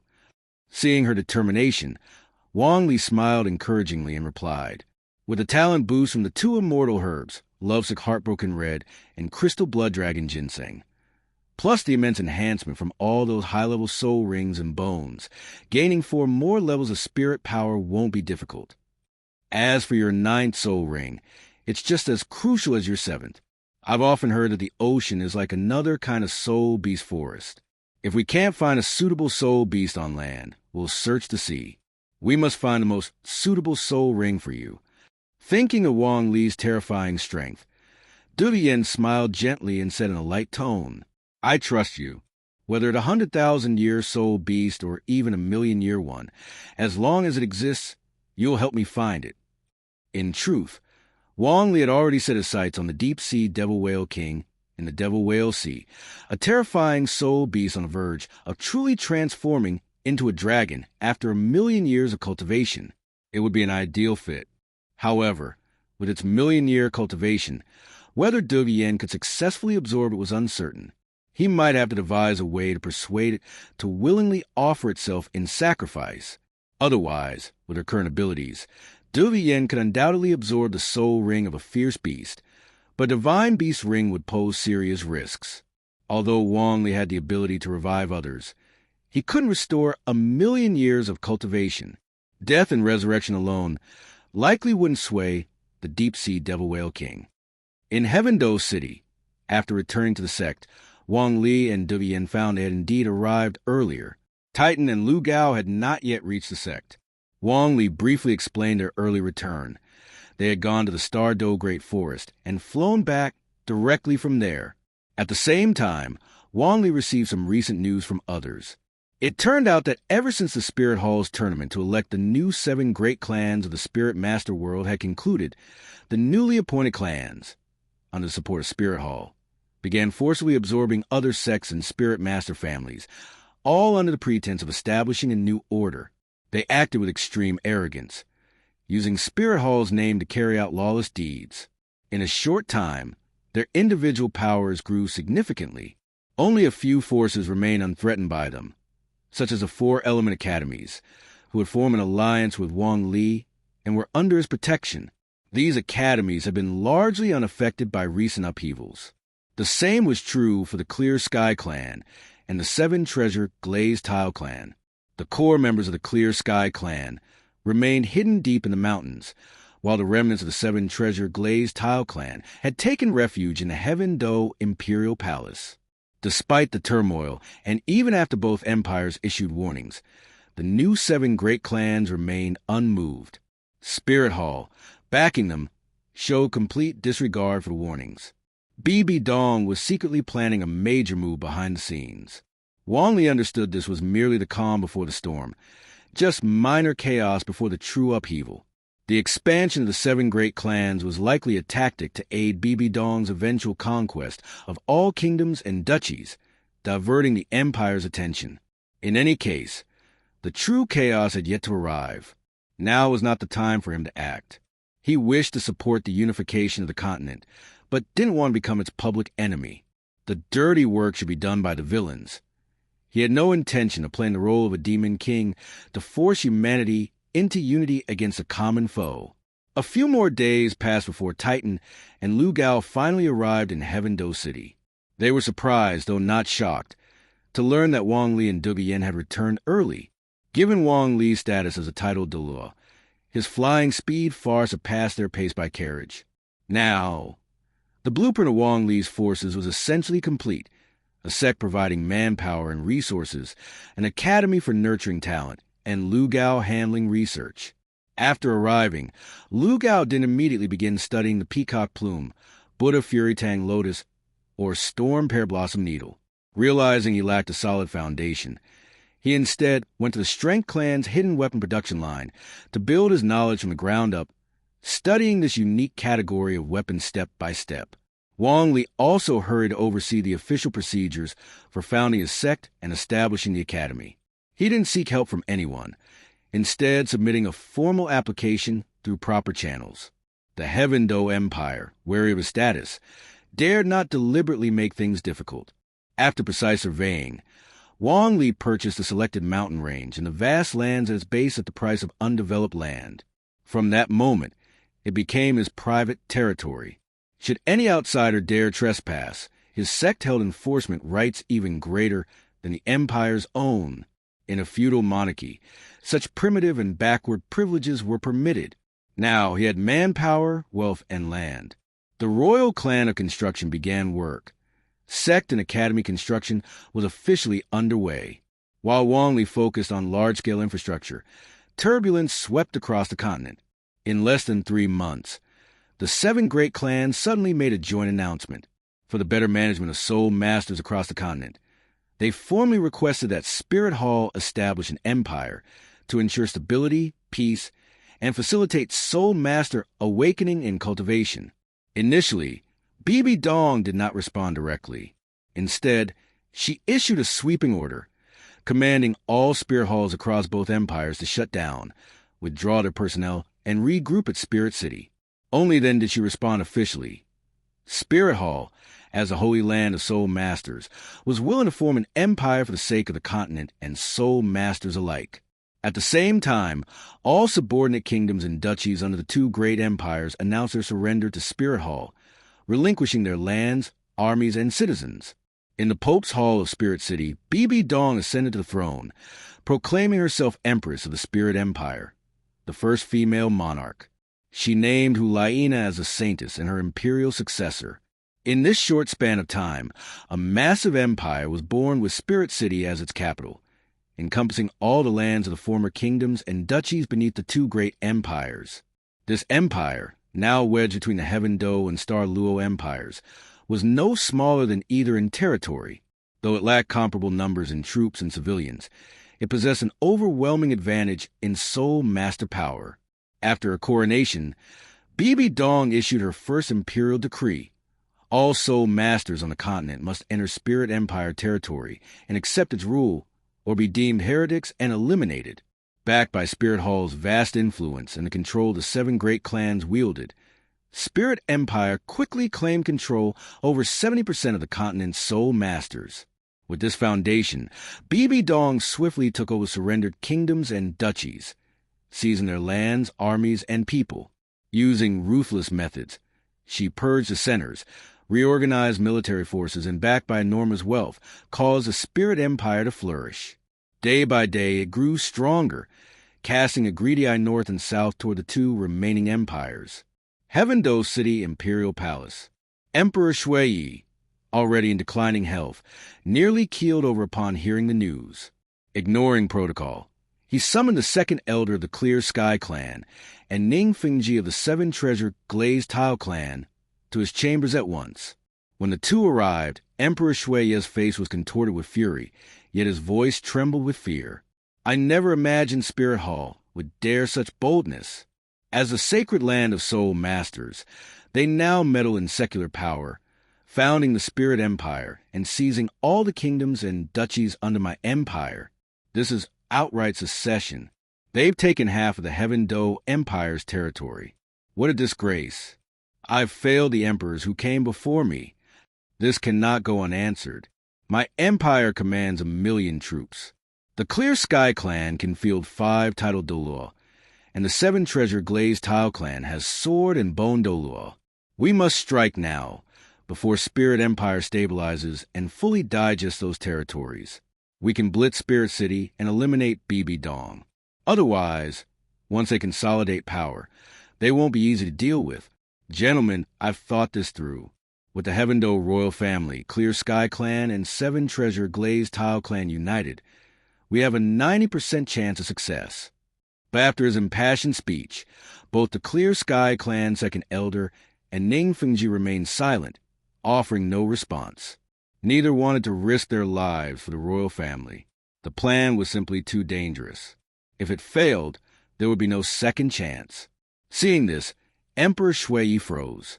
These were the allies he had relied on. He could understand the 7-treasure Glazed Tile clan, crippled as they were, but the Clear Sky clan had once vowed to provide 5 titled Douluo in his empire's hour of need. Suddenly, a realization struck him. Had the Clear Sky clan's promises all been lies? Bitter and suffocating, the emperor felt his breath catch in his chest. His heart pounded in turmoil, and he could only think. Clear Sky clan, a bunch of cowards. No wonder they hid away. My body, my empire. Heavens, what should I do? Heaven Do City, Imperial Palace. Emperor Shui suddenly seemed to age considerably. Based on his own understanding, he wanted to seize the moment before the Spirit Empire could fully consolidate control over its newly acquired territory, armies, and citizens, to launch a swift strike on Spirit City and eliminate Bibi Dong. However, the 2nd elder of the Clear Sky clan and Ning Fengji of the 7-treasure Glazed Tile clan remained silent and reluctant to offer support. From their perspective, they had never regarded ordinary armies as true threats. They understood all too well how many powerful soul masters resided within Spirit City, especially the number of titled Douluo. That was the kind of overwhelming force capable of bringing about complete annihilation.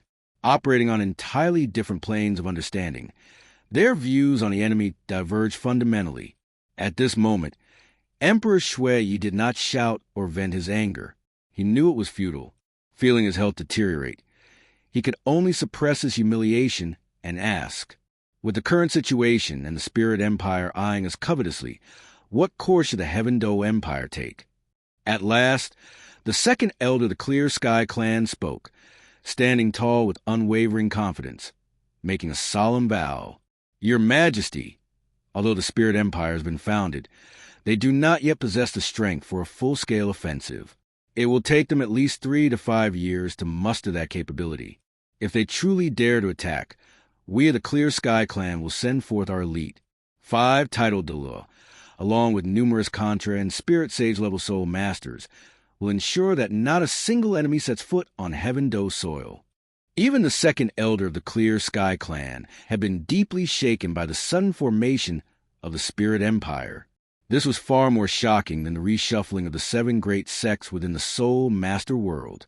They dared not confront Spirit Hall directly by aligning with the Heaven Do army. However, if Spirit Hall truly launched an assault, they would be forced to respond. They had retreated into the remote mountains to escape Spirit Hall's reach. Yet if Spirit Hall succeeded in unifying the continent and occupying the lands of the Heaven Do Empire, then even hiding in the mountains would become meaningless. Despite the second elder's impassioned and confident words, Emperor Shui felt a surge of fury. These cowards from the Clear Sky Clan now dared to speak so boldly. Yet earlier, when they proposed preemptive strike, they had remained completely silent. If he didn't still need their support, Emperor Shui would have unleashed a tirade upon these blowhards. Suppressing his anger with effort, he felt as though his life had shortened by several days. Turning his gaze to Ningfengji, he hoped the man would offer some practical strategy. Clan Master Ning, Spirit Hall's ambition is something I believe you are well aware of. If we do not strike first, must we simply watch as they grow stronger and eventually destroy us? Ningfengji's expression was grim. He had initially believed that Spirit Hall only sought to dominate the Soul Master world. However, with the establishment of the Spirit Empire, it was clear their ambitions extended far beyond that. They sought to unify the entire continent. One Spirit Hall launched campaigns north and south, destroying both Heaven Do and Star Luo empires. There would be no place left for them on the continent. He responded in a deep voice. Your Majesty, the current situation is extremely unfavorable for us. That means we must exercise even greater caution. If we gamble everything and lose, there will be no coming back. Spirit Hall has already become so brazen. We must also accelerate our efforts, expand the army and intensify training. That is the bare minimum. In my view, the Empire must find ways, be it through wealth or titles, to recruit more Soul Masters unwilling to submit to Spirit Hall. Only by forming a true Soul Master Legion can we stand a chance against the Spirit Empire. Otherwise, we cannot hope to resist Spirit Hall's vast and terrifying ranks of high-level Soul Masters. Emperor Shui's expression eased somewhat. Unlike the second elder, who only knew how to boast, Ningfengji's proposals were at least somewhat practical. After some thought, he addressed the 2 men before him. Second elder, the 5 titled Douluo your Clear Sky Clan promised. When will they actually be made available? Both I and the entire Heaven Do Empire urgently need their presence. Clan Master Ning, I accept your proposal, whether it takes wealth or noble titles. If the Heaven Do Empire is destroyed, none of it will matter. After consulting with my ministers, I will develop a plan to begin recruiting Soul Masters across the Empire. At this moment, the Imperial House of Heaven Do, the Clear Sky Clan, and the 7 Treasure Glazed Tile Clan stand or fall together. After Emperor Shui finished speaking, both the second elder and Ningfengji acknowledged the truth in his final words. Now, the Heaven Do royal family, the Clear Sky Clan, and the 7 Treasure Glazed Tile Clan were like grasshoppers on the same rope. Only by working together could they hope to weather the storm ahead. From that day forward, the rusty old machine that was a Heaven Do Empire began to creak and groan back into motion. In the face of immense threat, and under pressure from the Clear Sky Clan and the 7 Treasure Glazed Tile Clan, Emperor Shui tore a piece of flesh from the powerful domestic nobles to lure and recruit Soul Masters within the Empire's borders. Surprisingly, they really did manage to recruit some powerful Soul Masters. Due to the Spirit Empire's harsh decrees, Soul Masters across the continent were forced to make a choice: submit to the Spirit Empire's control or be branded heretics. This allowed the Spirit Empire to command a vast number of Soul Masters, but also caused a smaller group to develop deep resentment and opposition toward them. Take, for example, the remnants of Shrek, Lu Erlong, Zhao Wuji, and others. After Yu Xiaojiang's death, Lu Erlong buried his ashes at the Blue Lightning Tyrant Dragon Clan. Flender had also perished, and now Zhao Wuji and the rest found themselves lost, uncertain of their future. Currently, the city of Soto on the Sunset Plains had already fallen under the Spirit Empire's rule. They couldn't even return to their old village to retire in peace. At this time, with the Heaven Do Empire recruiting soul masters, Lu Erlong, perhaps driven by a desire for revenge, joined up, and Zhao Wuji, along with Li Yusong and Lu Qibin, possibly motivated by the prospect of earning money for retirement or gaining noble titles, also enlisted together. As for the Shrek Seven Devils, Oscar and Ning Rongrong had remained in the royal palace to train. With the Seven Treasure Glazed Tile clan reduced to so few members, Ning Fengji would never allow them to take risks or venture out recklessly. Ma Hongjun, having lost his mentor Flender, whom he had once bowed to in respect, had little ambition left. He followed the other Shrek instructors and joined the military as well. Dai Mubai and Zhu Zhuqing. There was little to say about Dai Mubai. He had become completely absorbed in a life of indulgence, unable to extricate himself from taverns and clubs. Zhu Zhuqing, being from the Star Luo Empire, couldn't return home, nor could she serve in the Heaven Do military. Now, she devoted her days to training, planning to one day wander the continent. Though her future was uncertain, at least she would have her freedom. The sudden transformation of Spirit Hall into the Spirit Empire had sent shockwaves through the entire continent, affecting every individual. Perhaps the only one untouched was Wang Li. He reassured his sect members, telling them not to worry, that sect affairs would proceed as usual.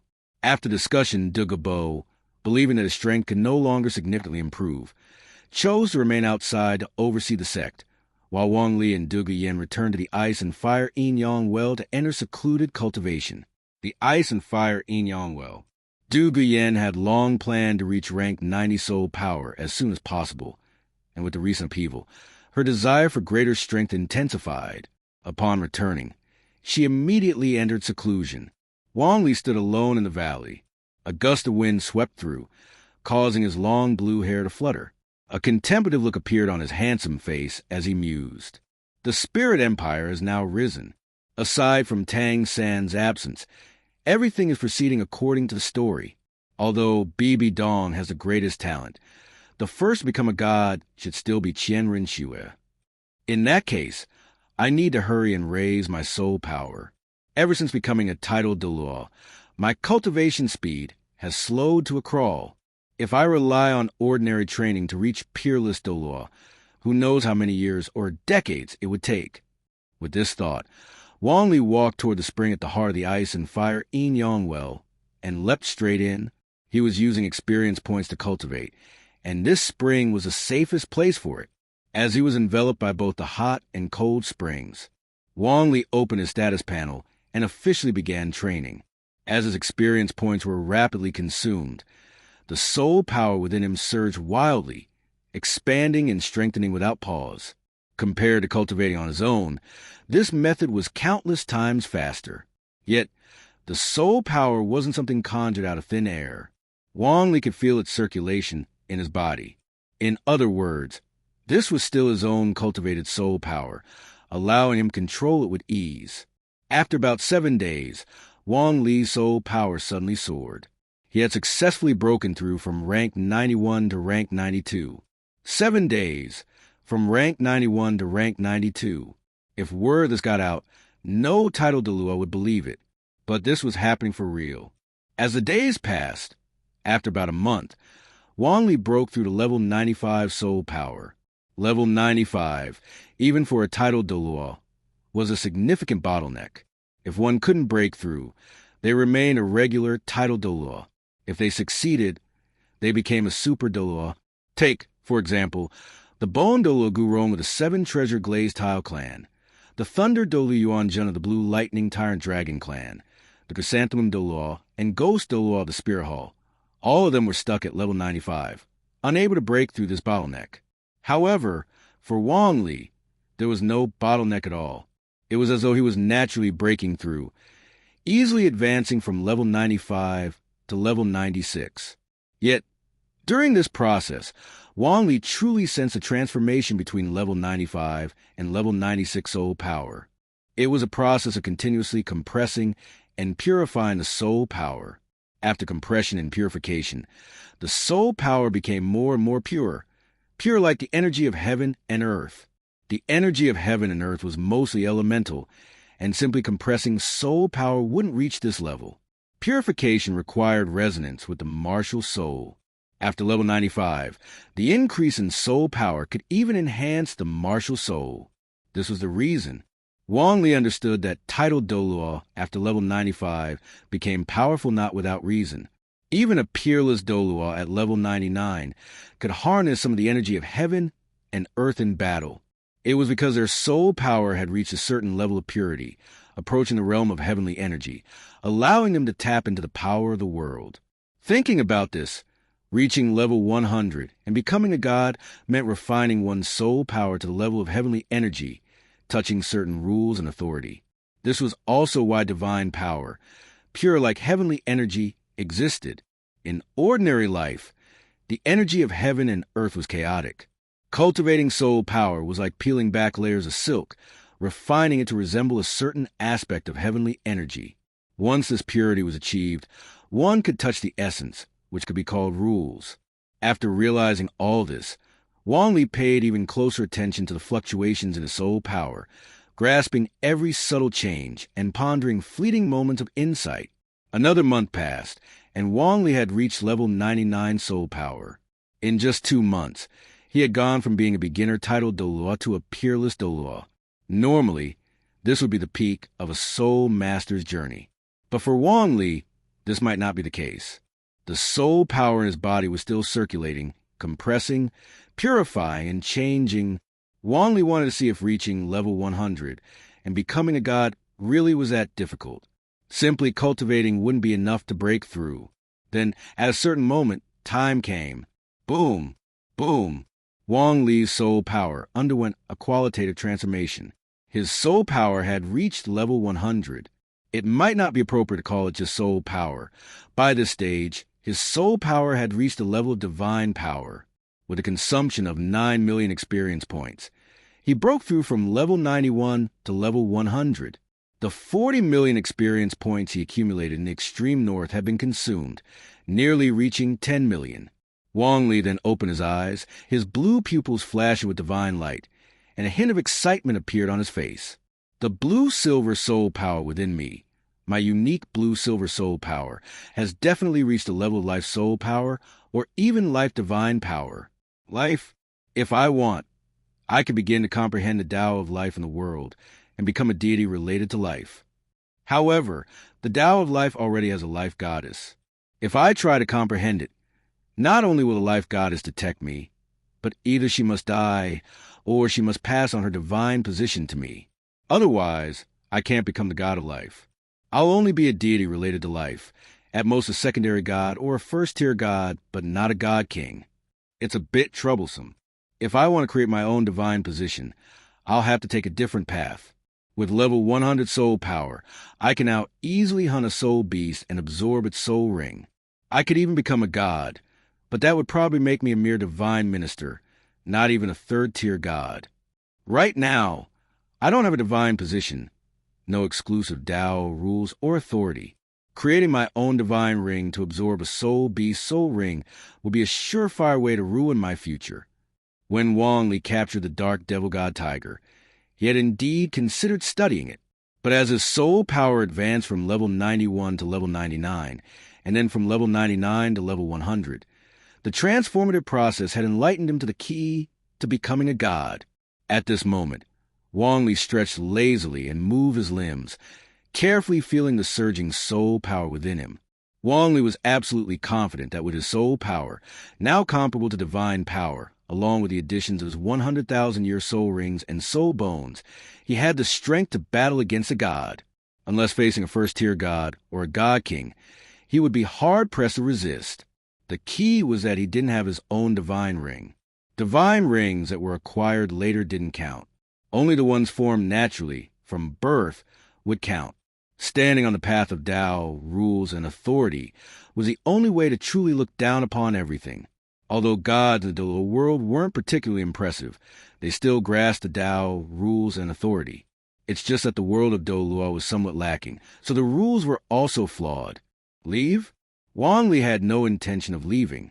Since he couldn't temporarily condense his divine ring, he would enhance his strength through other means, by upgrading his spirit rings and spirit bones.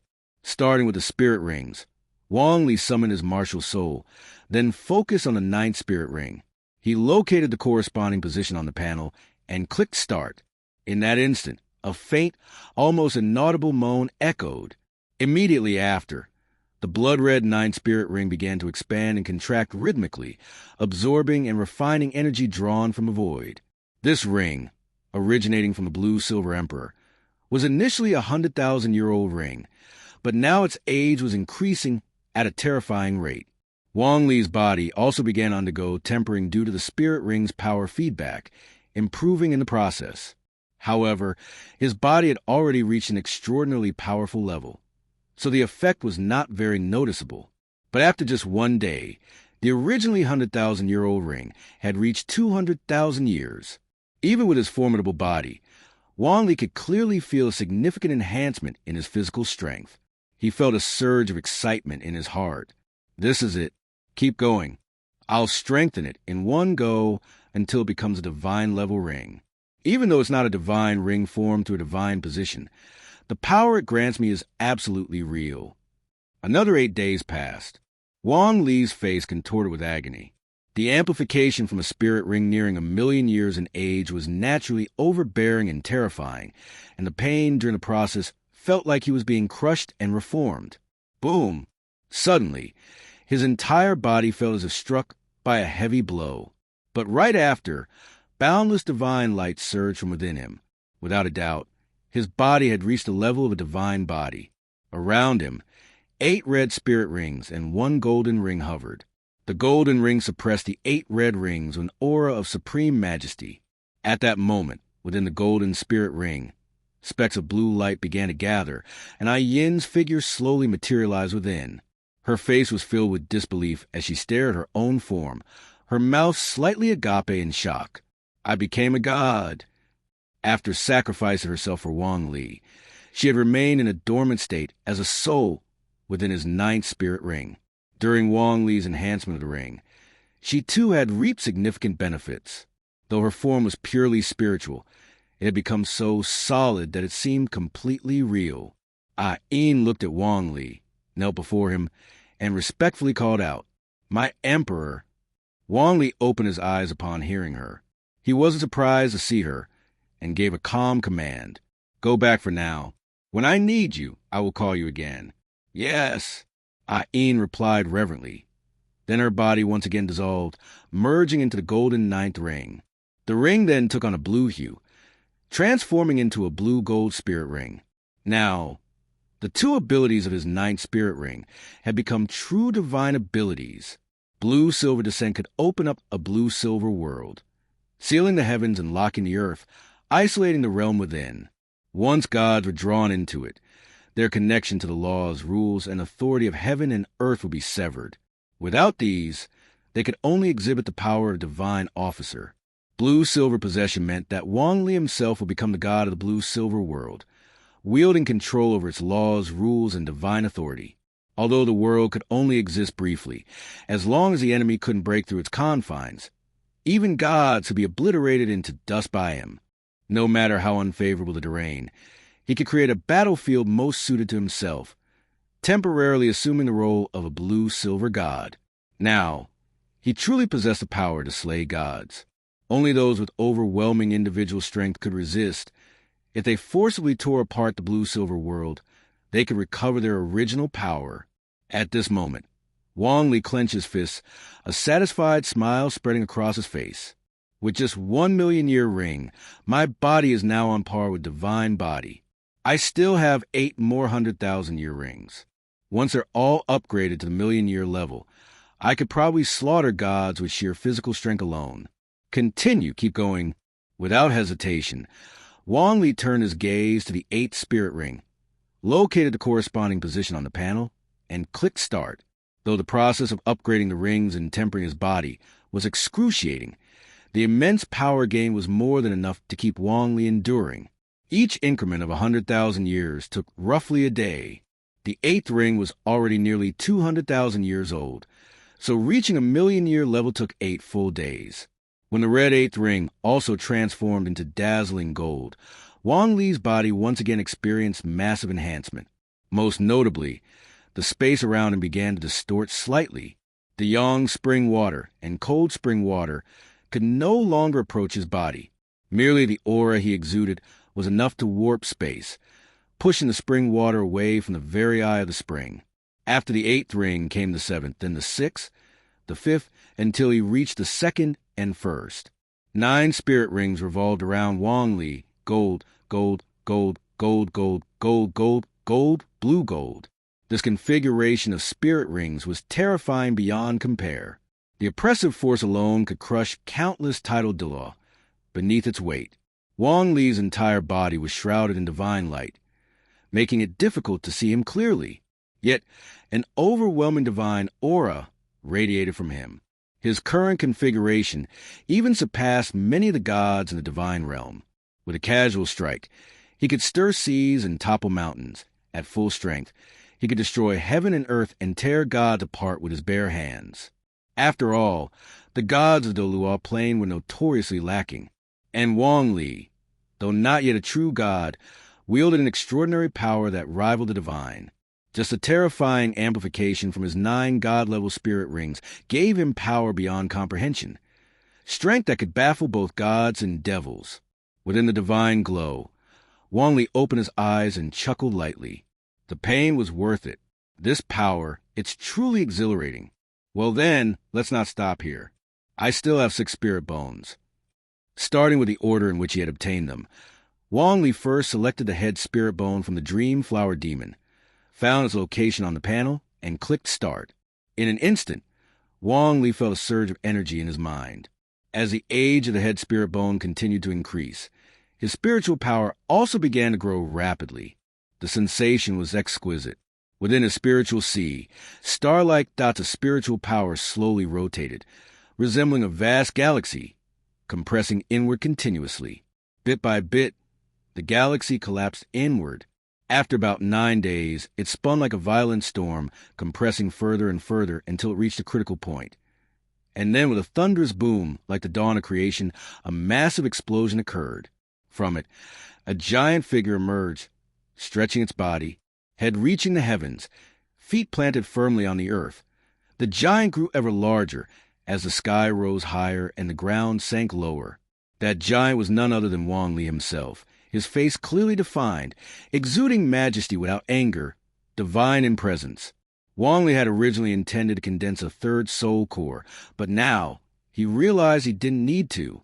This was his spiritual soul core. His first soul core, formed of soul power, was located in the lower dantian, shaped like a sphere. His second soul core, formed of blood energy, resided in the middle dantian, shaped like a heart. Now his 3rd soul core, the spiritual soul core, was located in the upper dantian, and shaped exactly like himself. The moment the giant appeared, his spiritual power completely transformed into divine sense. In other words, his soul had evolved into a divine soul. With his divine sense flowing freely, Wang Li's will became crystal clear. After enhancing his head spirit bone, he moved on to the evergreen spirit's left arm bone, the blue silver king's right arm bone, the blue silver emperor's right leg bone, the purple jade heavenly ginseng's torso bone, and finally, the blue silver emperor's left leg bone. The entire process took nearly 2 months. Though time-consuming, the rewards were immense. Wang Li now possessed 6 god-level spirit bones, each over 1,000,000 years old. Ha ha! My body is a divine body, my soul is a divine soul, and my spirit power is divine power. I am now a pseudo-god, with 8 golden rings and 1 blue gold ring, all god-level. Calling myself a super pseudo-god would not be an exaggeration. Wang Li opened his eyes.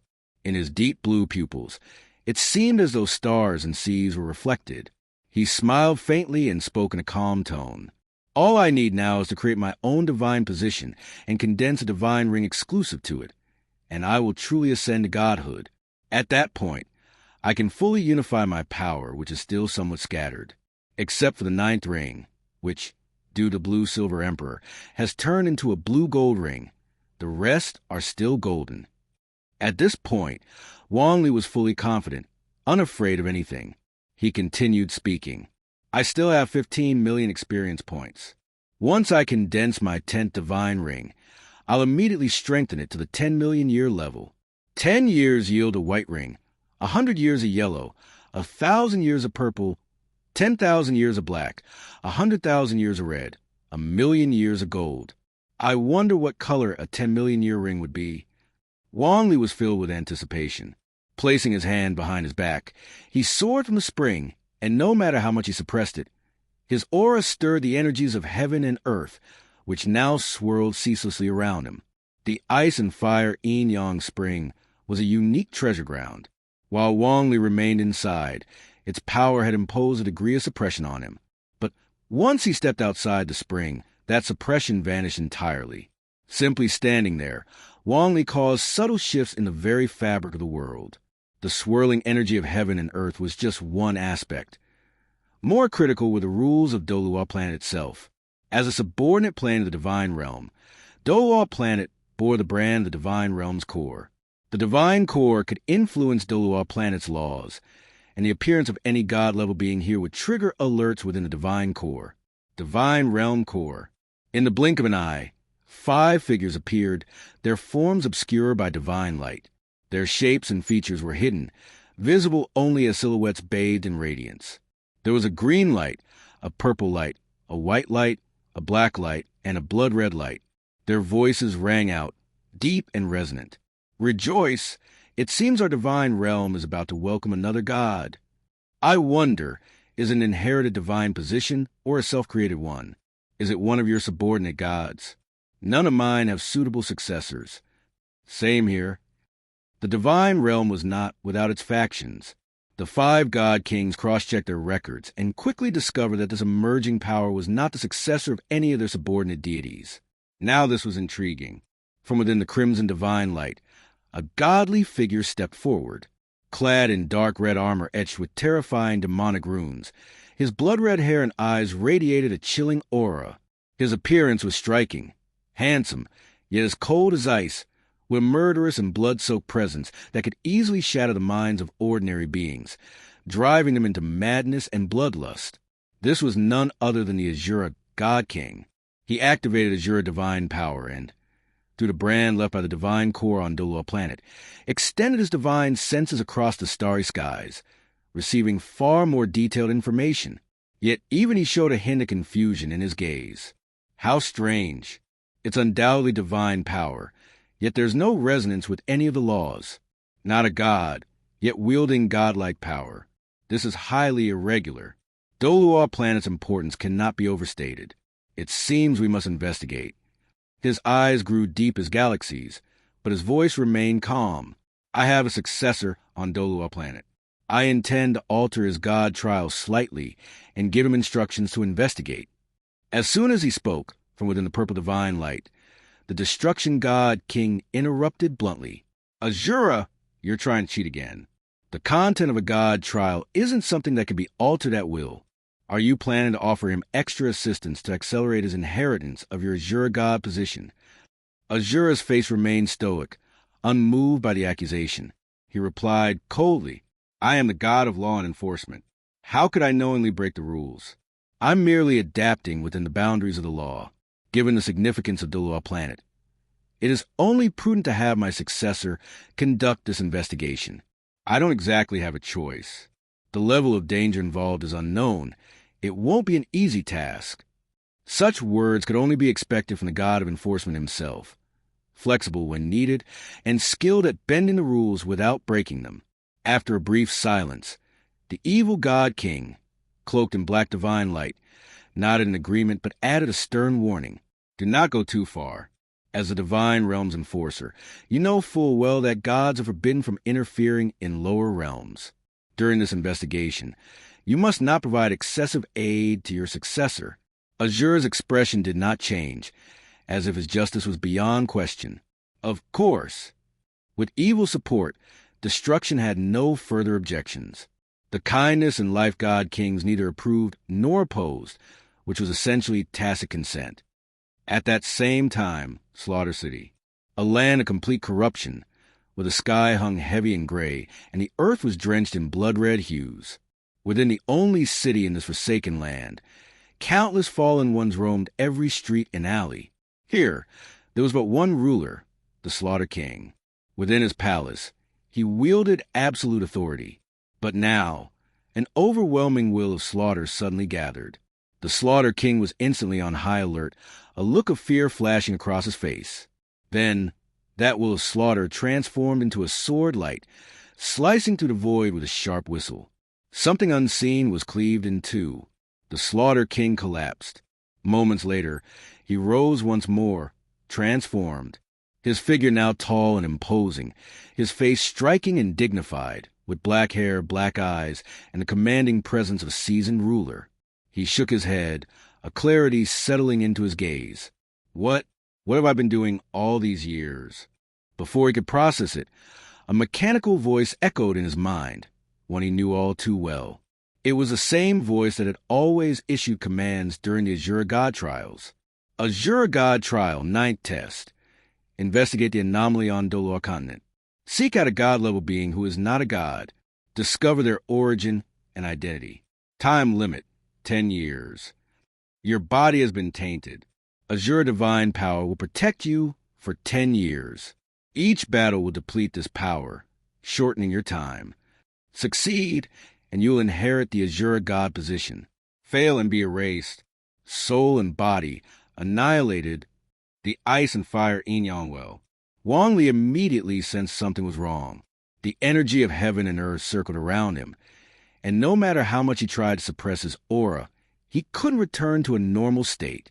After a brief moment of thought, Wang Li understood the reason. I myself am a massive energy entity, so every movement I make naturally stirs the energy of heaven and earth. This is a good thing. It can greatly enhance my combat power. However, it's also a bit of a hassle.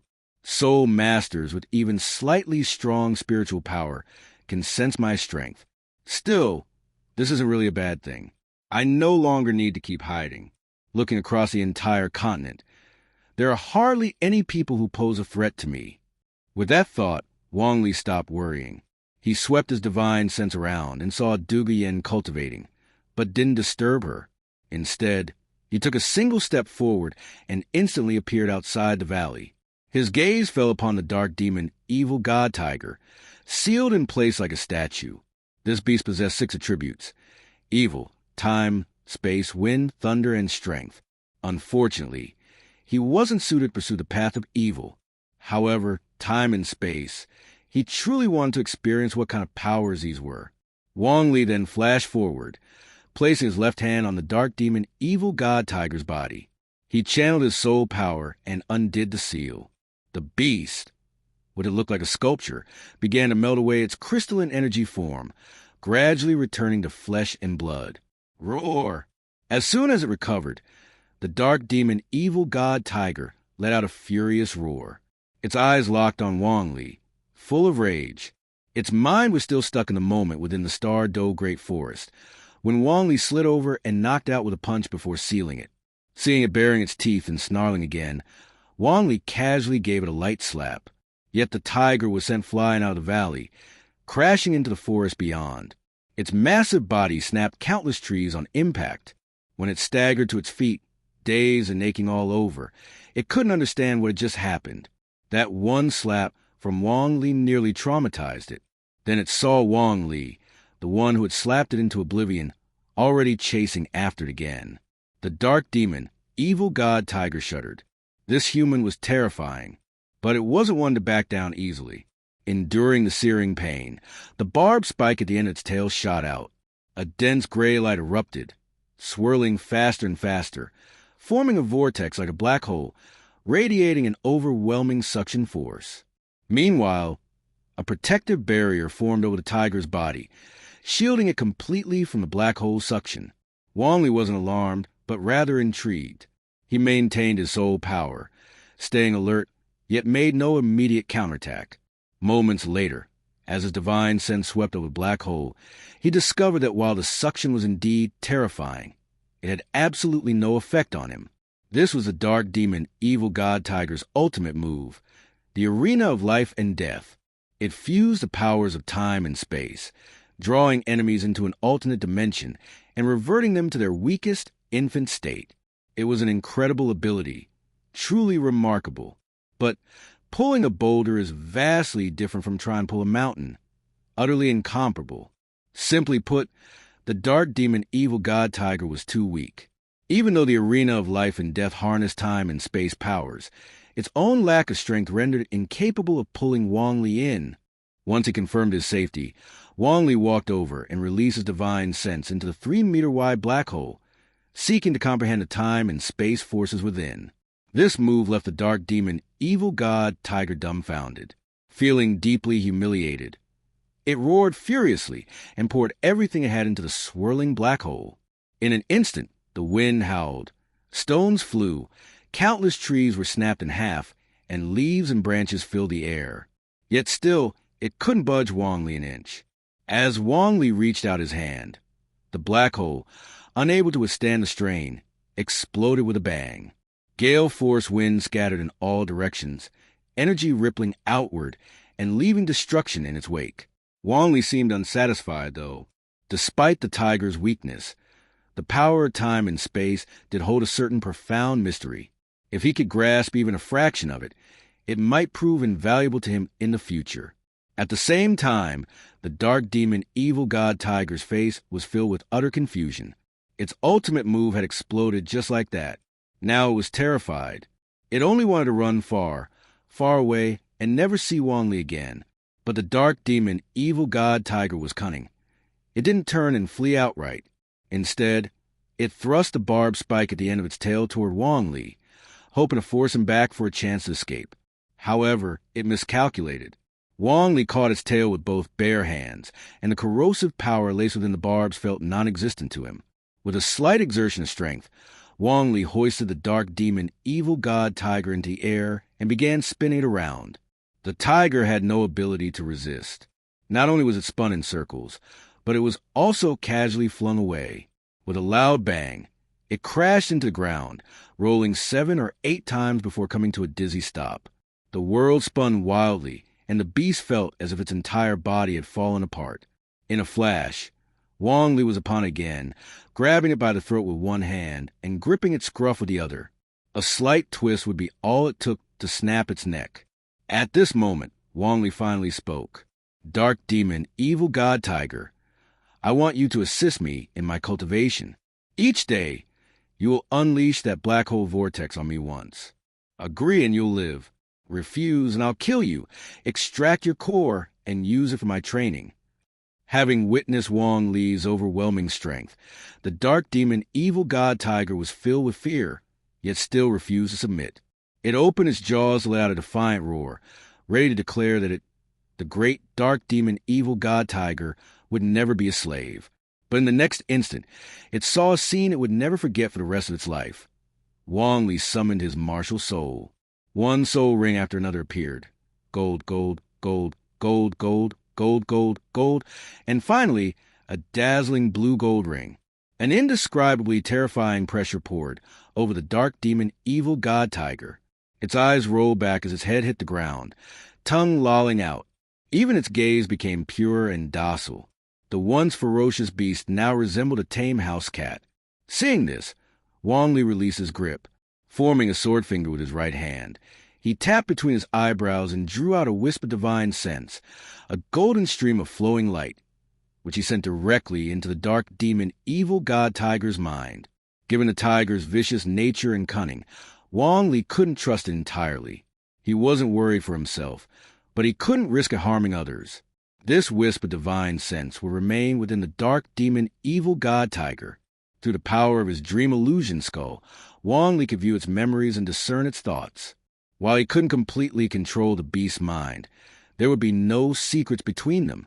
Even the slightest shift in its intentions would be immediately detected by Wang Li. Sensing the tiger's fear and submission, Wang Li felt reassured and began healing it. Placing his right hand on its head, he released the power of life.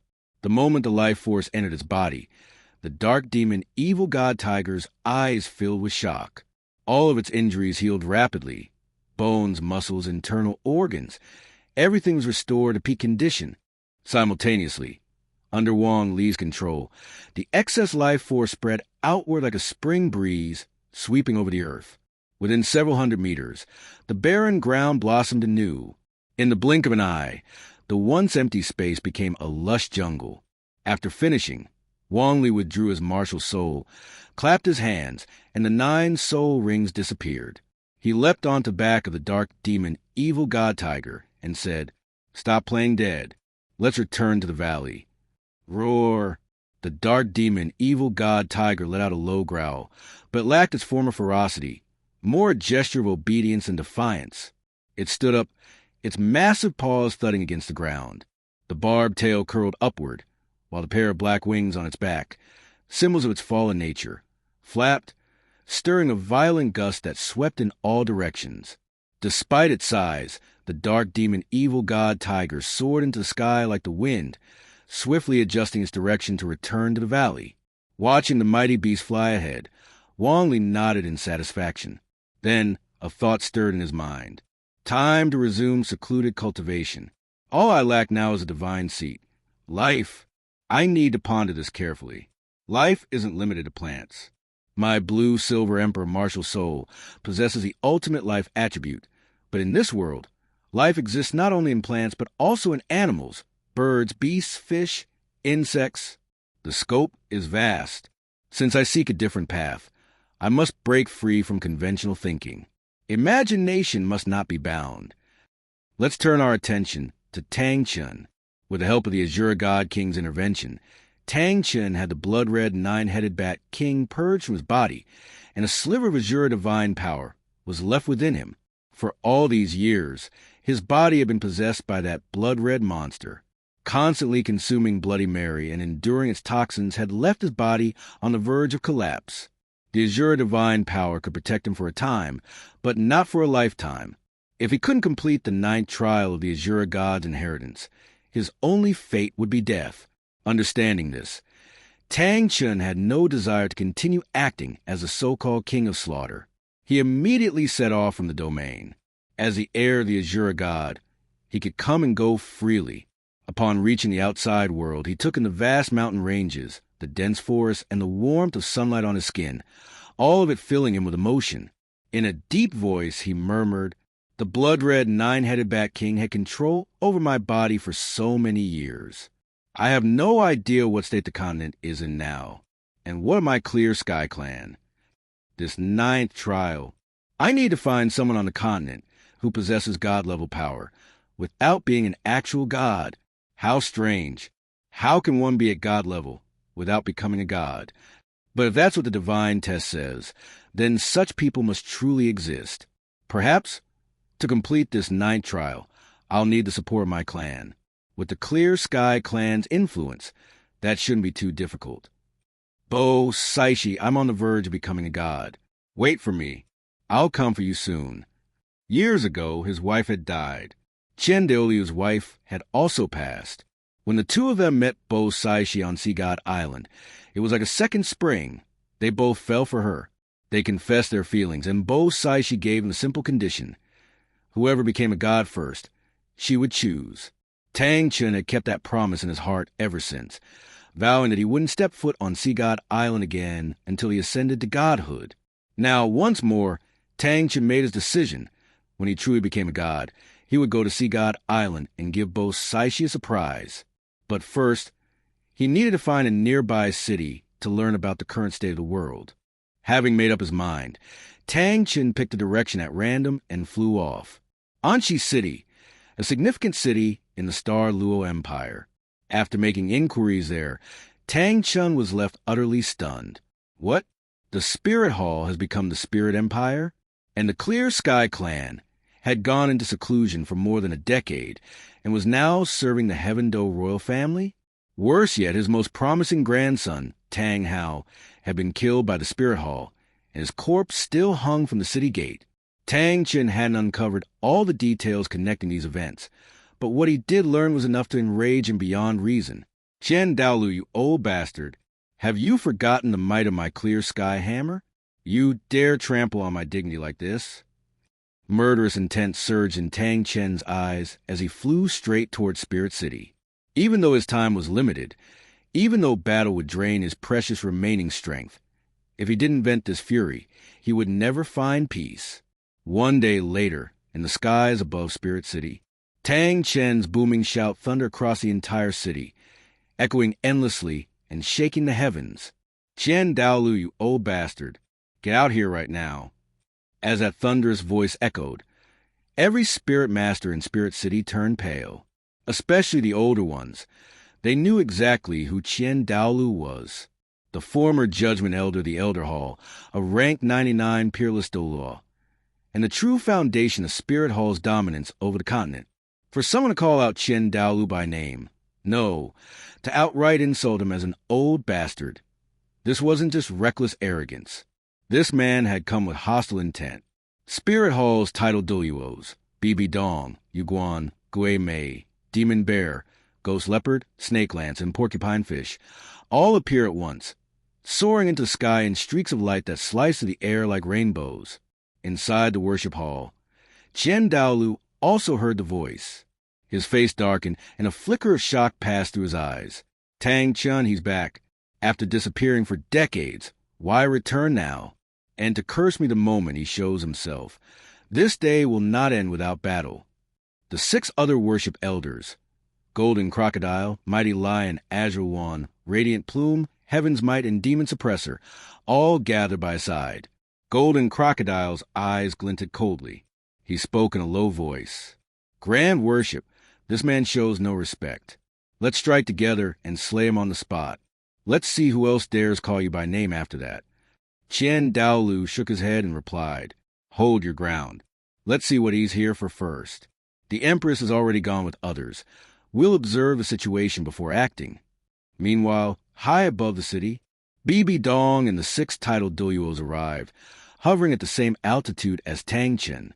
All of them looked grim. The moment Bibi Dong saw the dark crimson sword-shaped brand on Tang Chen's forehead, a chill ran through her. Unease crept into her heart. Azura. He bore the mark of the Azura god successor.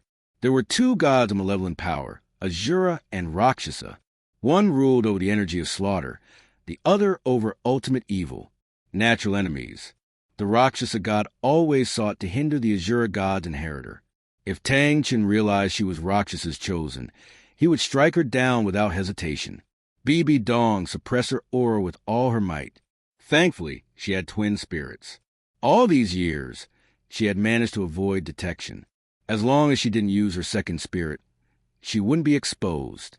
The other 6, Yuguan, Gui Mei, Demon Bear, Ghost Leopard, Snake Lance, and Porcupine Fish, were equally on edge. Back when they were young, Tang Chen was already a continent-shaking legend. Even now, as titled Douluos, they still feared him. Bibi Dong felt humiliated. Since founding the Spirit Empire, she had ruled as an absolute empress. Yet now, she dared not even raise her voice, only managing a respectful inquiry. "Esteemed one, what brings you here today?" Tang Chen's face was utterly indifferent as he scanned the people before him. Despite all of them being titled Douluo, his expression remained completely unchanged. To him, an ordinary title Do was nothing more than a single swing of his hammer. Finally, his gaze locked onto Bibi Dong.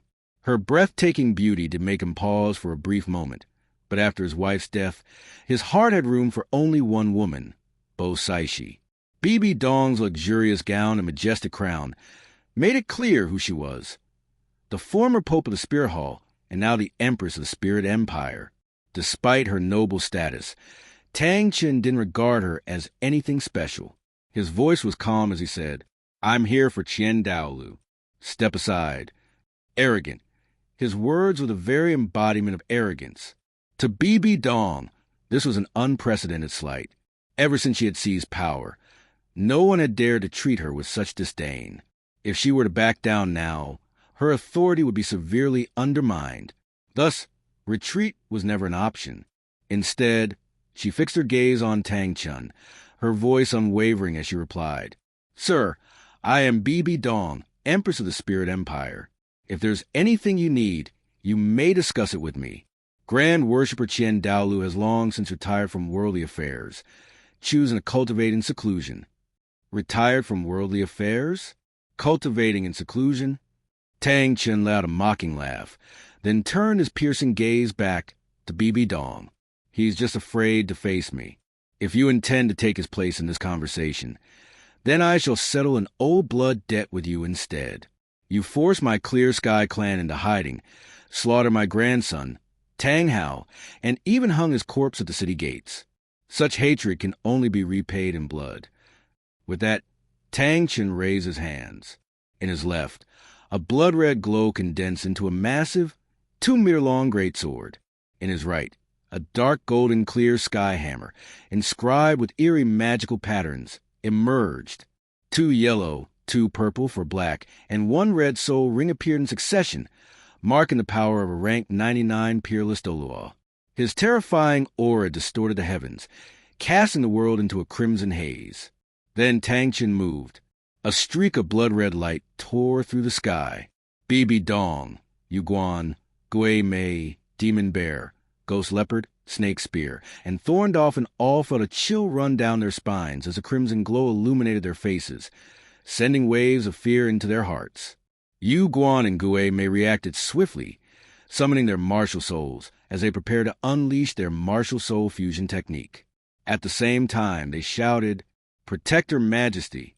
Attack with full force!" Demon Bear, Ghost Leopard, Snake Spear, and Thorn Dolphin snapped back to reality at the command. Clenching their teeth, they charged forward. Summoning their martial souls and activating their martial soul true bodies, they unleashed their most powerful 9th soul skills. Yet, Tang Chun remained utterly composed, his expression unchanged. A blood-red light flickered in his eyes as he uttered coldly, "God's gifted domain, slaughter domain."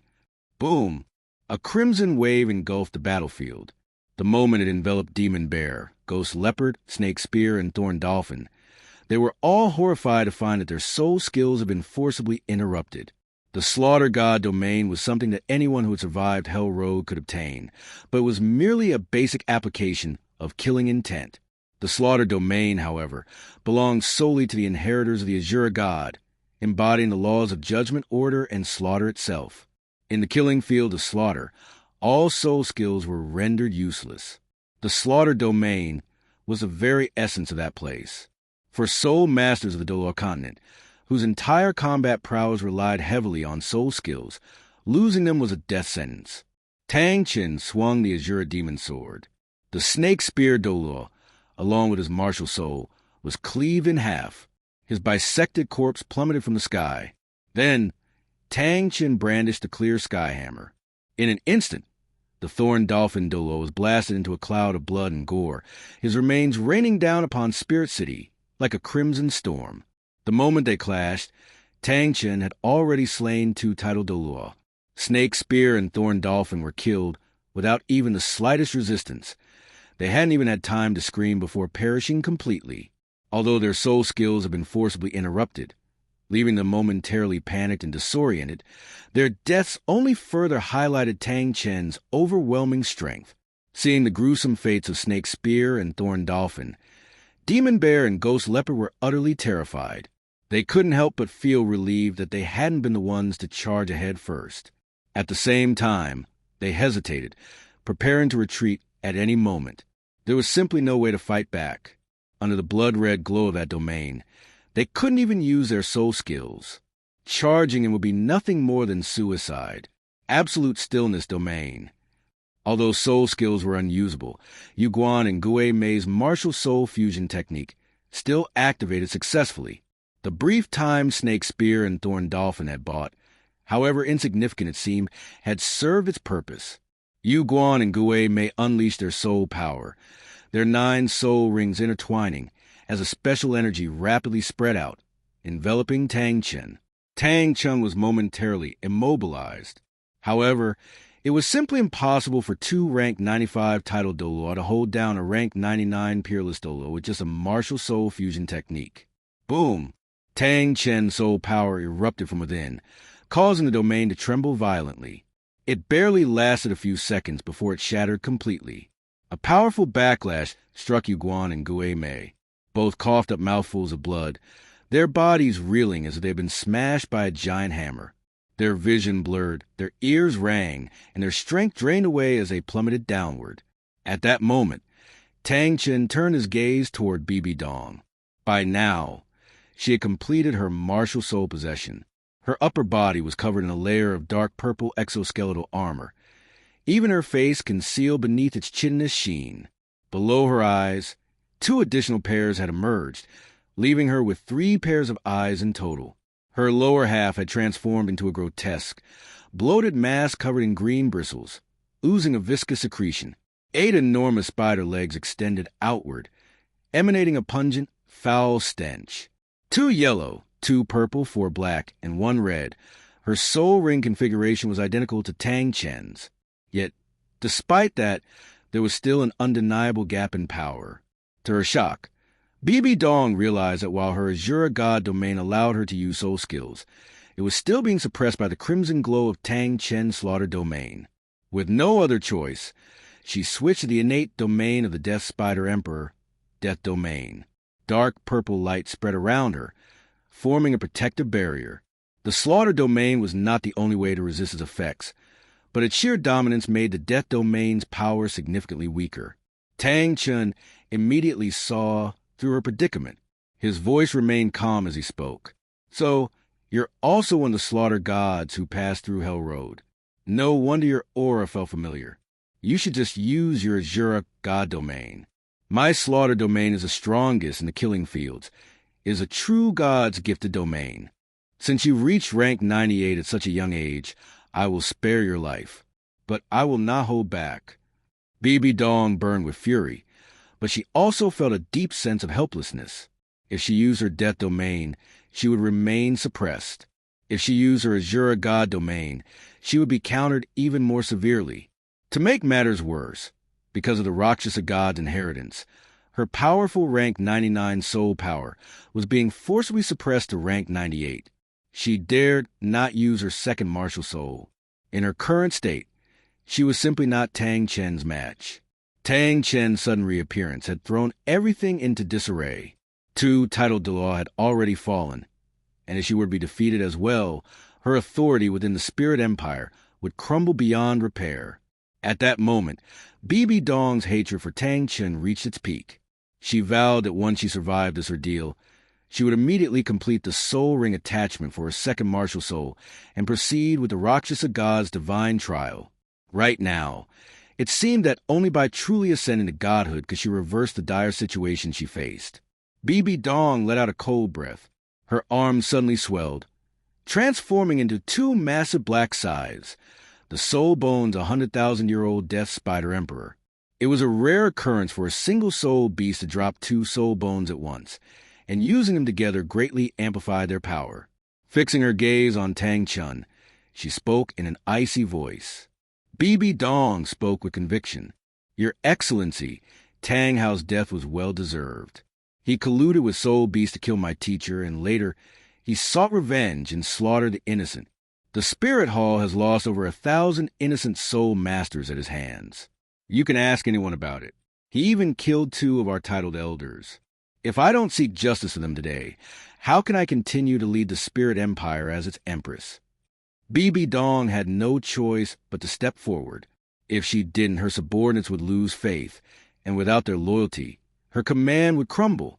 Tang Chen remained silent for a moment, but eventually responded.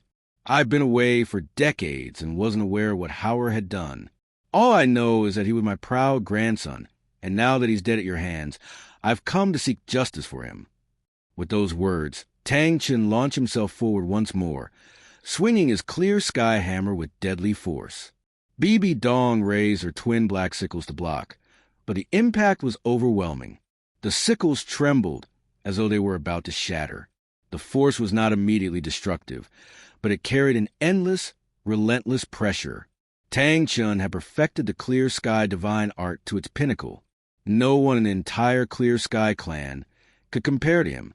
Consider Posey and Qian Daolu, both revered servants of the gods. Even they could not defeat Tang Chun on land, proving his immense strength. The battle between the two escalated quickly. Bibi Dong's steps faltered as she was pushed back. The shock waves from Tang Chen's strikes rattled her internal energy, and the surface of her arm bones, transformed into black sickles, began to crack. These were soul bones from a 100,000-year-old soul beast, yet they were buckling under the pressure. Even more alarming was the fact that Tang Chen's clear sky hammer seemed to have a kind of tenacity, forcing Bibi Dong to stay on the defensive. If this continued, her black sickles would break completely. Bibi Dong steeled herself, activating the second skill of her arm bones. She shattered the sickles with a violent explosion of power, sending shock waves through the air. The blast sent both combatants flying apart. Tang Chin was unharmed, but Bibi Dong's arms were bloodied, leaving her temporarily crippled. She had witnessed firsthand Tang Chen's strength and realized that, in her current state, she was no match for him. Reluctantly, she spoke, despite the blow to her pride. "Please, great protector, step forward and bring justice to the two fallen elders." As soon as she spoke, an overwhelming golden light erupted from the angel statue in the direction of the Douluo Palace. Amidst the glow, Qian Daolu, with 6 wings spread behind him and 9 soul rings swirling around him, 8 black and 1 red, appeared. His presence was as radiant as the sun, in stark contrast to the blood-red aura surrounding Tang Chun. The soul masters in Spirit City, trembling in fear, found solace and renewed confidence upon seeing him. Upon seeing Tang Chun, particularly the dark red magic sword mark on his forehead, Qian Daolu's emotions grew complex. He spoke. "Tang Chun, it's been a long time. It seems you found divine inheritance during these decades. In fact, Posey had already made her choice long ago." Ignoring Bibi Dong, Tang Chin faced Qian Daolu and replied, "Back then, I didn't understand. But when I found the Azure inheritance and learned the rules of the divine path, I realized that people like you and her can never truly ascend to godhood. I made a promise. If I don't ascend to godhood, I won't return. What's the point of living out these decades and regret if I don't achieve my goal? But I am close to my wish. Now that I've returned, I didn't seek her out. I came straight for you because I want justice. The spirit hall has gone too far." Qian Daolu frowned. If Tang Chin ascended to godhood, the spirit hall would certainly become his enemy. However, his granddaughter was also on the path to godhood, though it would take some time. He then spoke in a low voice. "It was your good grandson, Tang Hao. He got entangled with a 100,000-year-old shape-shifting soul beast. A soul beast is still a soul beast, and that's a complete violation of morality.